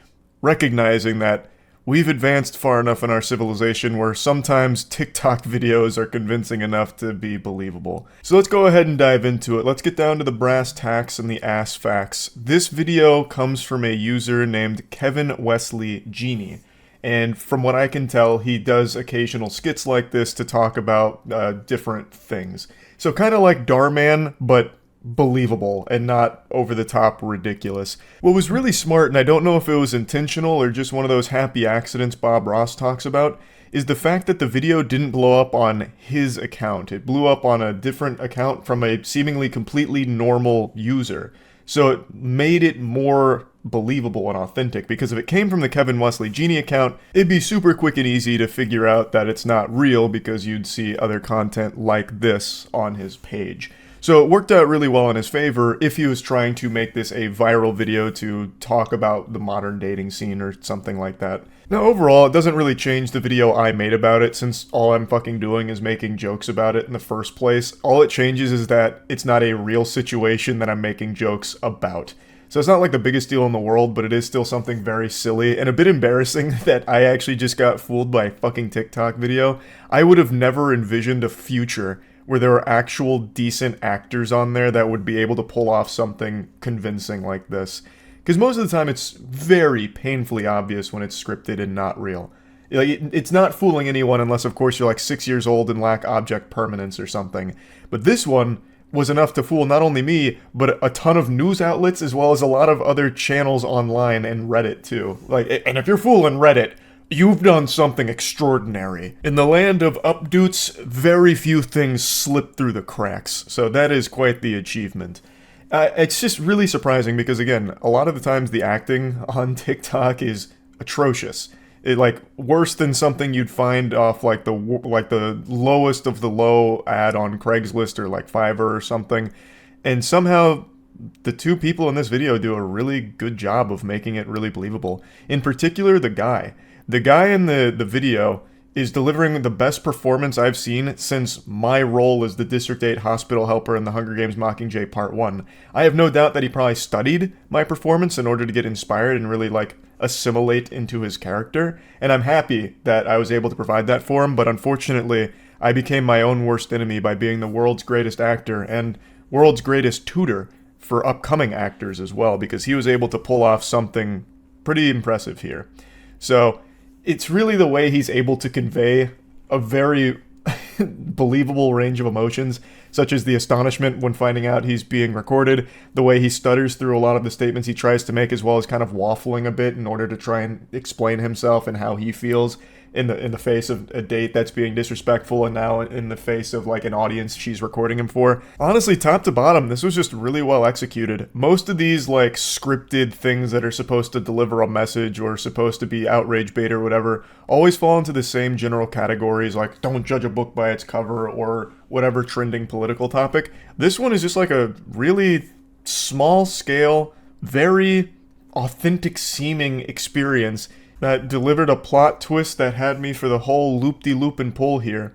Again, it doesn't really change the video I made on it because it's just joking about the situation that was being displayed. The only thing that changes is it's not a real situation that I was making the jokes about. Now, there is something else I want to briefly touch on here that doesn't directly tie into this, but in the world of everyone being fooled, like me, There is one thing that I think is a very important PSA, and it has really nothing to do with like fake videos or anything. It has to do with fake people. And it has to deal with the fitness industry. A lot of the people you see online are using steroids. Whether or not they're open about it, it's going to vary from individual to individual, but a large portion of the people you're seeing online with these fucking ridiculous physiques are using steroids. I appreciate the ones that are open about their stack, but not all of them are. But regardless, it is a huge epidemic, I suppose. I watched a really insightful Vice documentary about it 2 days ago now. I know Vice has kind of fallen off, they're kind of cringe, I get it, but this is a really well-made piece on just how prevalent steroid use has become for teenagers and young adults. And I, as well as many others, feel that it's entirely because of the state of social media online. Like, I'm sure you all hear how low the barrier of entry is to try and get started with content creation, and it's super true, but when you're trying to get started in the fitness industry, there is at least one barrier, and that's steroids. This is a point that Fillion mentioned in his video where he covered it, and I think he's right on the money. When you're competing in the fitness space online, you're competing with some of the most yoked out fucking kaiju monsters that humanity has to offer, and they're all on gear. So in order to try and stand out and try and make a career out of this fitness journey, a lot of people feel like they need to be able to compete on an even playing field with them, so they start taking steroids. And it's a fucking awful thing to get hooked on. And a lot of people online don't realize just how big steroid usage has become. And I wanted to briefly mention this since I just got fooled by a fake bad date video. I'm sure a lot of you out there watching this may have actually been fooled by a fake fitness influencer making the claim that if you buy their goat urine extract supplement, you'll be able to have 45-pack abs just like them, because they refuse to disclose that the reason they look the way they do is the product of course, hard work, but also a large part of it is due to steroids as well. So I'm going to play you just a really short stream clip. I kind of dove into this for quite a while last night. I won't play the whole thing. I just want to let people know that a lot of the fitness influencers you see online are not the result of just hard work and dedication and a good mindset in the gym. There is a lot of gear being used as well. So I don't want anyone to get like body dysmorphia or anything like that. And I was watching Fillion's video covering this. Fillion does a lot of coverage over like fake natty stuff, gear, all of that. And it was just really insightful, because I guess I was kind of blind to just how big of a deal it was. PewDiePie made this video last year talking about how every fitness celebrity is pretending to be natural when they're not, and they're peddling products under the false pretense that you can look like them when realistically you can't. Kind of like the Liver King, how the Liver King preaches the ancestral tenets and all that, even though he's got a crazy stack, he is the result of steroids. So I just want to give this blanket advice to everyone out there. Don't believe fitness influencers who are making crazy claims about like what they do to get jacked and ripped. If it looks unnatural, it most likely is. And no amount of buying their protein powders or their multivitamins and supplements and all of that is going to get you anywhere close to what they look like. I just want to throw that out there. Because one thing I have talked about is there's a lot of shit that prey on insecure men, and I guess this is a huge one now. So just be aware, you will not look like those fitness Instagram models and all of that, unless you're doing gear, which you shouldn't do. But why are they so bad if you look so good? True. How can it be bad when I look good? You can get a crazy physique while being natural, but you'll never get a physique like some of the shit you see popping off online now. Yeah, I just wanted to briefly slide this in here because it does kind of tie into getting fooled by what you see online. Also just had a huge voice crack right there. That was a fucking big one. But yeah, hopefully maybe this is helpful to anyone out there that maybe is, you know, getting body dysmorphia from seeing all of these like TikTok and Instagram fitness models that are blowing up right now, wondering why doesn't my body look like that when I'm putting in so much hard work. I'll break the magician's code. It's because you're likely not using steroids like they are. And I don't recommend you start using steroids either. They're not good for you, obviously. So just wanted to put that out there. I recently got fooled. And yeah, that's about it. So yeah. Let's see. The Rook Roam worked. Oh, holy shit. Yep. Oh my Yep. god. Holy shit. Charlie, calm the fuck down. Those poor fucking guys. Yikes. In the words of George W., watch this drive. Alright, we got one person, one thing here, but it's fine. That's one accounted for. Charlie's I got about blitz. You wanna leave him the last one? Yep. No. I don't need the ace. I'm not trying to prove anything. Well, Let me I be an can't idiot. control it, bro. She's taking daisies.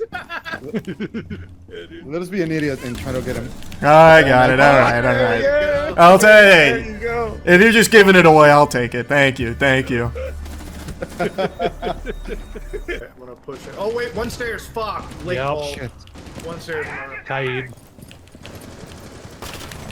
Pussy. You let him. How is he not dead? What? Little bitch. Alright, hold on. What a big brain maneuver. Get in there.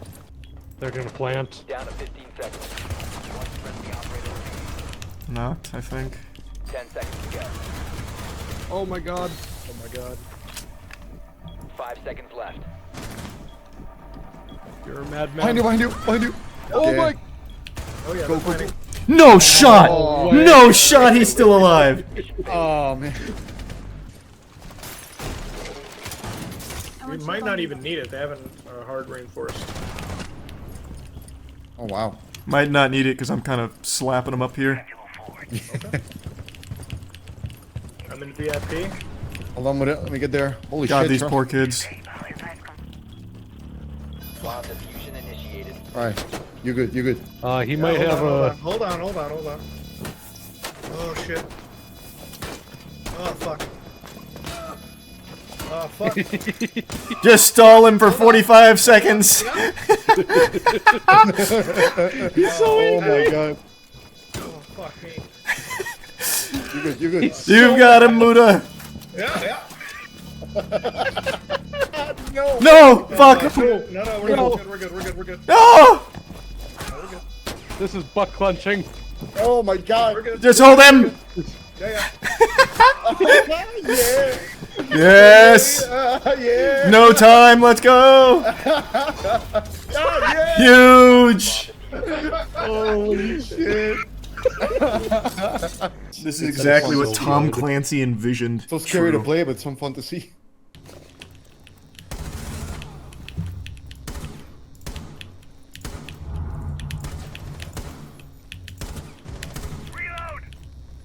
I think still there. Oh, fuck that shot. Oh, whoa. Wait, I'll die if I go through there. I actually can't get through. That would have killed me. Friendly mission successful. Your aim in this compared to Apex is night and day. What the fuck are you talking about, thinking? My prime Apex, they called me the Bearded Shroud. I mean, I called myself that, but then you guys latched onto it. My aim in Apex at one point was great. I'm a shell of my former self now in Apex, but there was a time. Alright, gentlemen, let's get in there. Let's have some fun. Oh, I have a 3-stack on my team. Sloppy Toppy, Thick Bussy Cream, and Goopy White Gloop. I don't think Sniper Lord's part of them, but I think those three are together. Running with you, Sloppy Toppy. Okay, let me help you out.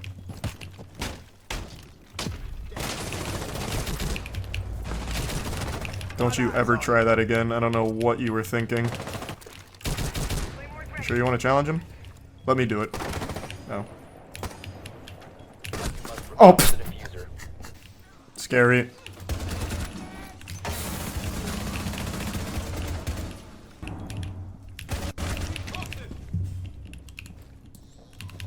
Looks like he got in without hitting my frost trap? How is that possible? 1 op 4 remaining. My frost traps were so big. Oh, someone hit one! Let's fucking go! Who was it? Which one? It was this one! Oh, I thought that was a dead body. He just has the slowest reflexes on the planet. I 100% I thought that was just someone slumped over. Brother, wake up. You're playing a video game. Also, it looks like someone did hit my trap. So fuck you guys. I told you they were cool spots. Oh, yeah. Oh my god, I know you're mad. I've gotta pee. I gotta go in. I can't do this.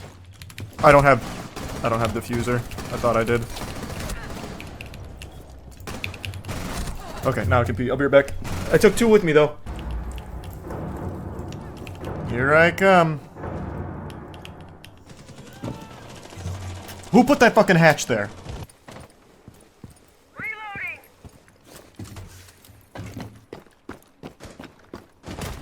Oh shit. They're on the roof, you wouldn't believe it. One of them just fucking pushed me. Oh, so fucking clean. Oh, yucky. Oof, they just lined up for me. Playing horde mode here. Got your little tootsies. And now you're getting teabagged by my lawnmower. Oh, fucking dolphin dove in there. Is this a good spot? This feels like a nice cheeky spot.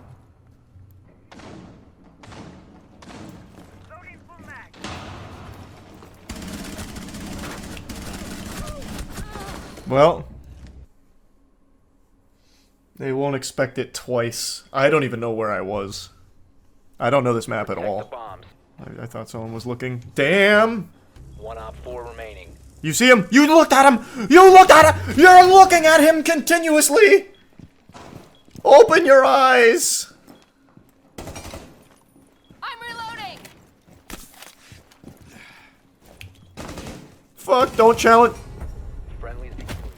What do I know? I can't believe he actually hit that. From 0 to hero. Is that guy not there anymore? Where are you guys? Oh. The other one was somewhere over there. Oh my god.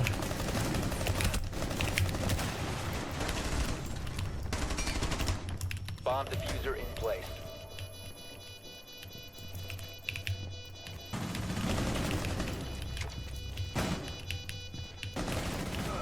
Op 4, last stop standing. Holy shit, this guy fucking popped off. Diffuser located. Disable it. Oh my god. Brother, just disarm it. Okay, you're right. I did shit on you very early on. What a fucking clutch from that guy. Holy.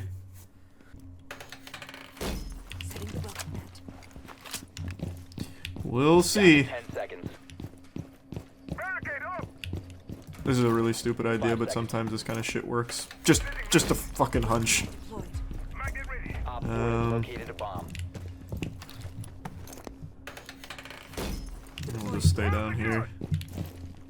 I doubt anyone comes through front. I fucking told you! Which one was it? Which one was it? Which one was it? Oh, it wasn't the stupid one.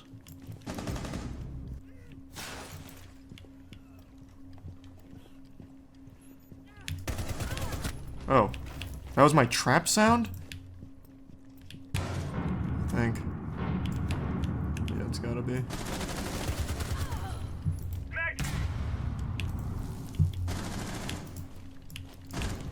My frost mats went a little crazy on that round. Tell you, sometimes those brain dead ones are the best ones.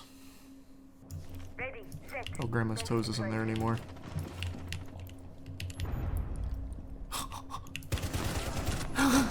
He's probably like, why the fuck didn't he shoot the blitz? Little does he know. How did I miss? How did I miss the question on every sports fan's mind right now? Nice. Op 4 eliminated. Mission successful. Alright, that's gold. We got there. Not my cleanest game, but we got there. Spoiled milk kind of popped off. Whew! We take those. We take those. Where's it come up? Bang! Gold! Nice. That felt quick, too. That felt like it didn't take long at all to get here. Like, relatively speaking, I guess. And I still don't know the maps.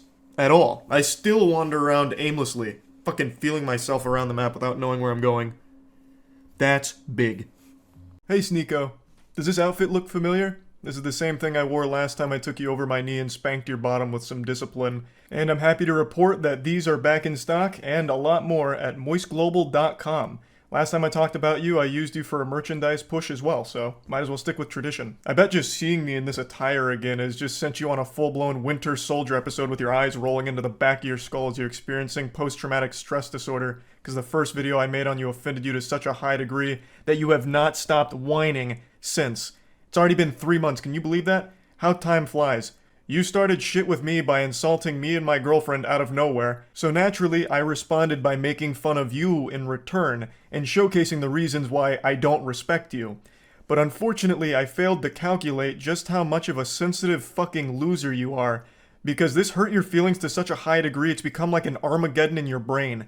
3 months you have continued to melt down about this. The day after I posted my response, he went on stream and had a huge unhinged tantrum and meltdown about the whole thing, and then he sent some of his viewers over. So I was joking with them, saying like, oh, you guys must have just stopped the cuties watch party over there at Sneako's stream, right? Welcome, cucks, that kind of shit.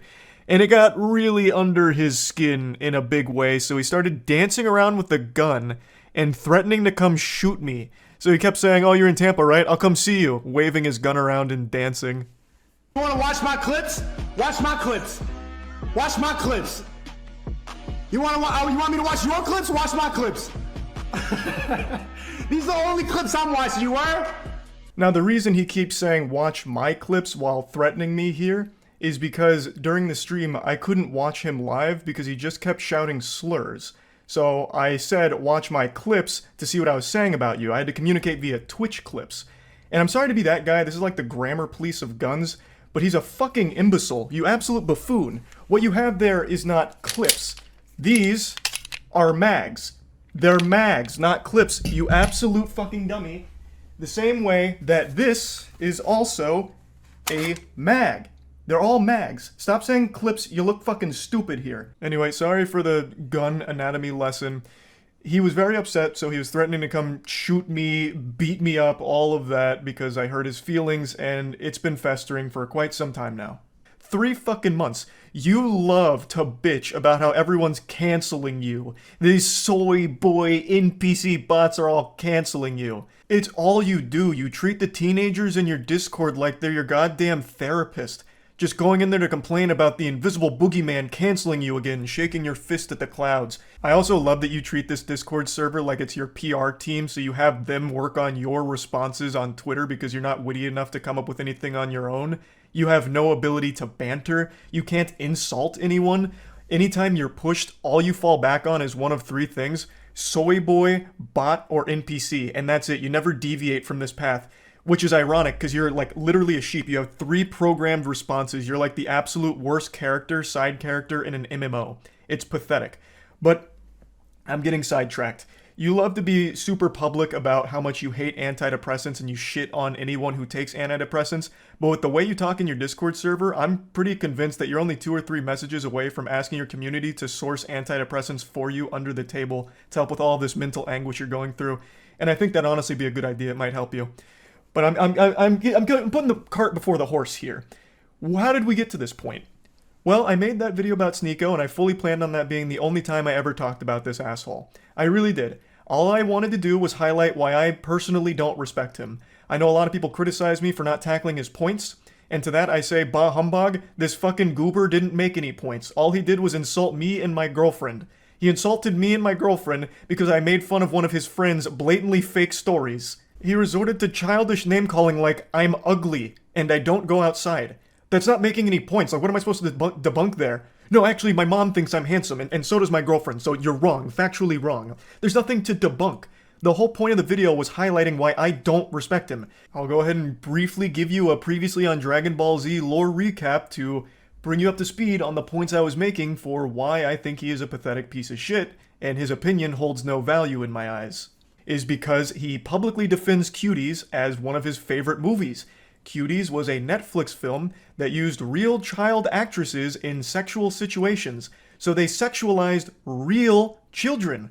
A fact that Sneako himself acknowledges, but writes off as being okay because it's realistic, because in the real world children get sexualized. I'll say it again, regardless of what the intention of the film was, they missed the mark because what ended up happening is they sexualized the child actresses. That is a problem. Full stop. Even if the message was supposed to be the opposite, they still ended up contributing to the very problem they were speaking out against. I saw Cuties last night and it was pretty good. It's a pretty good movie. I went in ready to hate like everybody else. I saw the cover and I got clickbaited. So did you. You got clickbaited. The thing about Cuties is it's not an unrealistic film. Like, yes, it shows children in a sexual way, but this is not unusual now. And the people who are really mad about this aren't Gen Z. Imagine claiming children in sexual positions is clickbait. Yikes. That's rough. You admit that the children were sexualized. That is bad. Okay? That means the movie failed in its mission. I don't know what you don't get about that. But regardless, I'm not here to just keep hammering home the same points. Another thing that I talked about for a reason I don't respect him is because he battles with his own sexuality. He is very public about how he used to go to these swinger parties, I think he says 4 in total over the course of like 2 weeks, where he watched his girlfriend get fucked by other men. Even telling the story of how he was literally in the bed watching his girl get fucked by a different man, moaning intensely, and it was traumatizing. Yet he recommends that everyone should try it at some point for some reason. Because this was, imagine seeing the girl you love, like, get fucked. You love her? Yeah, I do. I love it. Yeah, I love her. I was about to say I love this bitch. I'm like, no, let me not say that. I love my wifey, my queen. And you allowed the love of your life to get fucked by another man. What happened to the other agreement? I'm crazy. The first time, as soon as I saw it, like 3 pumps in, I just got up and walked out. I'm just like, I can't do that. Like, feeling traumatic thoughts, like seeing her with another person. It's a lot. But I think it's something everybody should do just to test. You know what? So my point with this was, why is this the guy that's lecturing everyone on their relationships, shitting on people's relationships, when he himself is in one that makes him very upset and he can't come to terms with it? Now, if he's open about being a cuck and happy and proud to be a cuck, that's fine. But he's not. It makes him mad every single time. So why the fuck is this insecure guy the one that's the moral authority on healthy relationships all of a sudden? That was the point of me bringing up that clip. Now, that was basically the whole video. I summed it up real quick. All I pointed out is I don't respect his opinion because he defends a movie I consider to be child porn. I think any film or any production that has real children being sexualized should be classified as child porn. That's how I view it. Maybe your definition's different, but that's how I personally view that kind of content. So him defending that was beyond reprehensible to me. And him being very public with his cuckoldry and how scarring it has been, it should be a lesson and an example that he himself is not great when it comes to relationships and all these things. And I posted that and it made him extremely upset and he hasn't stopped fucking crying about it for 3 months. So, fast forward to 2 days ago. I was streaming a Moist Esports tournament and I went up to go to the bathroom. I had to take a shit. It was a double flusher. So I was on the toilet for quite some time and I saw a Sneako post that he's posted quite a few times now and I thought, you know what? Fuck it. I'm not doing anything else right now on the porcelain throne. I'll play in the pig pen. So I did. For 3 months now, Sneako's had this adorable little collage that he made that looks like it's straight out of a 16-year-old girl's diary with pictures of boys from her class that she doesn't like. All about people that have hurt his feelings. This is his wall of shame for people that have insulted him online. What's even sadder about it is he purposely leaves out people that he's afraid of. So Turkey Tom, for example, made a whole video talking about Sneako and how pathetic he is, and Sneako tried to talk a big game to him, even challenged him to a debate, which Turkey Tom accepted with jubilation. He was ecstatic. And then Sneako kept ducking him, ghosting him. So he leaves Turkey Tom off of this list because he's afraid to actually talk to him. And he also leaves off quite a few other people, but the most notable other one that is comical for the absence is Brandon Buckingham. Brandon Buckingham is an internet content creator that Sneako lied about for a long time, and they had a lot of beef, and Brandon Buckingham actually challenged him to a fight. And Sneako is very fearful of him. We'll get into that more in depth in a moment, but I just need to set the stage a little bit here with this collage. So after seeing this for the 100th time in the last 3 months, I finally just said, holy shit, you pathetic, sensitive, soy little worm. I made fun of you for watching your girlfriend get fucked by numerous other men and also insulted you for defending child porn. That's not cancellation. That's just spitting on you for being a pitiful, sad cuck. And this puppy really blew up on Twitter in a big way. Now, I will say it again. What I did, and what I am doing right now, is not canceling you, Sneako. I am insulting you. I am making fun of you. Something that you were supposed to be a huge proponent of, right? Wasn't like one of your big things like bullying needs to be brought back.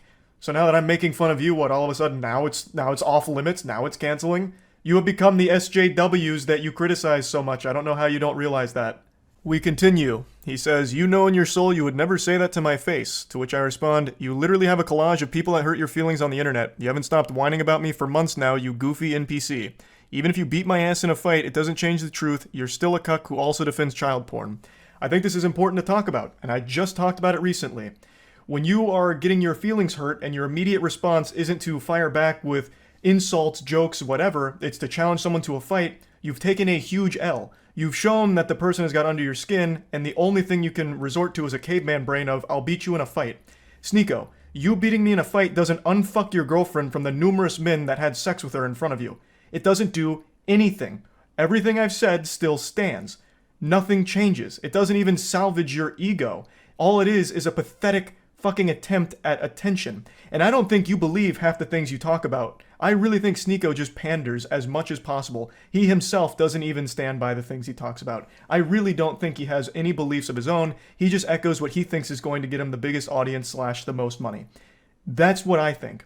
So this puffing out his chest of challenging me to a fight is clearly attention. That's what it feels like. Because you don't have the same energy for Brandon Buckingham. Brandon Buckingham is more than willing to fight you any day of the week. But with him, you don't want to do that for some reason. Why? Do you not stand by your beliefs when it comes to Brandon Buckingham? He has said all the same things about you that I am saying about you. So why is he exempt? Why don't you want to fight him? That's so weird. This is what you said about Brandon Buckingham and fighting him. And then finally, when Brandon Buckingham is down to meet Sneako, he's there to box him. They're both similar sizes. Sneako would now rather just sit at home and tell jokes behind his computer. I'd rather sit at home and yell at a camera, tell jokes than, risk my manhood falling flat for Brandon Buckingham, if I lose the fight. So now it's suddenly cool to just stay at home and keep it all online. The full video here from Willie Mack is an absolute masterpiece on laying out every pathetic thing that Sneako has ever done, said, or everything ever. So I highly recommend checking it out. I'll put a link to it in the description. It's a banger. So, as you can see, the people he's confident in fighting are ones that he feels confident he'd win against. I'm 5'6", I think he's 6'1", so the height advantage he feels very confident with. And he has every reason to. He would probably beat me in a fight. But like I said, that doesn't change anything. Everything I've said is still true. You are a cuck, self-admitted, and you have defended cuties publicly, which, by more than just me, by many, is considered child porn. You're pathetic. Beating me in a fight doesn't change any of those facts. I've also been super vocal about how I don't want to fight. Like, I'm not afraid to say, like, I don't want to get hit in the head, right? Like, I'm afraid of taking headshots. It's probably a super normal fear to have, so I'm averse to going into a boxing match, especially one that's just a clout-driven spectacle like this. That'd be completely fucking worthless. And I've been super open about that, which I'm sure you know since you keep saying that you've watched my content, so you probably know that I was never going to accept a fight in the first place. Especially since you're, like, significantly taller than me, right? Like, it wouldn't make any sense. And even though you would probably beat me in a fight, you're certainly not beating me in, like, an aesthetic physique competition, because goddamn, I blow your ass out of the water. Look at this fucking anime character physique I'm rocking. Meanwhile, you're over here with that Abercrombie and Fitch from 1998. Now, in Sneako's credit, he did start going to the gym recently. Maybe I inspired him, and you know what? That's great. I'm glad I could have a positive impact on your life like that, Sneako. Getting into the gym is a fantastic thing, and you're going to feel so much better. And I know you'll start seeing results soon as long as you keep at it.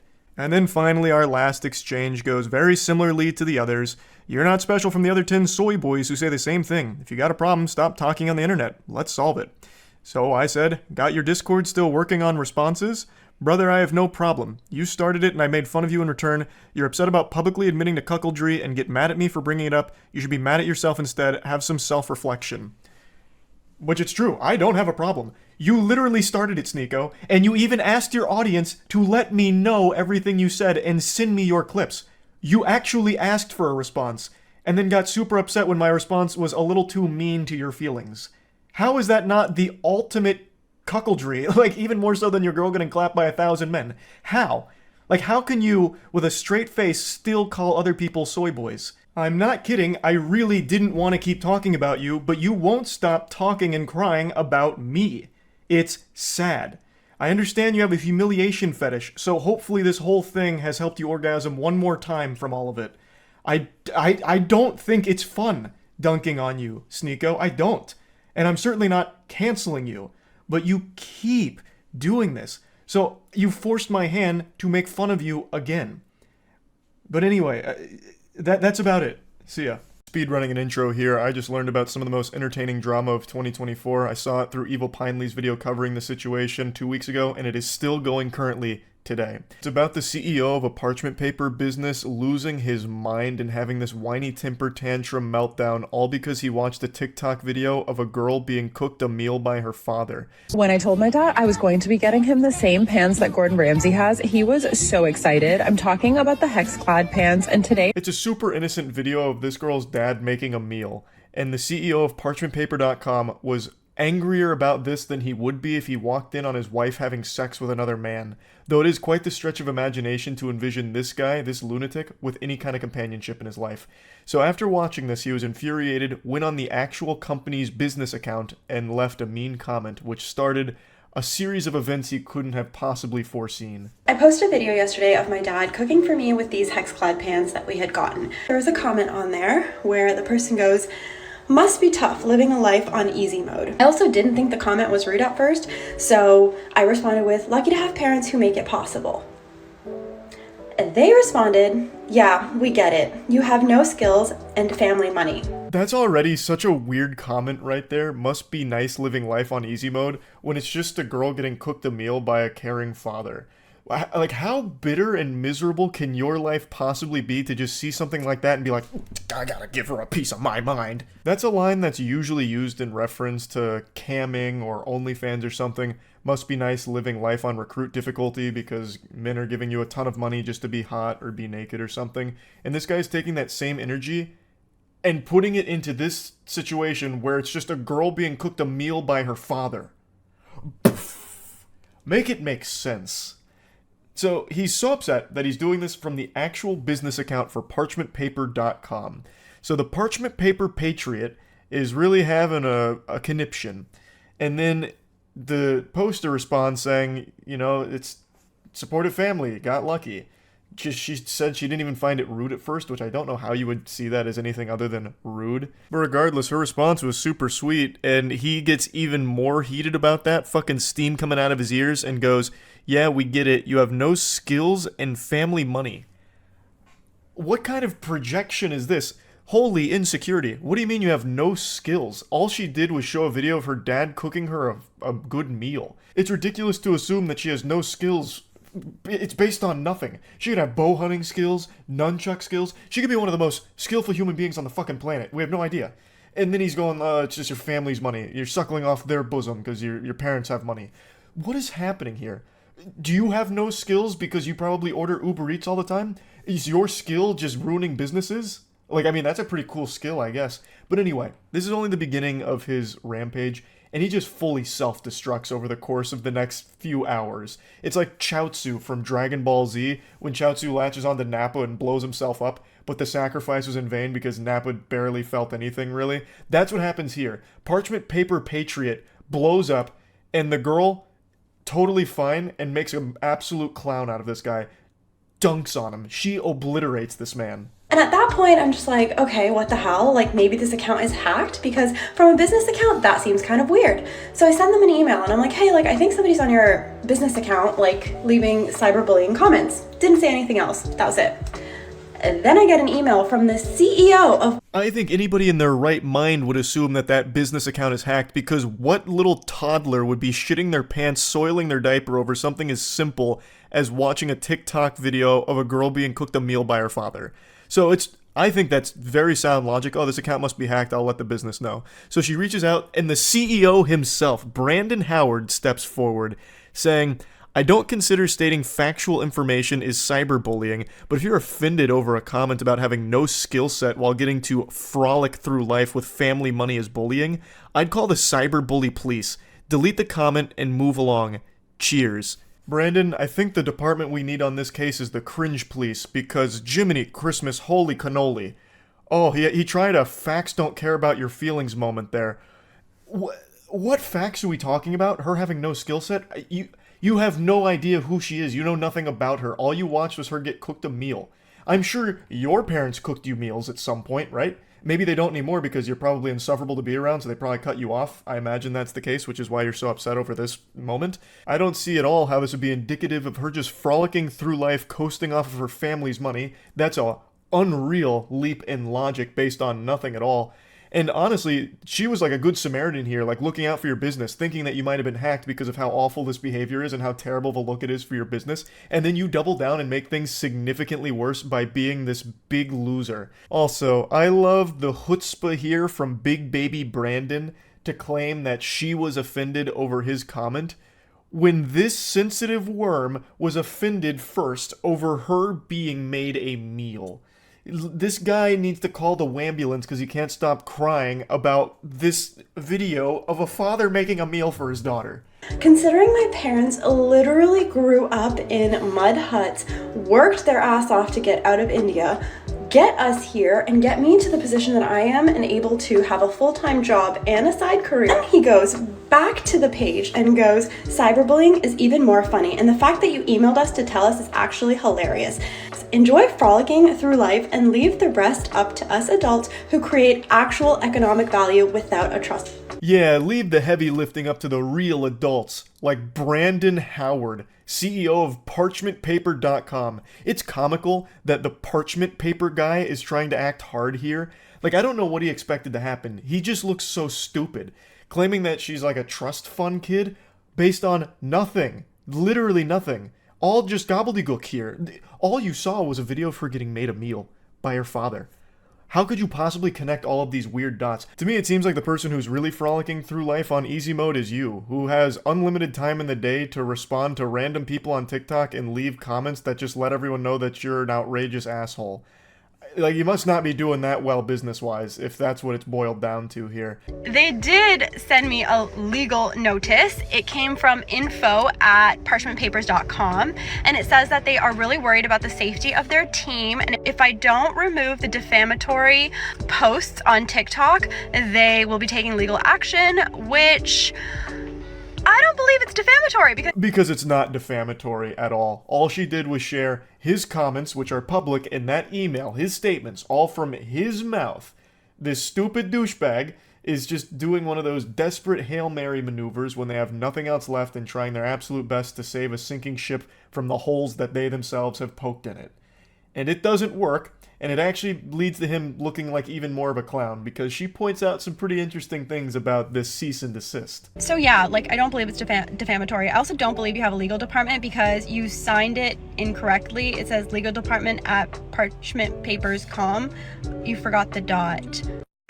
Did you forget to delete the part where it says like your contact information because you're using a template? And also, what's with the cease and desist? I thought it was CEASE. Who's doing your spell check? Good heavens, Brandon Howard did some ayahuasca and tried to send a cease and desist and lost himself somewhere in the sauce. So apparently it was signed incorrectly from legal department at parchmentpapers.com. And then here's some more information on it, I suppose, where he left in your contact information in brackets. So, as she points out, that means he's most likely using a template here. That is actually that shit on a teleprompter where it's like, wait for applause, and you say it out loud, and you're like, ugh, I made a big boo-boo, because I wasn't supposed to read that. He fucking left that in. This absolute buffoon. And the goober doesn't even know what a cease and desist is. He did seize and desist. Holy shit. I think he's the only one that works at this company. Nobody else saw this before the email got sent out. His supposed legal department okayed this. If he does have a legal department, they need to be fired right now. They need to get fired yesterday, because that is a disgrace. That is not a legal document whatsoever. Fucking your contact information in brackets, cease and desist. You couldn't have made that any worse. This legal document he tried to send over is now more worthless than the parchment paper that he's built his life upon. Another day, another email. This time you decided to fix the typos. Congratulations. And you also told me you're fixing the typos. Very interesting thing for your legal department to say. Oh, brother, this guy stinks. She is cooking him harder than the meal that her father cooked her in the first place that started all of this. I love how he proudly calls attention to fixing the typos. Like a student in class, like, excuse me, teacher. I fixed the spelling mistakes in the cursive. Fixed the typos just in case you couldn't figure out. We're very serious about this issue, as your direct actions to intentionally harm to us. Oh my god, the grammar is diabolical as well.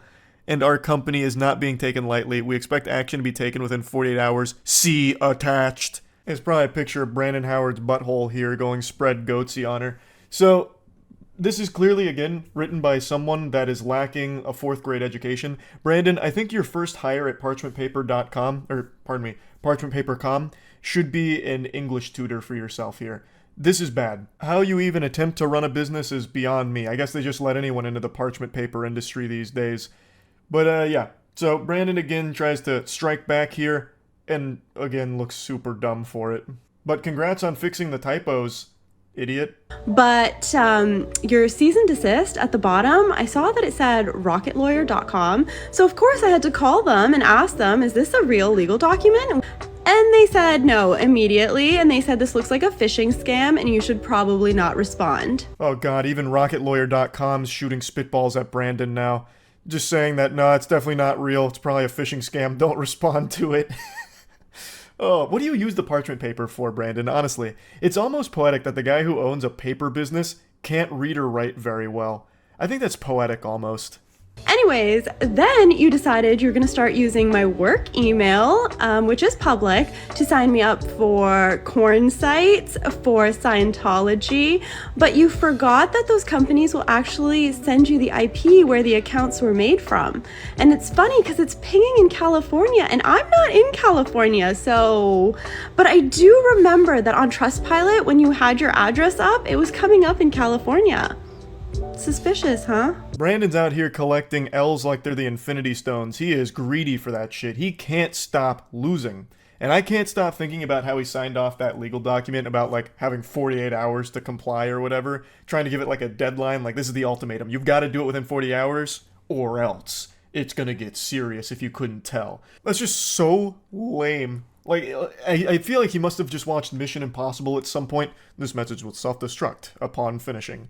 That kind of thing, and he tried to channel that into this document here to give like a sense of urgency, but it falls so flat. But you want attention so freaking bad because you will not stop talking about this. You are basically the only one who is still talking about this at this point. Since my initial email to you where I thought your company was hacked, I have not tried to contact you. At first, you were laughing and sipping Mai Tais on the beach, and then you were having crybaby sales because this was drawing you so much attention. So this video is only 3 days old, which is weeks after Brandon's biblical meltdown, and he's still going on about it. So this is a screenshot from his crybaby special, which, oh my god, the irony almost makes me sick. This fucking guy lacks self-awareness to an almost delusional degree. He is the only one that has been crying. He started with the waterworks and the French cries because he watched the girl get cooked a meal by her father. He is the crybaby. And yet he's still trying to push it on everyone else like they're the problem. Our thousands of real customers will appreciate this. On sale, custom dimensions on demand. Boy, howdy, Brandon. Custom dimension parchment paper? I'm out the door. I gotta get on that right now. All these real customers are probably just so excited by this. Nothing makes me believe in a company quite like them referring to their customers as the real customers. I'm sure there's probably dozens of them. Dozens. Your fake legal letters were not working. You thought it would be a smart idea to reach out to my boss at the agency that I work for and ask him to remediate the situation for you. You thought you could tell my boss to tell me to delete my videos. Just because you involved your business by commenting from your business profile does not mean that you get to include my place of work. Pathetic, slimy tactics from an absolute greaseball here. So he apparently contacts her boss to try and whine to him to fix it, which obviously didn't do anything. Brandon, this is so sad. This is so embarrassing. When all of this failed, you thought it would be a great idea to send me one more email stating that you will deal with it as you see fit, whatever the hell that means. And then you decided to add this banner to your website. I'm sure you think that this is when it gets so spicy. We do not support woke, feminist, cancel culture, hate mob groups who do nothing positive in our community.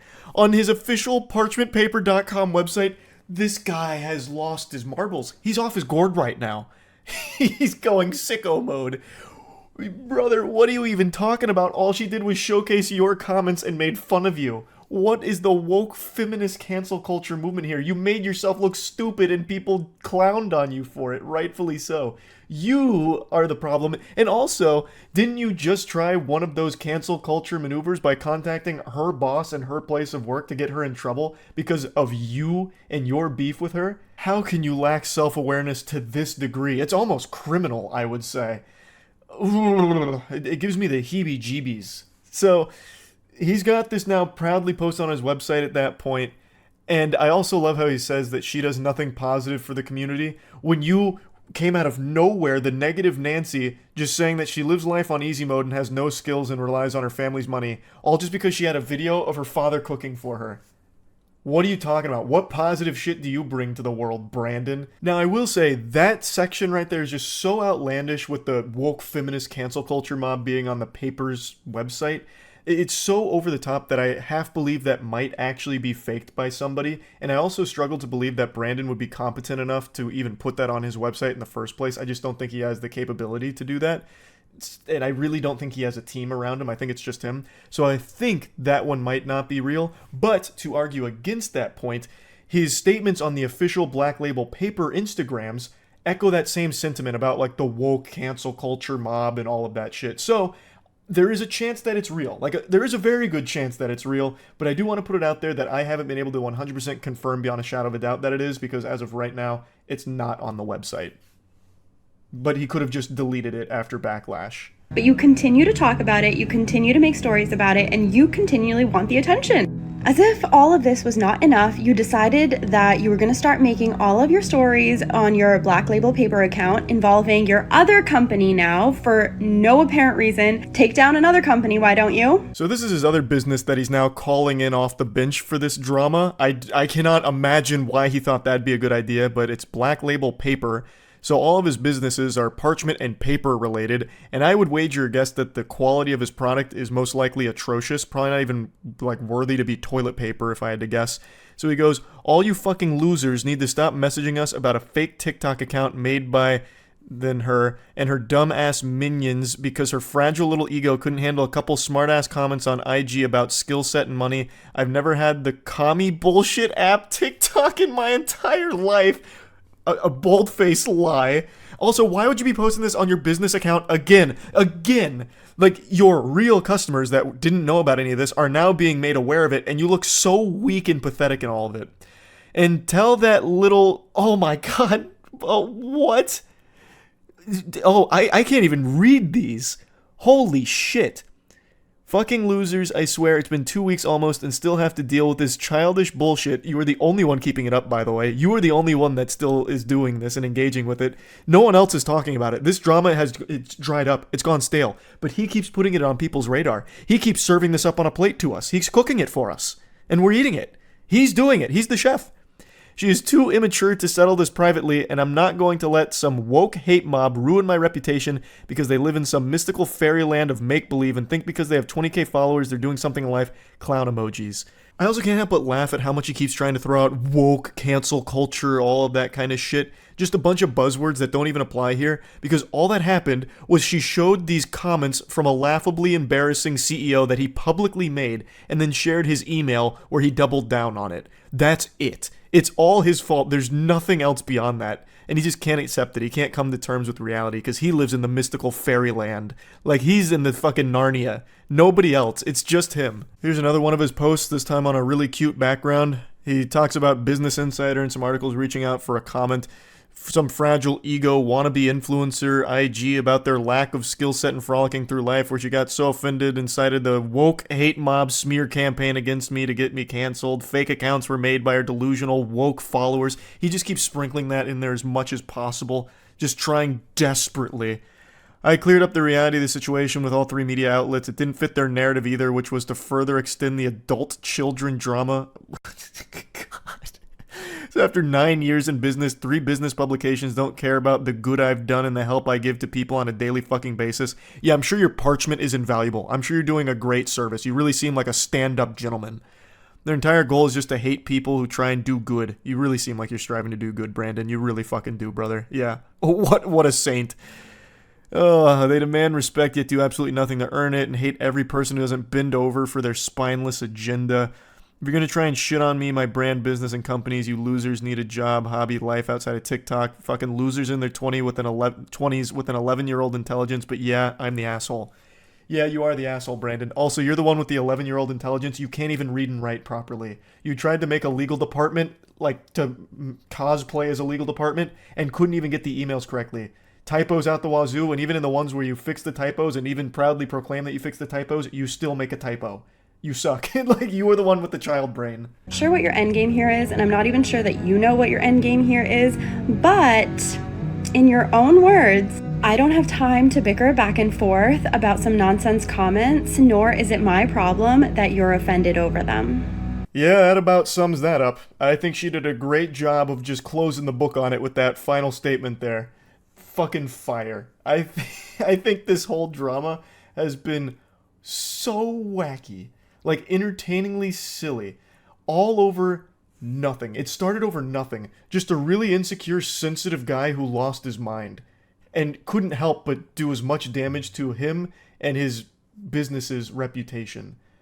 And very impressive stuff. I had to talk about this when I learned about it. Huge thanks to Pinely for showing me this, because this is gold. This is some of that, like, top tier drama. You know what I mean? So I had to talk about it. That's about it. See ya. Today I watched a video that was physically painful for me to sit through, which is pretty uncharacteristic because I'm not really the kind of guy to cringe at anything or find it hard to finish a video. I've never failed a try not to cringe challenge or anything like that. I'm the kind of guy that could watch 2 Girls, 1 Cup while eating chocolate ice cream and not feel a thing. But I saw a video today that was just hard for me to watch because it reminded me so much of me. A while ago I made this video telling an embarrassing story from my life where I hyped myself up in the mirror for days leading up to this climax where I would go to GameStop and tell the girl that worked there she was beautiful, and then I finally did it. I panicked and ran away from her, just sprinted out of there as if the building was on fire. It was basically a ding-dong ditch with a fucking creepy compliment attached to it. To this day, I'm still shocked she didn't report me to authorities, just call the police as I was running away. I wouldn't have been surprised to see a police sketch of my face posted on all the wanted posters or something looking for the creepy GameStop guy. But anyway, this is relevant because the video I want to share with you today, it's a video of a guy who did almost exactly what I did, but without running away. And my god, it's bad. It proved to me that I made the right call sprinting out of there that day, because it could have been much worse. It could have been as bad as what you're about to see here. It's very clear that under no circumstances does this ever really work, because real life is just not like anime. What? Are you in high school? No. Graduated? Yeah. So you're in college? Mm-hmm. Where at? Kent. That's around. Yeah, it's about 40 minutes. This guy's smooth, the small talk is going well, you can see that she's really engaged in the conversation and enjoying every second of it. This is, I think what the pickup artist community calls the Shogun method. It's like a forbidden jutsu because it's deemed too powerful. It makes women just want you all the time and you drown in sodden panties. So the Shogun method is just outlawed in most countries for being just too strong. But this guy, he's breaking all the rules. He's busting out the Shogun method right here, right now, and you can really see just how effective it is. How old are you? 19.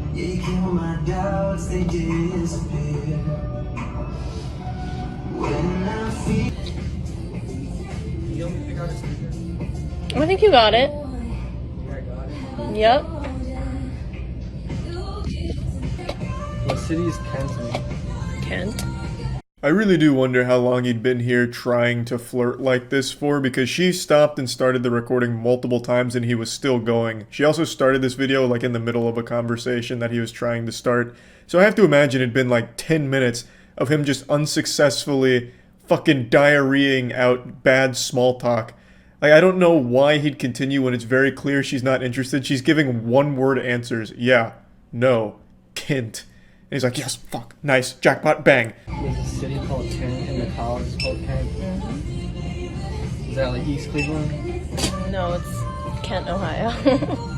So it's not even part of Cleveland? No. It's part of Northeast Ohio? I guess. I'm gonna take this. Okay. My pennies. My man's been stun-locked by Kent. He's on like a whole side quest with the Kent lore here, and it's not really doing him any favors. And then he gets a little quirky and takes money out of their tip jar, I guess. I don't really know what that is about, but, you know, all power to him. You know, if I can't get this girl's number, I might as well take the money from the tips over here, so that she'll remember me then as a bad boy. 321. Can I pay with this? And oh shit, it's already in there.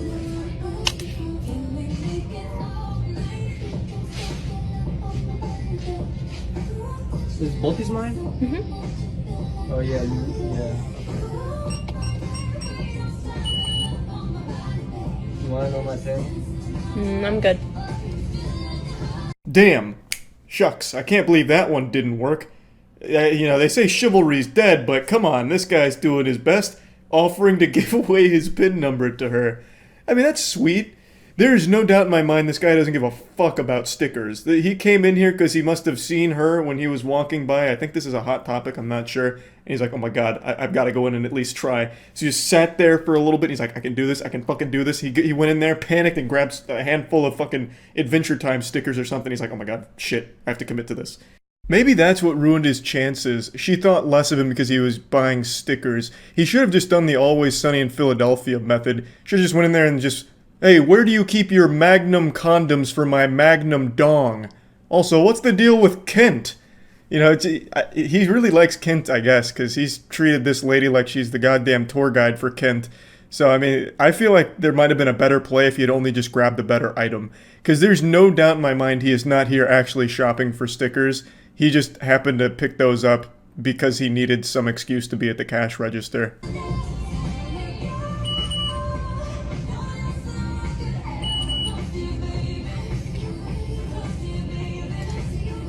you want your receipt? How about that? Alright, you're all set. Am I though? Nope. Are you sure about that? Do you have Instagram? No. You're too cool for Instagram? I don't like social media. Why not?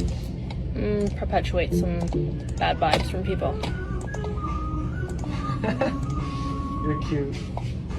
Thanks.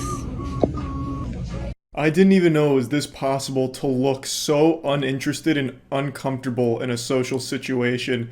She is like actually collapsing into herself from the fucking cringe of this guy right now. It's unbearable even from an outside perspective. I can only imagine how awful it must have been to like literally be there. I bet other shoppers in the store, if there are any, also haven't forgotten this day if they overheard this conversation or saw this from a distance, because my god.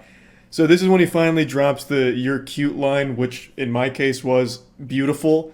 You know, mine was a little better, I'd say. And then he didn't run away. He sat there and just fucking waited for a long time.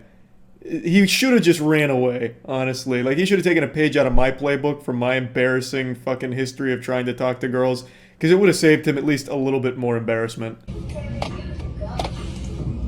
heck you said? No. You ever go to the beach? Not really. Lake Erie? On a boat? It's not really a beach, is it? It's a lake.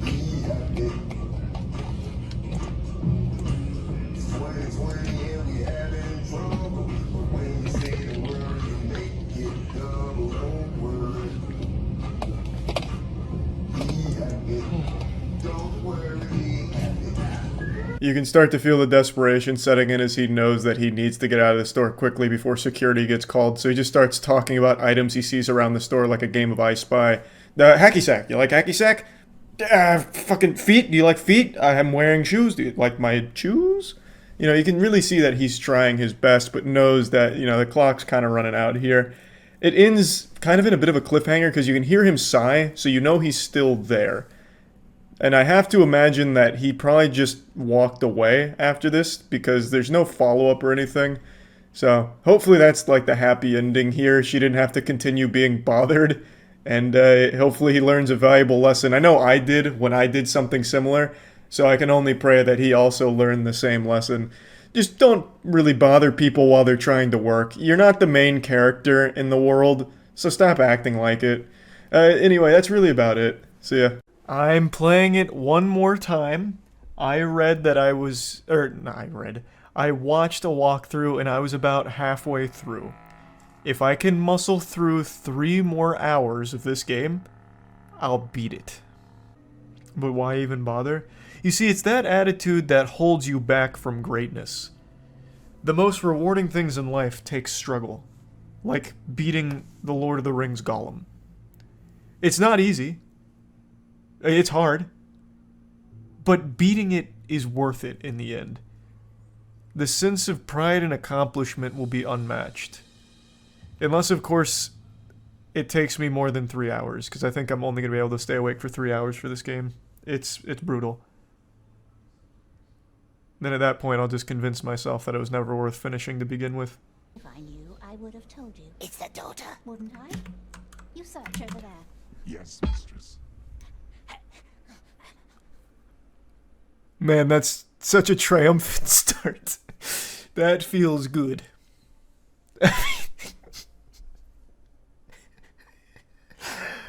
It feels good to be back in the saddle again. Wow. Awesome. Awesome. Okay. All right. Now I'm excited. Exactly. Just the wind. Don't freak out.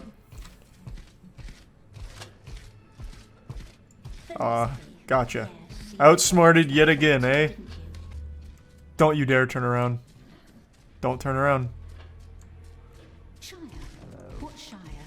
I really do think this game might have potential for speedruns. I tried looking it up before stream, but no one's started running it yet, surprisingly. Be the first. I'm not going to be the one to theory craft a speedrun route for this game. No shot. But what if I did? Food for thought, I suppose. This is a really cool section here. This is fun. This is gonna be the first thing I try and find a way around. Jesus Christ. How am I supposed to get around this guy? Is he asleep, maybe? Okay. I see. There's a thick shadow here. This is immersive. I really get to go across the entire goddamn castle here. Not since the early morning. Hope they don't turn around. What's duty?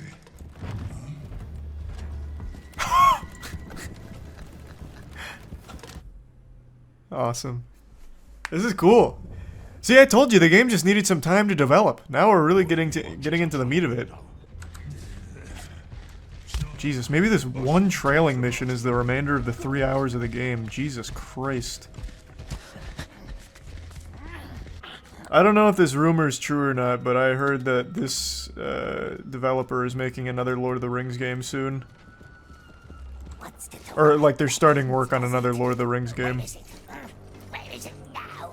Which would be cool.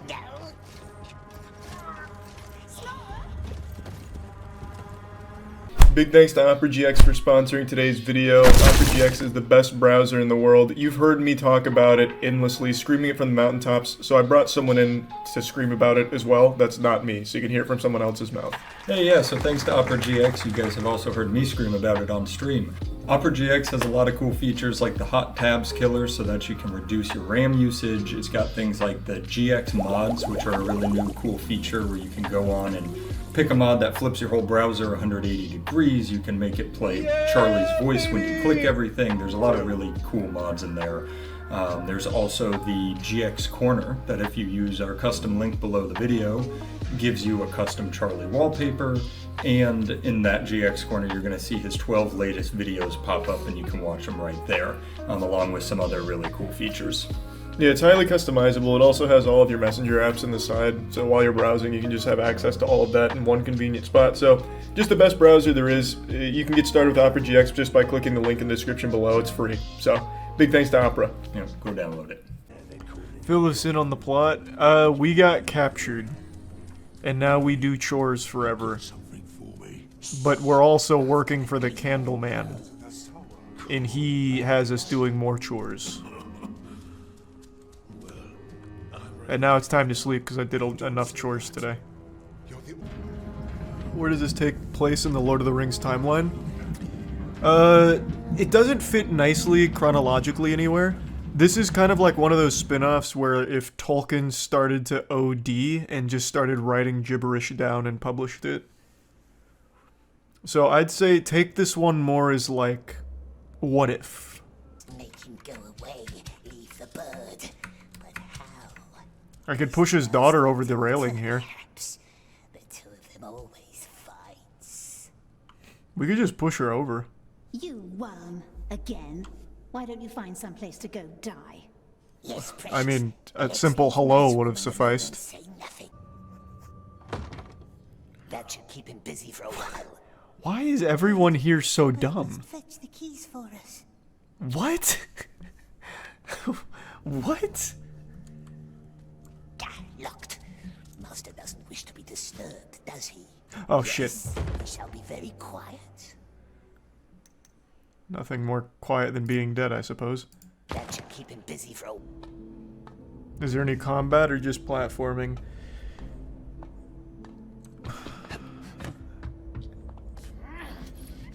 I don't know how to answer that. In this game, they're one and the same. The platforming is the combat. You're constantly in a struggle, a battle against the controls. So, like, it's a yes and a no. Do you fight anything besides the controller? Drowsiness. Yeah.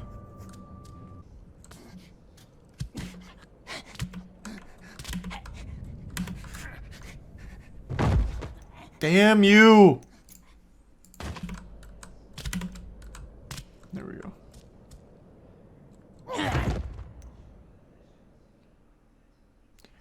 I really thought that was a fine distance to drop from. Okay. Must make them suspicious. Oh! They're right there. I see. Luckily, they're not paying any attention. They must have fallen asleep. Game's so boring the characters fall asleep in-game. Fucking true. Hey, excuse me guys. Where is the entrance? Hey, who let you in? I honestly thought they just wouldn't even see me, to be honest. Can this be the next speedrun bounty game? It's just, it's $50, and I really don't want people to spend that on this. If the developers are open to it, if they'll do like a free 2 weeks, it'd be a great a great place for the speedrun challenge. This would be amazing for the speedrun bounties if it was free. Or even like $2.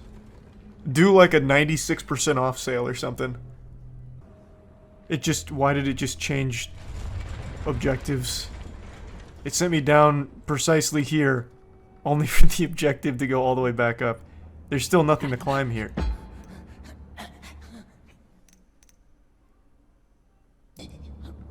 Almost there. What's over here? I don't really care. Whoa!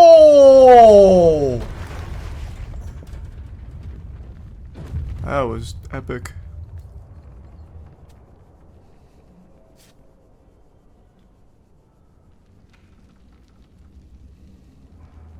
Why was that a cinematic? What was the? I thought something was gonna happen. He just straight up hit like a little dive across, and that's it. They're like, all right, this one, get Blur Animation Studios on the horn. We need this animated stat. The horrors of war are starting to hit. Either that or the ayahuasca. There's really no telling. There we go.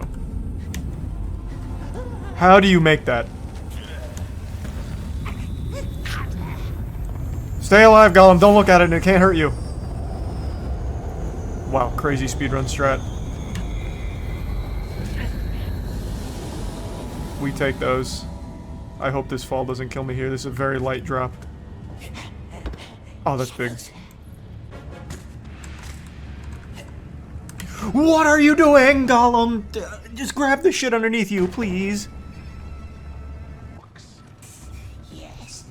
3 hours, by the way. Yeah, how much do I have left? I should be close, right? Like 5 hours. No way. I looked at the whole game walkthrough and it was just over 6. But without this, because this. Oh no. Down below. Precious, don't breathe. Corner. This guy just likes crates or something?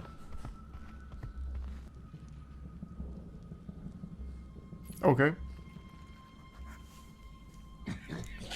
There's nothing in there. How did they not see me? What? What? What? How did they not see me in here? I am literally the size of this crate. Give me your milk.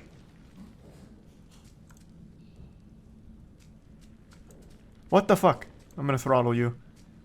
You're all so fucking stupid, it's unreal. Did they make this game bad on purpose? I wish they would just come out and say that they did. That would be so hype if they're like, haha! You fools, we wanted the game to be shit. What? Oh, fuck. I'm stuck. Just go for it. Huge play. Holy shit, that was clutch. That's mastery of the game right there, baby.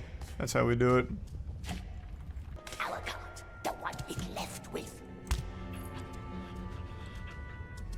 I feel like I made great time on this section. That was a little further than it looked. I can make it. Nope, won't let me jump. Now it will. I can make it. Nice. That shaved off about 3 seconds.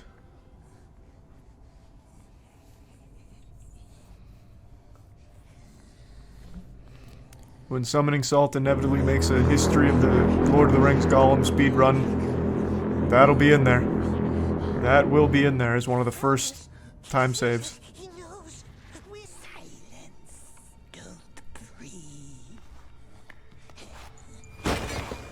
Oh, huge! Didn't that guy have a helmet on? We weren't supposed to be able to kill those orcs. We must have gone like Super Saiyan, or is that not a helmet? No, it's like a little like crown, like a tiara or something. Okay.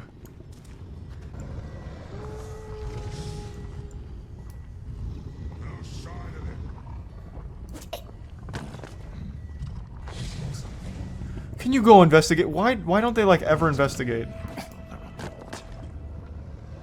Go in. Oh my god, go investigate. I'm out of rocks. I think I can throttle you. That doesn't look like a helmet. Okay.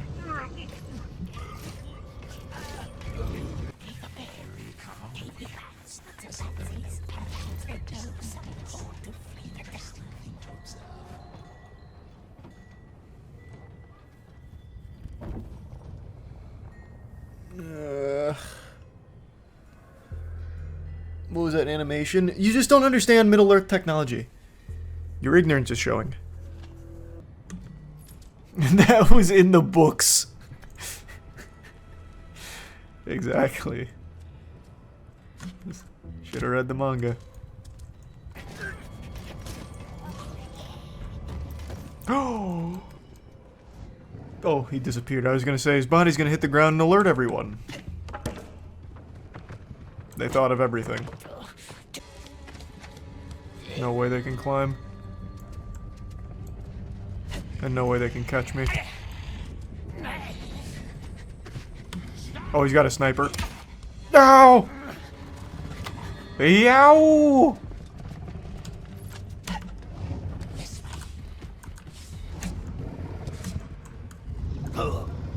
Why? Why? Just fucking land on the platforms. Looking good.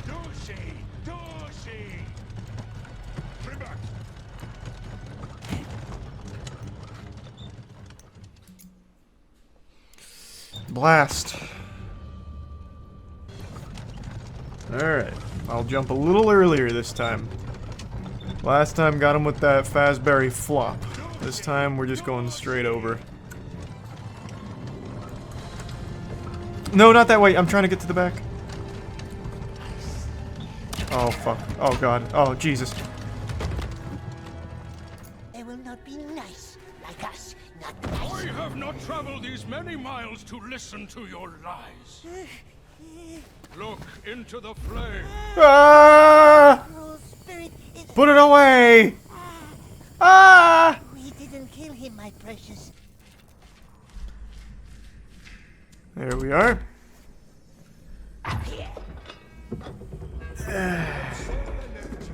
Back then, you know that, right? I was scared. Shh. Grashnik must let us focus. Too late for apologies now, anyway. You gonna run this again and do other choices? No, man, of course not. The choices are nothing. Actual nothing. Do you want to throw a rock at the orc, or do you want to go around the orc? Like, those are the choices. I don't need to see the rock and then also see the going around. Absolutely not. Stay close to me, yes? Give us that eagle, my love.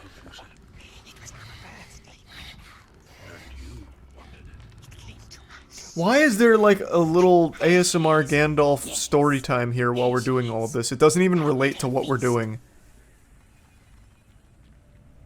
Oh, this actually seems like an actual decision here.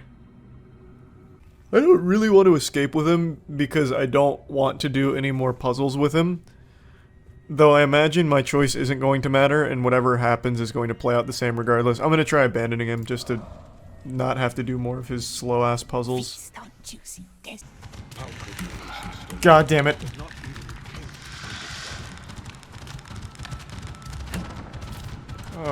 What are you doing? No!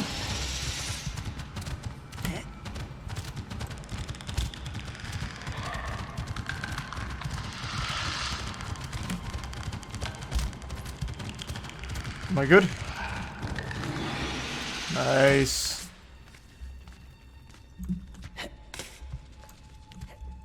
That was hype. No music. It's called realism, swine. There's not music in real life when shit like that's popping off.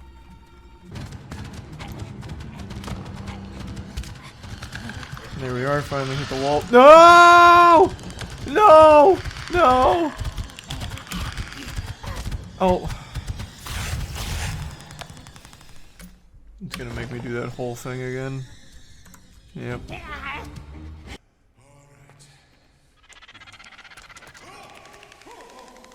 Oh man. Jinkies.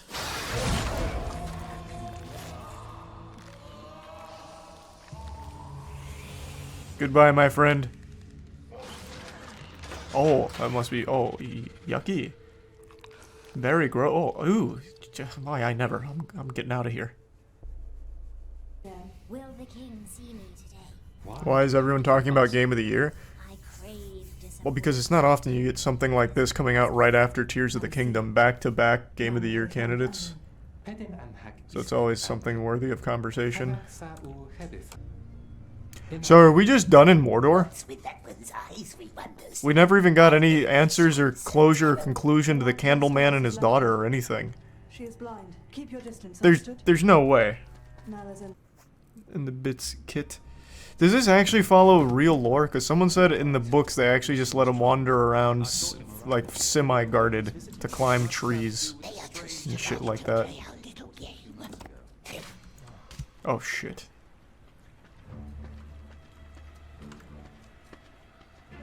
This guy's having a real time with these lights. He is stuck hard. He's still, man, he is still stuck. He can't even get back to his post. Damn whatever electrician hung those. Quiet, isn't it? The work of Sauron. Please. There we go. Can't risk swimming here. Oh.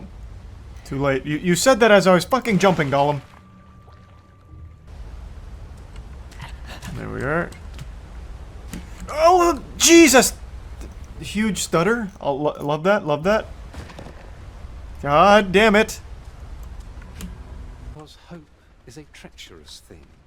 She believes that Gwendol is still out there. Enough tales for one day. I am thirsty and your company is tiresome. Why do you have me? Watching you. Why am I here? So show some mirth. And why do you let me wander around freely doing whatever I want? What do you want from me? I don't get it. For a couple months now, so many of you have been asking me if I'm going to be making a moist meter on Jujutsu Kaisen Season 2, and I've always proudly proclaimed, yes, of course I'll be making a moist meter for it. You bet your sweet bippy. But, unfortunately, just like Fire Festival, I lied. I'm a big fat liar, and Frankie Muniz ain't the one exposing me, I'm doing it myself. I pulled your leg, I yanked your chain, and I'm not sorry. I'm not making a moist meter, I'm making this video. I'm just gonna sit here and gushing grannies over Jujutsu Kaisen Season 2 because I, no exaggeration, believe it is a masterpiece of action shonen. I know the word masterpiece gets tossed around willy-nilly. It's used very loosey-goosey. It's pretty much lost most of its meaning. It's like the word prank to a YouTuber. Masterpiece doesn't hold the same weight that it used to, but I'm using it in the truest sense of the word. I 100% with my whole heart believe that Season 2 of Jujutsu Kaisen is legitimately a masterpiece in animation, and action for that matter. Now, before really getting into this, I want to make it clear that I'm not ignorant to the problems at MAPPA. MAPPA is the studio that produces Jujutsu Kaisen anime, and they have been overworking their staff, and it is a tragic situation at the actual MAPPA headquarters, because the work they have produced here is spectacular, but it came at the cost of the health of its employees, and I think that is completely unacceptable. All I can do is hope that MAPPA improves its infrastructure so that way it actually takes care of the talent that makes this possible. It is clear that so much passion went into this season. It oozes out of every frame of this show. It is unbelievable what they were able to do with Season 2 of Jujutsu Kaisen. I didn't think they'd even come close to matching the beauty of Season 1 of Jujutsu Kaisen, and somehow they came in here and fucking spanked its cheeks red. This is so much better somehow. It is mind-boggling just how good Season 2 is when it comes to its action. So, let me dive into this. I think, and I said this for Jujutsu Kaisen Season 1, that this is the best pure action that anime has to offer, period. This is about the best it can get in that genre. I don't think there's anything else that really competes with it in terms of what they're able to capture in the anime. Now, that being said, I do understand that a lot of people have complaints about its story and its power scaling, as well as some of its characters not ever really being developed and sometimes just used to like shock death and like startle viewers. And I do get those complaints. Like, I definitely do feel that in Season 2 here. They introduced some really cool characters, only like quickly just kill them off, or even kill off a character that never really had a chance to really be fully explored and be fully fleshed out, even though there were all signs pointing to that being the case. So it feels like at points the narrative was there just to subvert your expectations for the sake of it, which felt a little unsatisfying to see a character's story come to a close the way that it did a couple times. Though other times, it really felt like, damn, this is a big important moment, and it does feel like they were sent out in a really fitting way. So it was a couple hits and a couple misses when it came to that, but overall it didn't detract from my enjoyment of the story or the show as a whole. I actually love the universe of Jujutsu Kaisen, and I love the characters. Todo is still my favorite character, and even though he's not as prominent in this season as he was in Season 1, when he's here, he fucking shines. He shines bright like a diamond. I love Todo. And even characters that I didn't really care for in Season 1 have really great moments and even like small arcs in season 2 like Mechamaru. And it even explores the villain side of things and makes you somewhat sympathetic to a couple of them, like Jogo, for example, who is kind of a joke. But Jogo is really interesting because he only squares off against the strongest possible fucking opponents, so we never really get to see him display his power against people less than godlike and nearly unbeatable. In Season 2, we do get to see him, like, flex. Like, we get to see him go crazy on some sorcerers that aren't necessarily unbeatable fucking deities. And damn, he is strong. He is spitting and shitting on people. Season 2 is really like this avalanche of hype. It starts with just this absolute fucking snowball rolling down the hill of hype, adrenaline, incredible action, and it's all beautiful to watch, and it never stops. It just keeps gaining speed, gaining girth, gaining mass. It's just this fucking non-stop runaway train of beauty, and I loved every second of the ride. I don't want to get into anything spoilery here. I really do just want to sing its praises, because I think what's been produced is something extremely special. Now, there are plenty of valid complaints like about what not to like about Jujutsu Kaisen when it comes to story and characters and whatever, but there is no real complaint that can be made that its action or its animation is anything less than top tier and some of the best the industry has ever seen. Full stop. If there's anyone saying otherwise, they're being contrarian for the sake of it, or trying to get like engagement bait, because it is objectively, legitimately, objectively speaking, some of the most beautiful, most dynamic action that anime has right now. And it's kept up through the entire season. It's not just a couple tiddlywinks sprinkled throughout major episodes and major narrative moments. It's every episode, every fight has so much tender loving care put into every goddamn frame that it creates this beautiful piece. Every fight, every moment of a fight is amazing. And it's not just like a couple of big moves that are animated really well. They have so much hand-to-hand combat with like a dynamic moving camera that follows the action around, and it never really gets disorienting, except for a couple of moments during fights where things just go absolutely chaotic, like legitimately fucking bonkers. But other than that, it's all extremely easy to understand what's happening and so fun to watch. I really think Jujutsu Kaisen Season 2 is perhaps the best action shonen that can be made. Like, I don't know how you can do action in anime better than this season just did. Like, I feel like we've just now been spoiled for the rest of the humanity's existence on this fucking space rock with the best possible action anime we will ever see. Which is cool, you know, what a time to be alive, but damn, like, where do you go from here? I don't think it can be topped. I really don't. I can't recommend this show enough. I think even if you hate anime, if you hate animation, you will still probably find a lot of enjoyment watching the action here. Because Jesus Christ, it is a spectacle. So yeah, I just wanted to make this. I know I didn't really get into the nitty gritty on any of it because I just don't even need to. This season is very simple. Bad thing happens. Very creative plan from the bad guys. Goes exactly how they want it to mainly, and now it's a series of fights to try and overpower them, and you're just getting fight after fight after fight after fight after fight. I think every single episode in this season had a big fight in it, or was a continuation of a big fight that had happened in the episode before. And how can you not love that? How can you not love that? Yes, you can want more narratively, I get it, but Jesus Christ, this is still such a beautiful meal to be consumed here. I loved it. I think it is a must-watch. I'm a huge fan. Clearly, I'm sitting here, you know, going wild over it, like a kid on Christmas that just got that bike they've been wanting for so long. But, like, this is an anime wet dream of a production.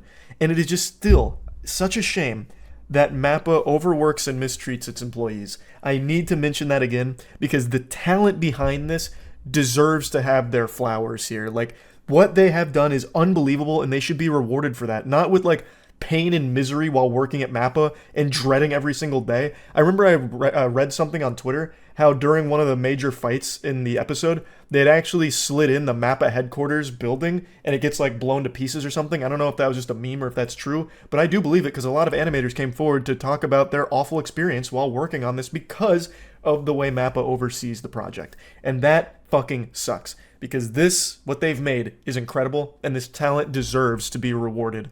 So, amazing season, amazing show, amazing series. I'm trying so hard not to read the manga because I want to just experience it in its animated format.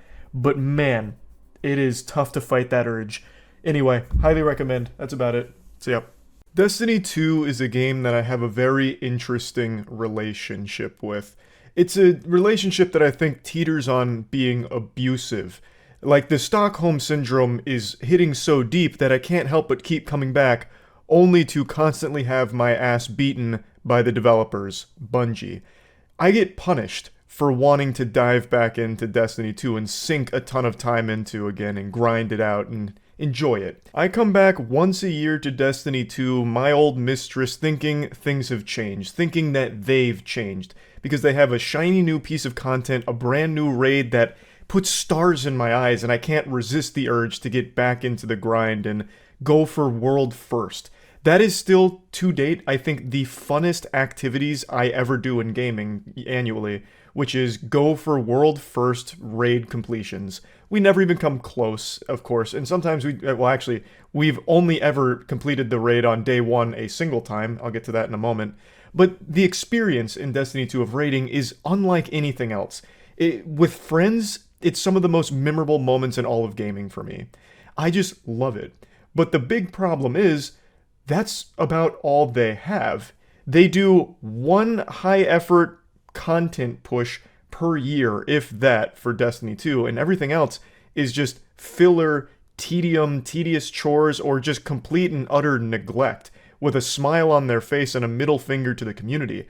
It seems like most of their focus throughout the year is spent on microtransactions from their Eververse store in order to nickel and dime and shake down people for their lunch money with cosmetics, and not fixing things that need fixing, not addressing things that need addressing, not even listening to community feedback or the player base, and just going complete radio silence until, here's the new expansion, and you guys are gonna buy it. We know you're gonna buy it, so get ready to buy it. I hate that this is kind of what Destiny 2 has become. I want a reason to log in and play and grind. I want fun things to do in the game, but there just really isn't.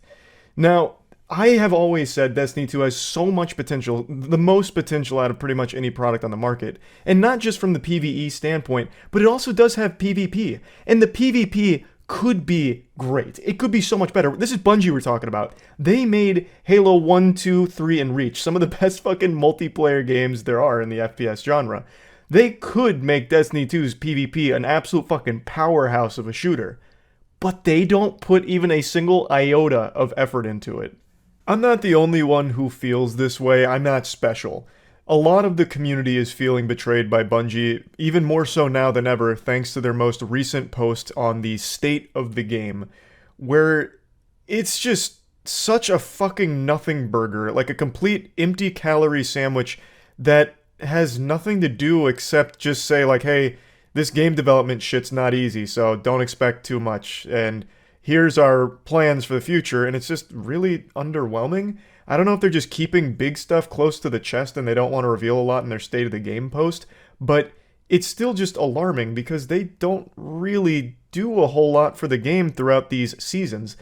For those that don't know, Destiny 2 operates on a seasonal model, so it's supposed to be getting like an influx of content at different periods throughout the year, but really the only thing that ever actually has any substance to it is when they release either a dungeon that they finally put effort into, or their new expansion with some big story moments, big story missions, and a raid. A shiny, nice new toy for everyone to play with and everyone to come together and try and tackle the hardest content Destiny offers. At least that's how it used to be. This is a controversial take in the Destiny community, but I'm just gonna say it out loud and scream it from the mountaintops. Their most recent raid in the Lightfall expansion was a joke. Root of Nightmares was a raid that me and my team completed in 5 hours, and we are a team that has literally never completed a raid on day one ever until this one. We are a team of casual players. I have probably the least amount of hours out of my group. I have close to like 1,000. Most of the others are between like 1,500 and 2,000, maybe a little bit more. But we usually never day one complete a raid. And for Root of Nightmares, one that we were so fucking excited for, we did it in 5 hours, and it just felt really deflating. Because we love the challenge. Like, there's a sick joy to banging your head against a wall in a really tough encounter for 16 hours until you finally get it. That euphoric moment when everything clicks and you complete the encounter it's so triumphant. But in Root of Nightmares, it was really, like, underwhelming. It felt really half-baked. Usually in raids, each encounter is a whole different ballgame in what you have to do in order to overcome the challenge. Of course, mechanics are borrowed from previous encounters, but they're expanded. They're given more and more depth. So you'll learn a mechanic in encounter 1 of a raid, and then you'll use that mechanic in encounter 2 in a different way, in a deeper way, in a totally different application of it. In Root of Nightmares, there was really only 2 mechanics the entire raid that never really changed. They was just rinse and repeat. They just kept copy and pasting the same mechanic over and over again. It was super, like, phoned in and lazy. There's only one good encounter in Root of Nightmares, and it's encounter 3 with the planets. That is a fun one. That is what we would have expected the raid to be like, where it has these really interesting encounters that have a lot of depth to them, but it's the only one. It's the exception in Root of Nightmares. Everything else is the exact same shit over and over again. It was just sad. And usually world first races last quite a long time, even for the best teams in the game. But this one was still completed in only a handful of hours. It was so fucking quick. Also, I wasn't exaggerating about the 16 hours on like a single room. When we did Deepstone Crypt Day 1 a couple years ago, we actually spent 16 hours in the second encounter until we finally got through. And it was fun. Like, we still look back on that fondly. And in Root of Nightmares, we literally took a 3-hour break. So it was 5 hours total, but the entire time was 8 hours because after the first 2 or 3 hours, we took a 3-hour break to watch the Moist Esports Valorant team play. Then we came back and then completed it in like another hour and a half, basically. It was so underwhelming compared to all of the other Day 1 raids that we have done over the years. And let's not even get started on the campaign. The Lightfall campaign was a joke. They forgot that there was supposed to be a story in the Lightfall expansion. They literally forgot the narrative. So, you know, I won't even get too deep into that. Point is, it seems the direction Destiny 2 is going is one that the community is not excited about. And it seems like it's one that's entirely either fueled by greed or laziness or a combination of the two. Because most of their effort is spent on cosmetics, it feels like. It seems like that's where most of their resources and team is allocated to, is anything like microtransaction related. At least that's how I and many others feel. And less on like actually improving the game or adding meaningful content or meaningful updates to it. It's fucking sad because this game has like the highest potential out of any product on the market, in my opinion. Just straight up across the board, this game has the most fucking potential. The gunplay is extremely satisfying, the builds are extremely fun and versatile, except for Warlocks for a while. Pretty much all of us were using Starfire Protocol because, I mean, you could use it for pretty much everything. But for the most part, the builds are extremely versatile. They have their own unique niches that they can fill in raids and tough encounters. And there's just so much variety to the gameplay itself, so much depth. It's just such a beautiful game, too. Everything is so nice in Destiny and feels so fucking good. And when they actually put effort into the lore, like they did with Witch Queen expansion, the story was great, too. Obviously fumbled with Lightfall, but it has all of the building blocks of a fucking masterpiece. The only thing it's missing is a development team that cares about it. Like, it's sad. It's fucking sad. And instead of, like, putting people's mind at ease with this state of the game where it's like, look, guys, we know you've been dropping the ball, but here's what we're going to do. We're really going to put our foot on the gas pedal and go hog wild and deliver the Destiny 2 experience that you guys really want. Instead of doing that, they instead release, like, the worst fucking summer book report of nothing about the direction they're going with the game and what they're adding to it and what they're doing. It's just, like, it's so flat. It's so flat, which made everyone pretty upset. I went over it on stream, so I'm just going to play the stream clips for you, but I know most of you have probably been mesmerized by what I'm wearing here. This is the newest Moist Global anime hoppy coat. You can find it at moistglobal.com, as well as many other items in this anime-inspired line, so definitely go to moistglobal.com to check these bad boys out. Did you see that the Destiny community is pissed at Bungie for their State of the Game article, where Bungie basically went, yeah, game development is hard, so we have to do the bare minimum. Please buy the final shape. No, look it up, though. That sounds very on-brand for modern Bungie, unfortunately. Destiny is a game with the most fucking potential that is never realized because Bungie's too lazy. That's so fucking frustrating. My name is Joe, I'm the game director for Destiny 2. Right now the team and I are heads down on making sure the final shape and the seasons leading up to it are incredible, so for the rest of this update you'll be hearing from a bunch of different voices that all contributed to this mid-year state of the game. Wanted to start with a quick thanks to all of you who have been playing Destiny for so many years. The way you play and feedback you give us is a huge part of how we shape our plans, and it's an honor to log in each day and play in this universe alongside all of you. Is this the major complaint? Most frequent feedback we see is that there's just not enough new PvP content, specifically new maps. Was the maps the big issue? Because I remember when I was grinding for fucking Recluse, the big thing I hated about it is the PvP is so half-baked.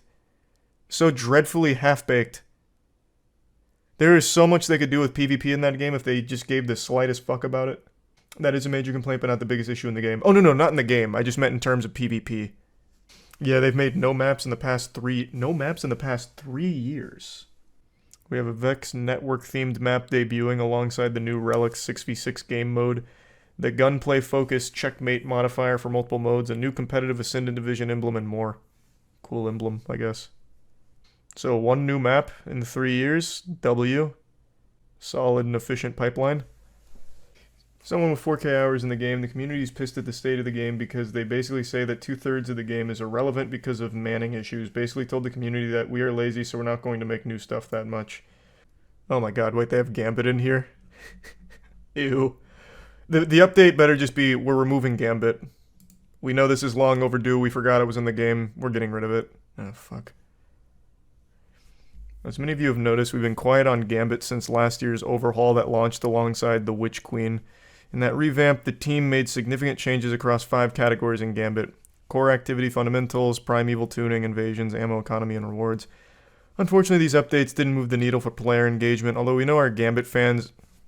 Stop lying. No such thing.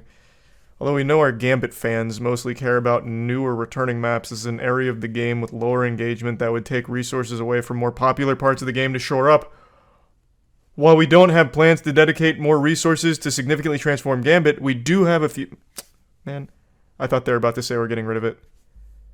We do have a few updates planned for the year of the final shape. These include porting the Cathedral of Scars map and its beautiful dreaming city. Who cares? Gambit's still here. Jesus Christ. Just get rid of it. Even you can't help but admit this is an area of the game with lower engagement that takes resources away from other parts.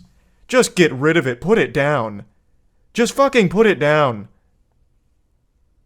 Oh my god. You don't update it, you don't touch it, it's fucking boring. Just get rid of it. That'll free up like 40 gigabytes off of the 200 gig download or whatever.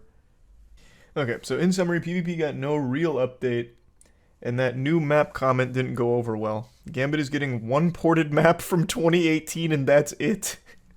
Then there's some quality of life changes, which are good, but that's about it. No major impactful changes. Fucking huge. So what's the statement they made about why they're so inefficient at releasing anything of value into the game? The game development hard sentiment. Do you agree that Destiny 2 is the best gunplay art style of any FPS, and that's why it's still relevant? Not only that, it's the raids. Their raids, and even some of their other content like dungeons, are so incredibly creative, fun, and fulfilling. But then it's sandwiched in between such tedium, greed, and like misdirection. It has so much fucking potential, yet they put no effort into it. This is something my friends and I talk about a lot. A lot. Like, a great example is Root of Nightmares. We were so fucking hyped for Root of Nightmares, and we completed it in 5 hours day 1, which we've never been able to do before. Ever. We have never day 1 to raid, and we did that one in 5 hours. They're not putting effort into it. To set expectations, our studio structure is built to support more overarching updates to PvP like the ones above, rather than focusing exclusively on maps. When we do focus our resources on building new Crucible maps, it comes with a trade-off of multiple teams' bandwidths on work that contributes to a variety of experiences that players also hold dear, such as a new story or exotic mission content, core activities that make up the foundation for each season, or new destinations. Similarly, bringing back reprise maps also involves extensive porting to the latest version of Destiny 2, which requires additional resources to ensure the maps work correctly for multiple game modes and playstyles for years to come. So that's where they're basically saying, like, game development's hard and we don't have real bandwidth because we don't know how to manage our teams. It will get better, they just need AI. Yeah, they're just holding out for AI. Why actually work on managing a team of people when they can just have AI do it for them? They said in a press conference a while ago they were quantity over quality, and we don't good because the players will expect. What riddle did I just read there? Did you get the statement. Did they want quality over quantity? Because they've done neither. Regardless, like I don't even know what the statement was with that comment, but regardless of quantity over quality or quality over content, they have literally done neither. They also said the final shape in its raid will provide a climactic conclusion to the Light and Darkness saga, probably due to the Lightfall backlash. Well, they forgot to put the story in there. They literally forgot to put the narrative in the goddamn expansion. So yeah, hopefully this will provide something. Some kind of plot. How haven't you given up on the game yet? Again, this is a game with so much fucking potential that is just constantly unrealized. It's criminal. Do you think Destiny would be in a significantly better spot with Activision still being a part of it? It seems the game went downhill once they split with Activision, and Bungie has fooled us into thinking it was Activision's fault. That's something Jackson and I speculated on back and forth. The short answer is I have no idea on how things work behind closed doors. I really don't know. But you're right. The game has definitely gotten worse since they've been apart from Activision, which is unfortunate. But I don't know how much Activision did to help them. I think they just lost direction, most likely. Like, I don't see Activision being the thing that was making Destiny 2 good. Activision provided High Moon and Vicarious Vision to do major expansion. So were they actually, like, hands-on with providing, like, direct support to Bungie for those things? Maybe they were really helpful then. I guess, not knowing the actual relationship between Activision and Bungie during development, the only thing I could see as, like, a positive with Activision involved is they would 100% ensure Bungie is actually working on this game. Whereas right now I feel like they just go into the office and literally play beer pong and then go home. Like, I don't know what the fuck they do all year on this game. They make, like, one decent piece of content with a raid every year, and that's it. Like, what the fuck do they do in between? I've seen a lot of people say that. Did they actually make that statement about not over-delivering? Because they don't want to set expectations too high? Because if so, that is so fucking embarrassing. Oh my god. If you haven't read the GDC 2022 conference, it's definitely worth a read. No, I haven't. I'll check it out. As someone with 3,700 hours in the game, people are shitting on it way more than it should be.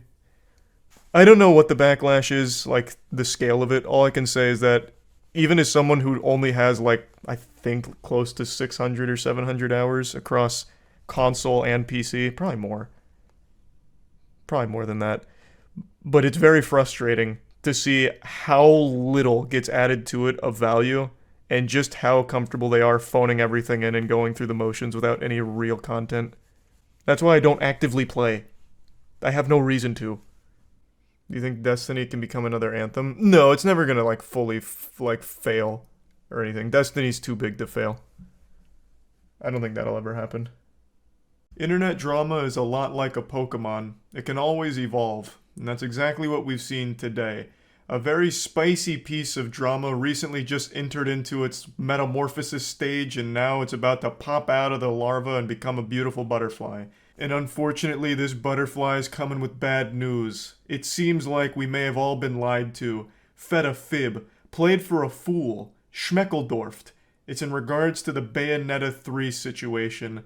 I recently made a video covering all of the drama with Bayonetta 3, and within 24 hours of posting this video, the entire situation got flipped on its ass with a stunning plot twist the likes of which George R.R. Martin could only dream of writing, and it's left me out in the rain, cold, scared, and wondering where everything went wrong. For those that aren't caught up to speed with this latest drama lore, I'll give you the quick breakdown. Helena Taylor is the voice actress behind Bayonetta, an iconic character, and she made a series of posts on Twitter that all went viral, the first of which being a video that has nearly 10 million views, stating that the reason she's not voicing Bayonetta in the new game coming up is because they were only offering her $4,000 for the whole game. Obviously, $4,000 for a role this size in a AAA game of this caliber is pretty low. You could probably make $4,000 quicker and easier just pretending to be a girl in RuneScape, so she called it an insulting offer, and everyone on the internet agreed,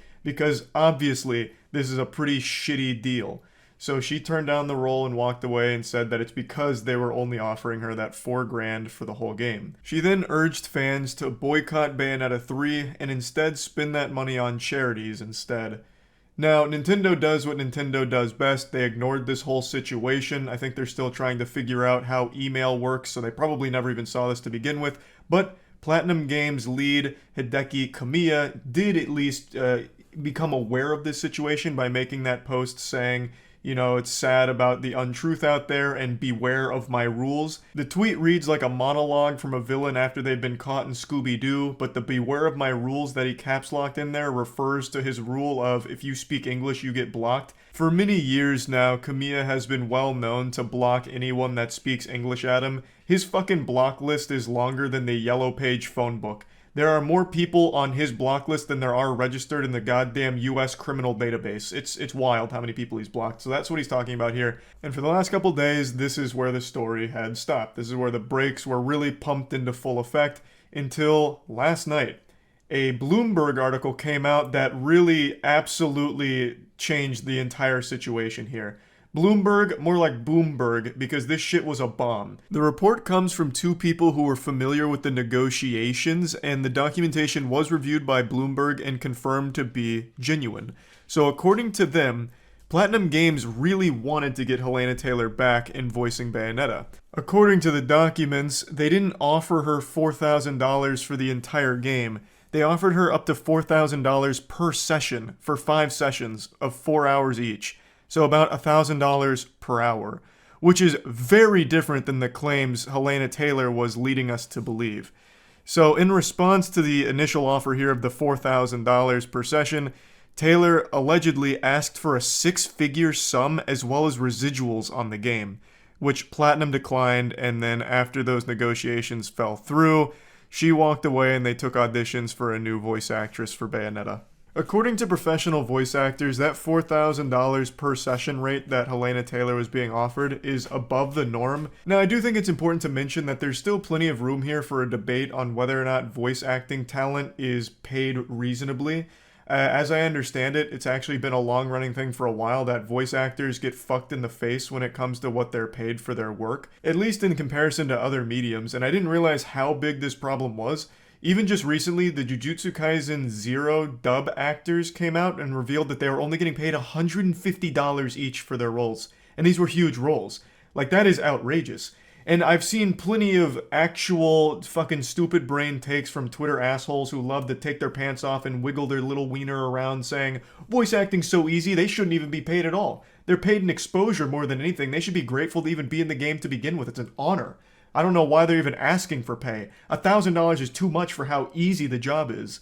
And I think it's pretty clear how dumb that shit is. Voice acting is a legitimate talent that takes years to perfect, and it's a very important part of media, especially games. If you have shitty voice acting, the character is going to become a laughable joke and the narrative is going to fall flat on its face. We've seen it a million times before, and we'll see it a million more into the future. Voice acting is integral to these stories. And if you don't think so, then please just play the games on mute from now on. Put your money where your mouth is. I'd like to see how much you really connect with a game when it's just completely fucking muted throughout all of its cutscenes and shit. It is a big component, so I'm really tired of that dumb take. But Helena Taylor here, if all of this is true, which it seems like it is the worst person to try and spark this kind of debate because she's just completely framed this wrongly by lying and manipulating everyone. She also did respond with an email saying that it's all an absolute lie and said Platinum was trying to save their ass and the game. She said she stood by everything she said in the video. I would like to put this whole bloody franchise behind me, quite frankly. Get on with my life in theater, she wrote. So this is an absolute dog shit response from Helena Taylor here.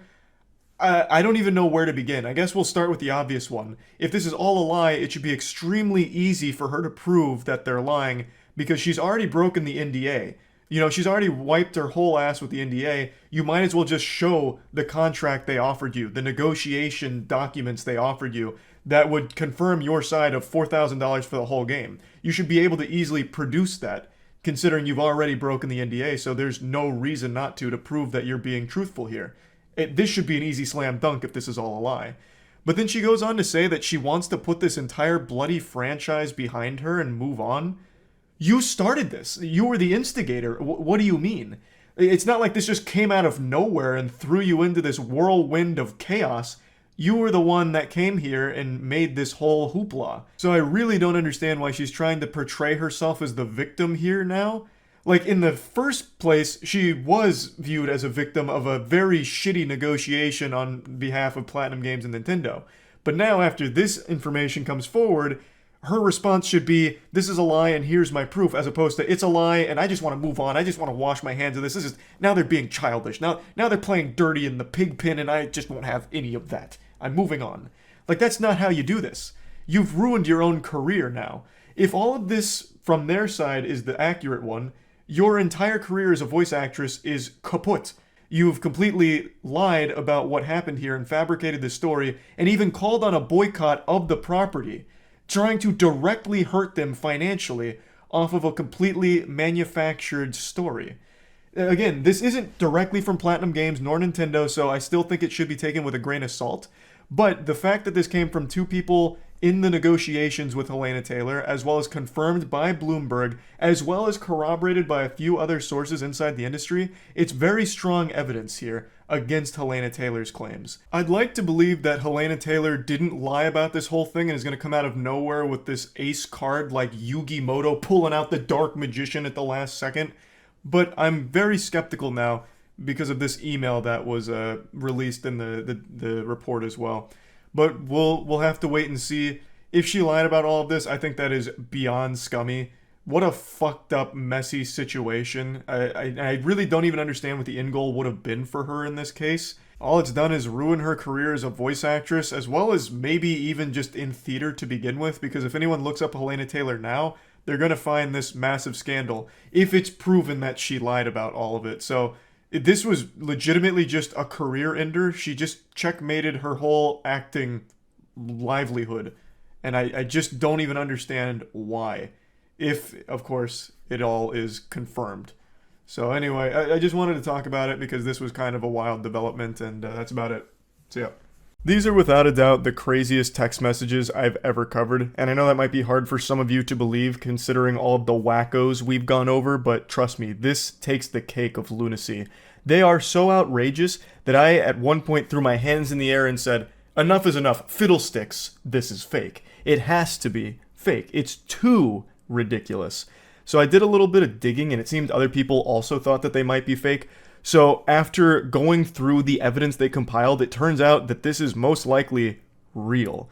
The person that these posts seem to originate from actually did show up apparently in some court documents confirming a divorce. So from what I can tell here, it does seem like these are real, and the story here is legitimate, which is so fucking sad. And the man in these messages needs to be confined to Arkham Asylum ASAP. Dude needs his own personal padded cell, and you're about to see why. All of this hoopla starts because a mother breastfed her child.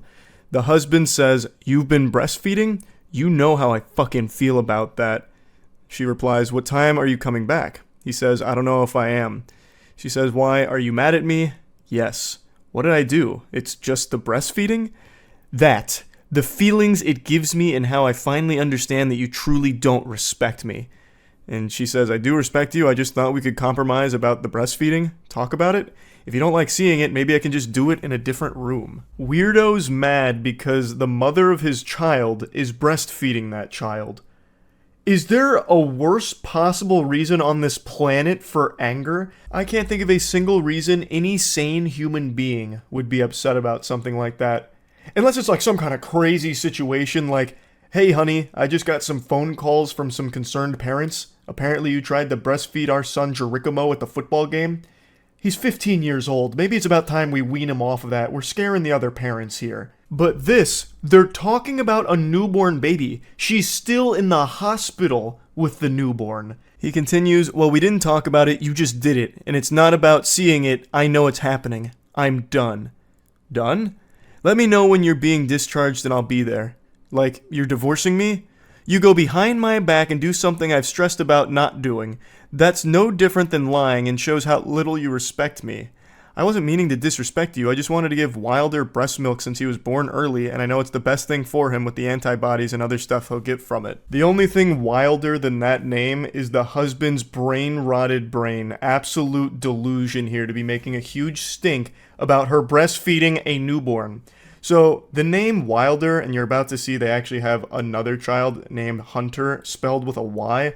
Those two names really set off my bullshit alarms. Like, it was really giving me the heebie-jeebies of, this is fucking fish paste. This is baloney. But again, from what I've seen with what people have found, because the original poster and everything, people did a lot of super sleuthing. From what's been put out there, it does seem like it's legitimate. He continues his rampage, saying he's not a preemie, he was born at full term, it's still unneeded, he's still bigger than I was when I was born, and you could have always asked the nurses for a pump. It's a proven scientific fact that breast milk is no better than modern formula. He's wrong about that, by the way. Modern formula is fine for women that don't want to breastfeed or can't. I decided to fact check that claim, do a little research on it. Turns out it's not a scientific fact. You know what is a scientific fact, though? That this man is clinically insane. So keep in mind, I am not a breast milk scientist. I'm not a connoisseur of boob juice. I'm not the lactation lord.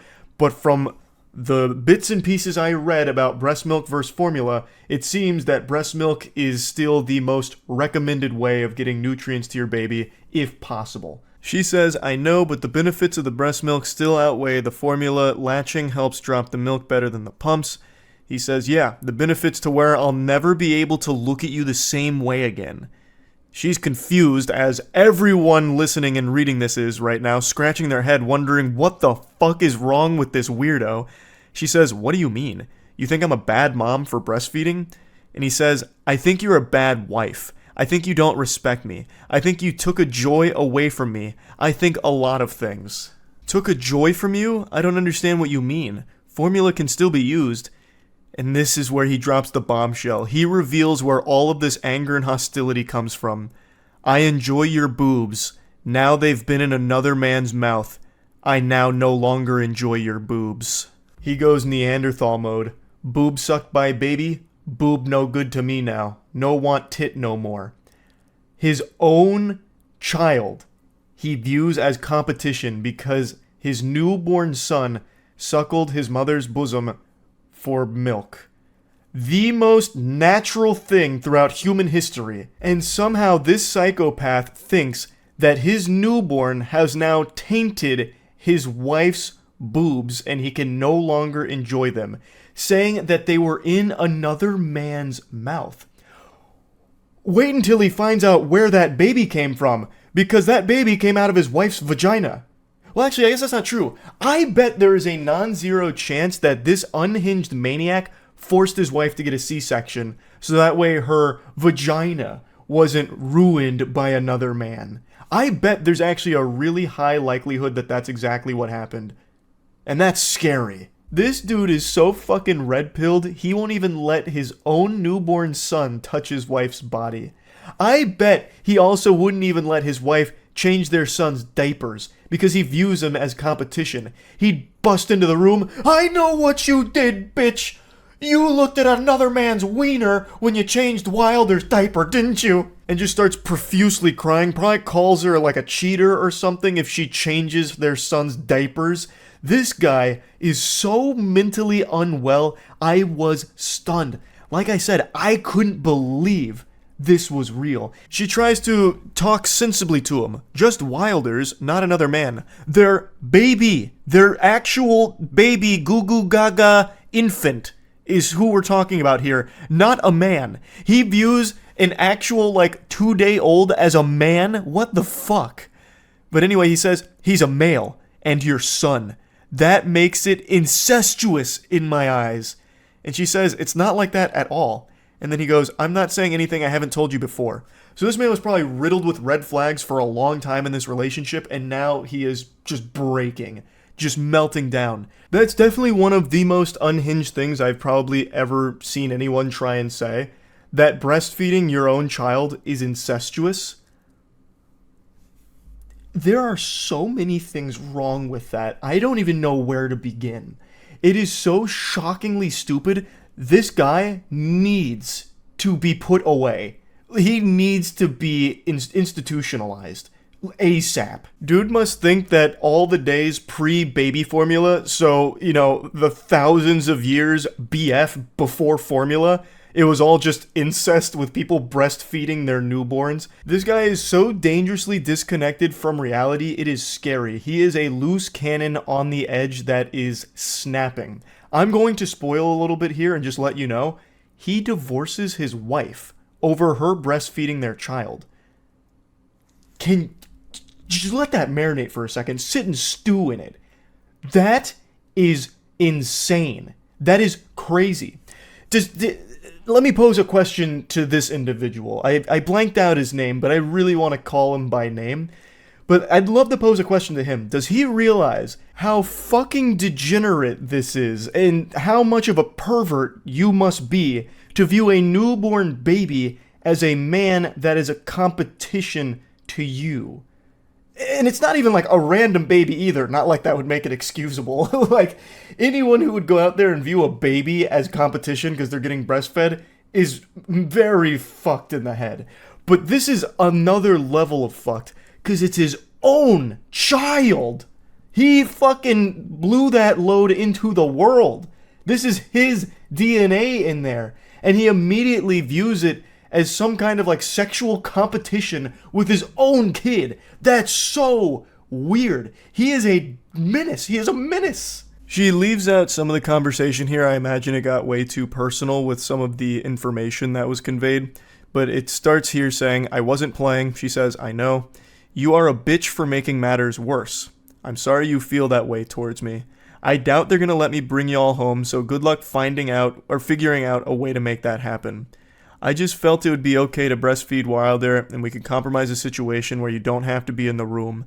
You don't get it. I told you that with Hunter. The way Hunter is spelled is so peculiar. Again, that's what really like made me put on my fedora and do a Reddit deep dive on where this picture came from, who posted it, and if it was real, because these two names really just make it seem like it's like rage bait or some kind of joke. But again, like there is quite a bit of evidence that points to it being legitimate.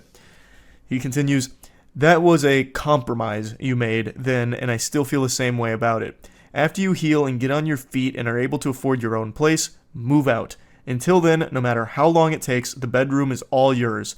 I'll set up an air mattress in Wilder's room tomorrow. Letting this fungus anywhere near their child seems like a recipe for disaster. He already views Wilder, his newborn son, as competition. Him staying in the same room as Wilder, I think, is just a terrible, terrible idea. Because it really does seem like he thinks that his wife has cheated on him now by breastfeeding their son. Like, he's calling her, like, you know, disrespectful, doesn't have any respect for him and what he wishes because he told her not to breastfeed because now he can't enjoy her boobs anymore. It's all just ruined. It's all kaput. All because Wilder was breastfed by her. So I really think having him anywhere near these kids is a bad idea. Fuck you, we're done. I'm going to talk to a lawyer about 50-50 custody because no matter how much I hate you, I would never keep the boys from you. You can stay at the house for as ever long as you need. I'll sleep in Wilder's room. I'm gonna pause right there. You absolute goober. You goofball. You really think that you would get 100% of custody here? He's like, okay, since I'm such a benevolent saint, I will grant you 50-50 custody of our kids. Even though I hate you, you can see them sometimes, you disrespectful harlot. Brother, I'm gonna give you the truth here. Brace for the cold water. Here it comes. If anyone, especially a lawyer, saw these text messages as well as the threats that the hospital was made aware of, you would never be around these kids. Rightfully so. It's unsafe to have them around you. You are deranged. You are absolutely fucking filthy. So I don't know why he thinks he would get 50-50 custody, like that'd be his call to make. He replies to something she said that isn't in these screenshots. She said, they made a report because of what happened the first night I stayed in the hospital. I'm guessing he exploded then too about something. And he replies saying, not what they said. They didn't know anything about last week. They said because you told them this morning you didn't feel safe with me in the room and wanted me to leave. And she says, I just didn't want to fight over me breastfeeding. Fuck you. I told you when we fought over it with Hunter I would leave you if you did it. This has been like his worst nightmare, having a child that gets breastfed. This has to be, with no exaggeration, the most insecure man on the planet. Bar none. No one else would even come close. He is so insecure that he worries that his own flesh and blood is a threat to him because they get breastfed by his wife. Wow. So again, this is so over the top that I questioned its authenticity. And as sad as it is, it seems like it's real. And he, from what I can see, was the one to start pushing forward, like, the divorce. Like, that's the best thing for the mother and her children, 100%, and I'm sure she'll realize that down the line. It's probably very difficult right now. But, man, this guy is bad news. What a terrible piece of shit. I just had to talk about these. I was blown away by what I was reading going through this. I just had to share it. That's really about it. Awful situation. I'm wishing the best for the mother and the kids here. And the best thing that can happen with this guy is he gets put in a straitjacket and goes somewhere far, far away. Because I don't know how you even fix that perspective. This guy is so lost in the sauce, there is no getting him back. It's insalvageable. So yeah, that's really about it. See ya.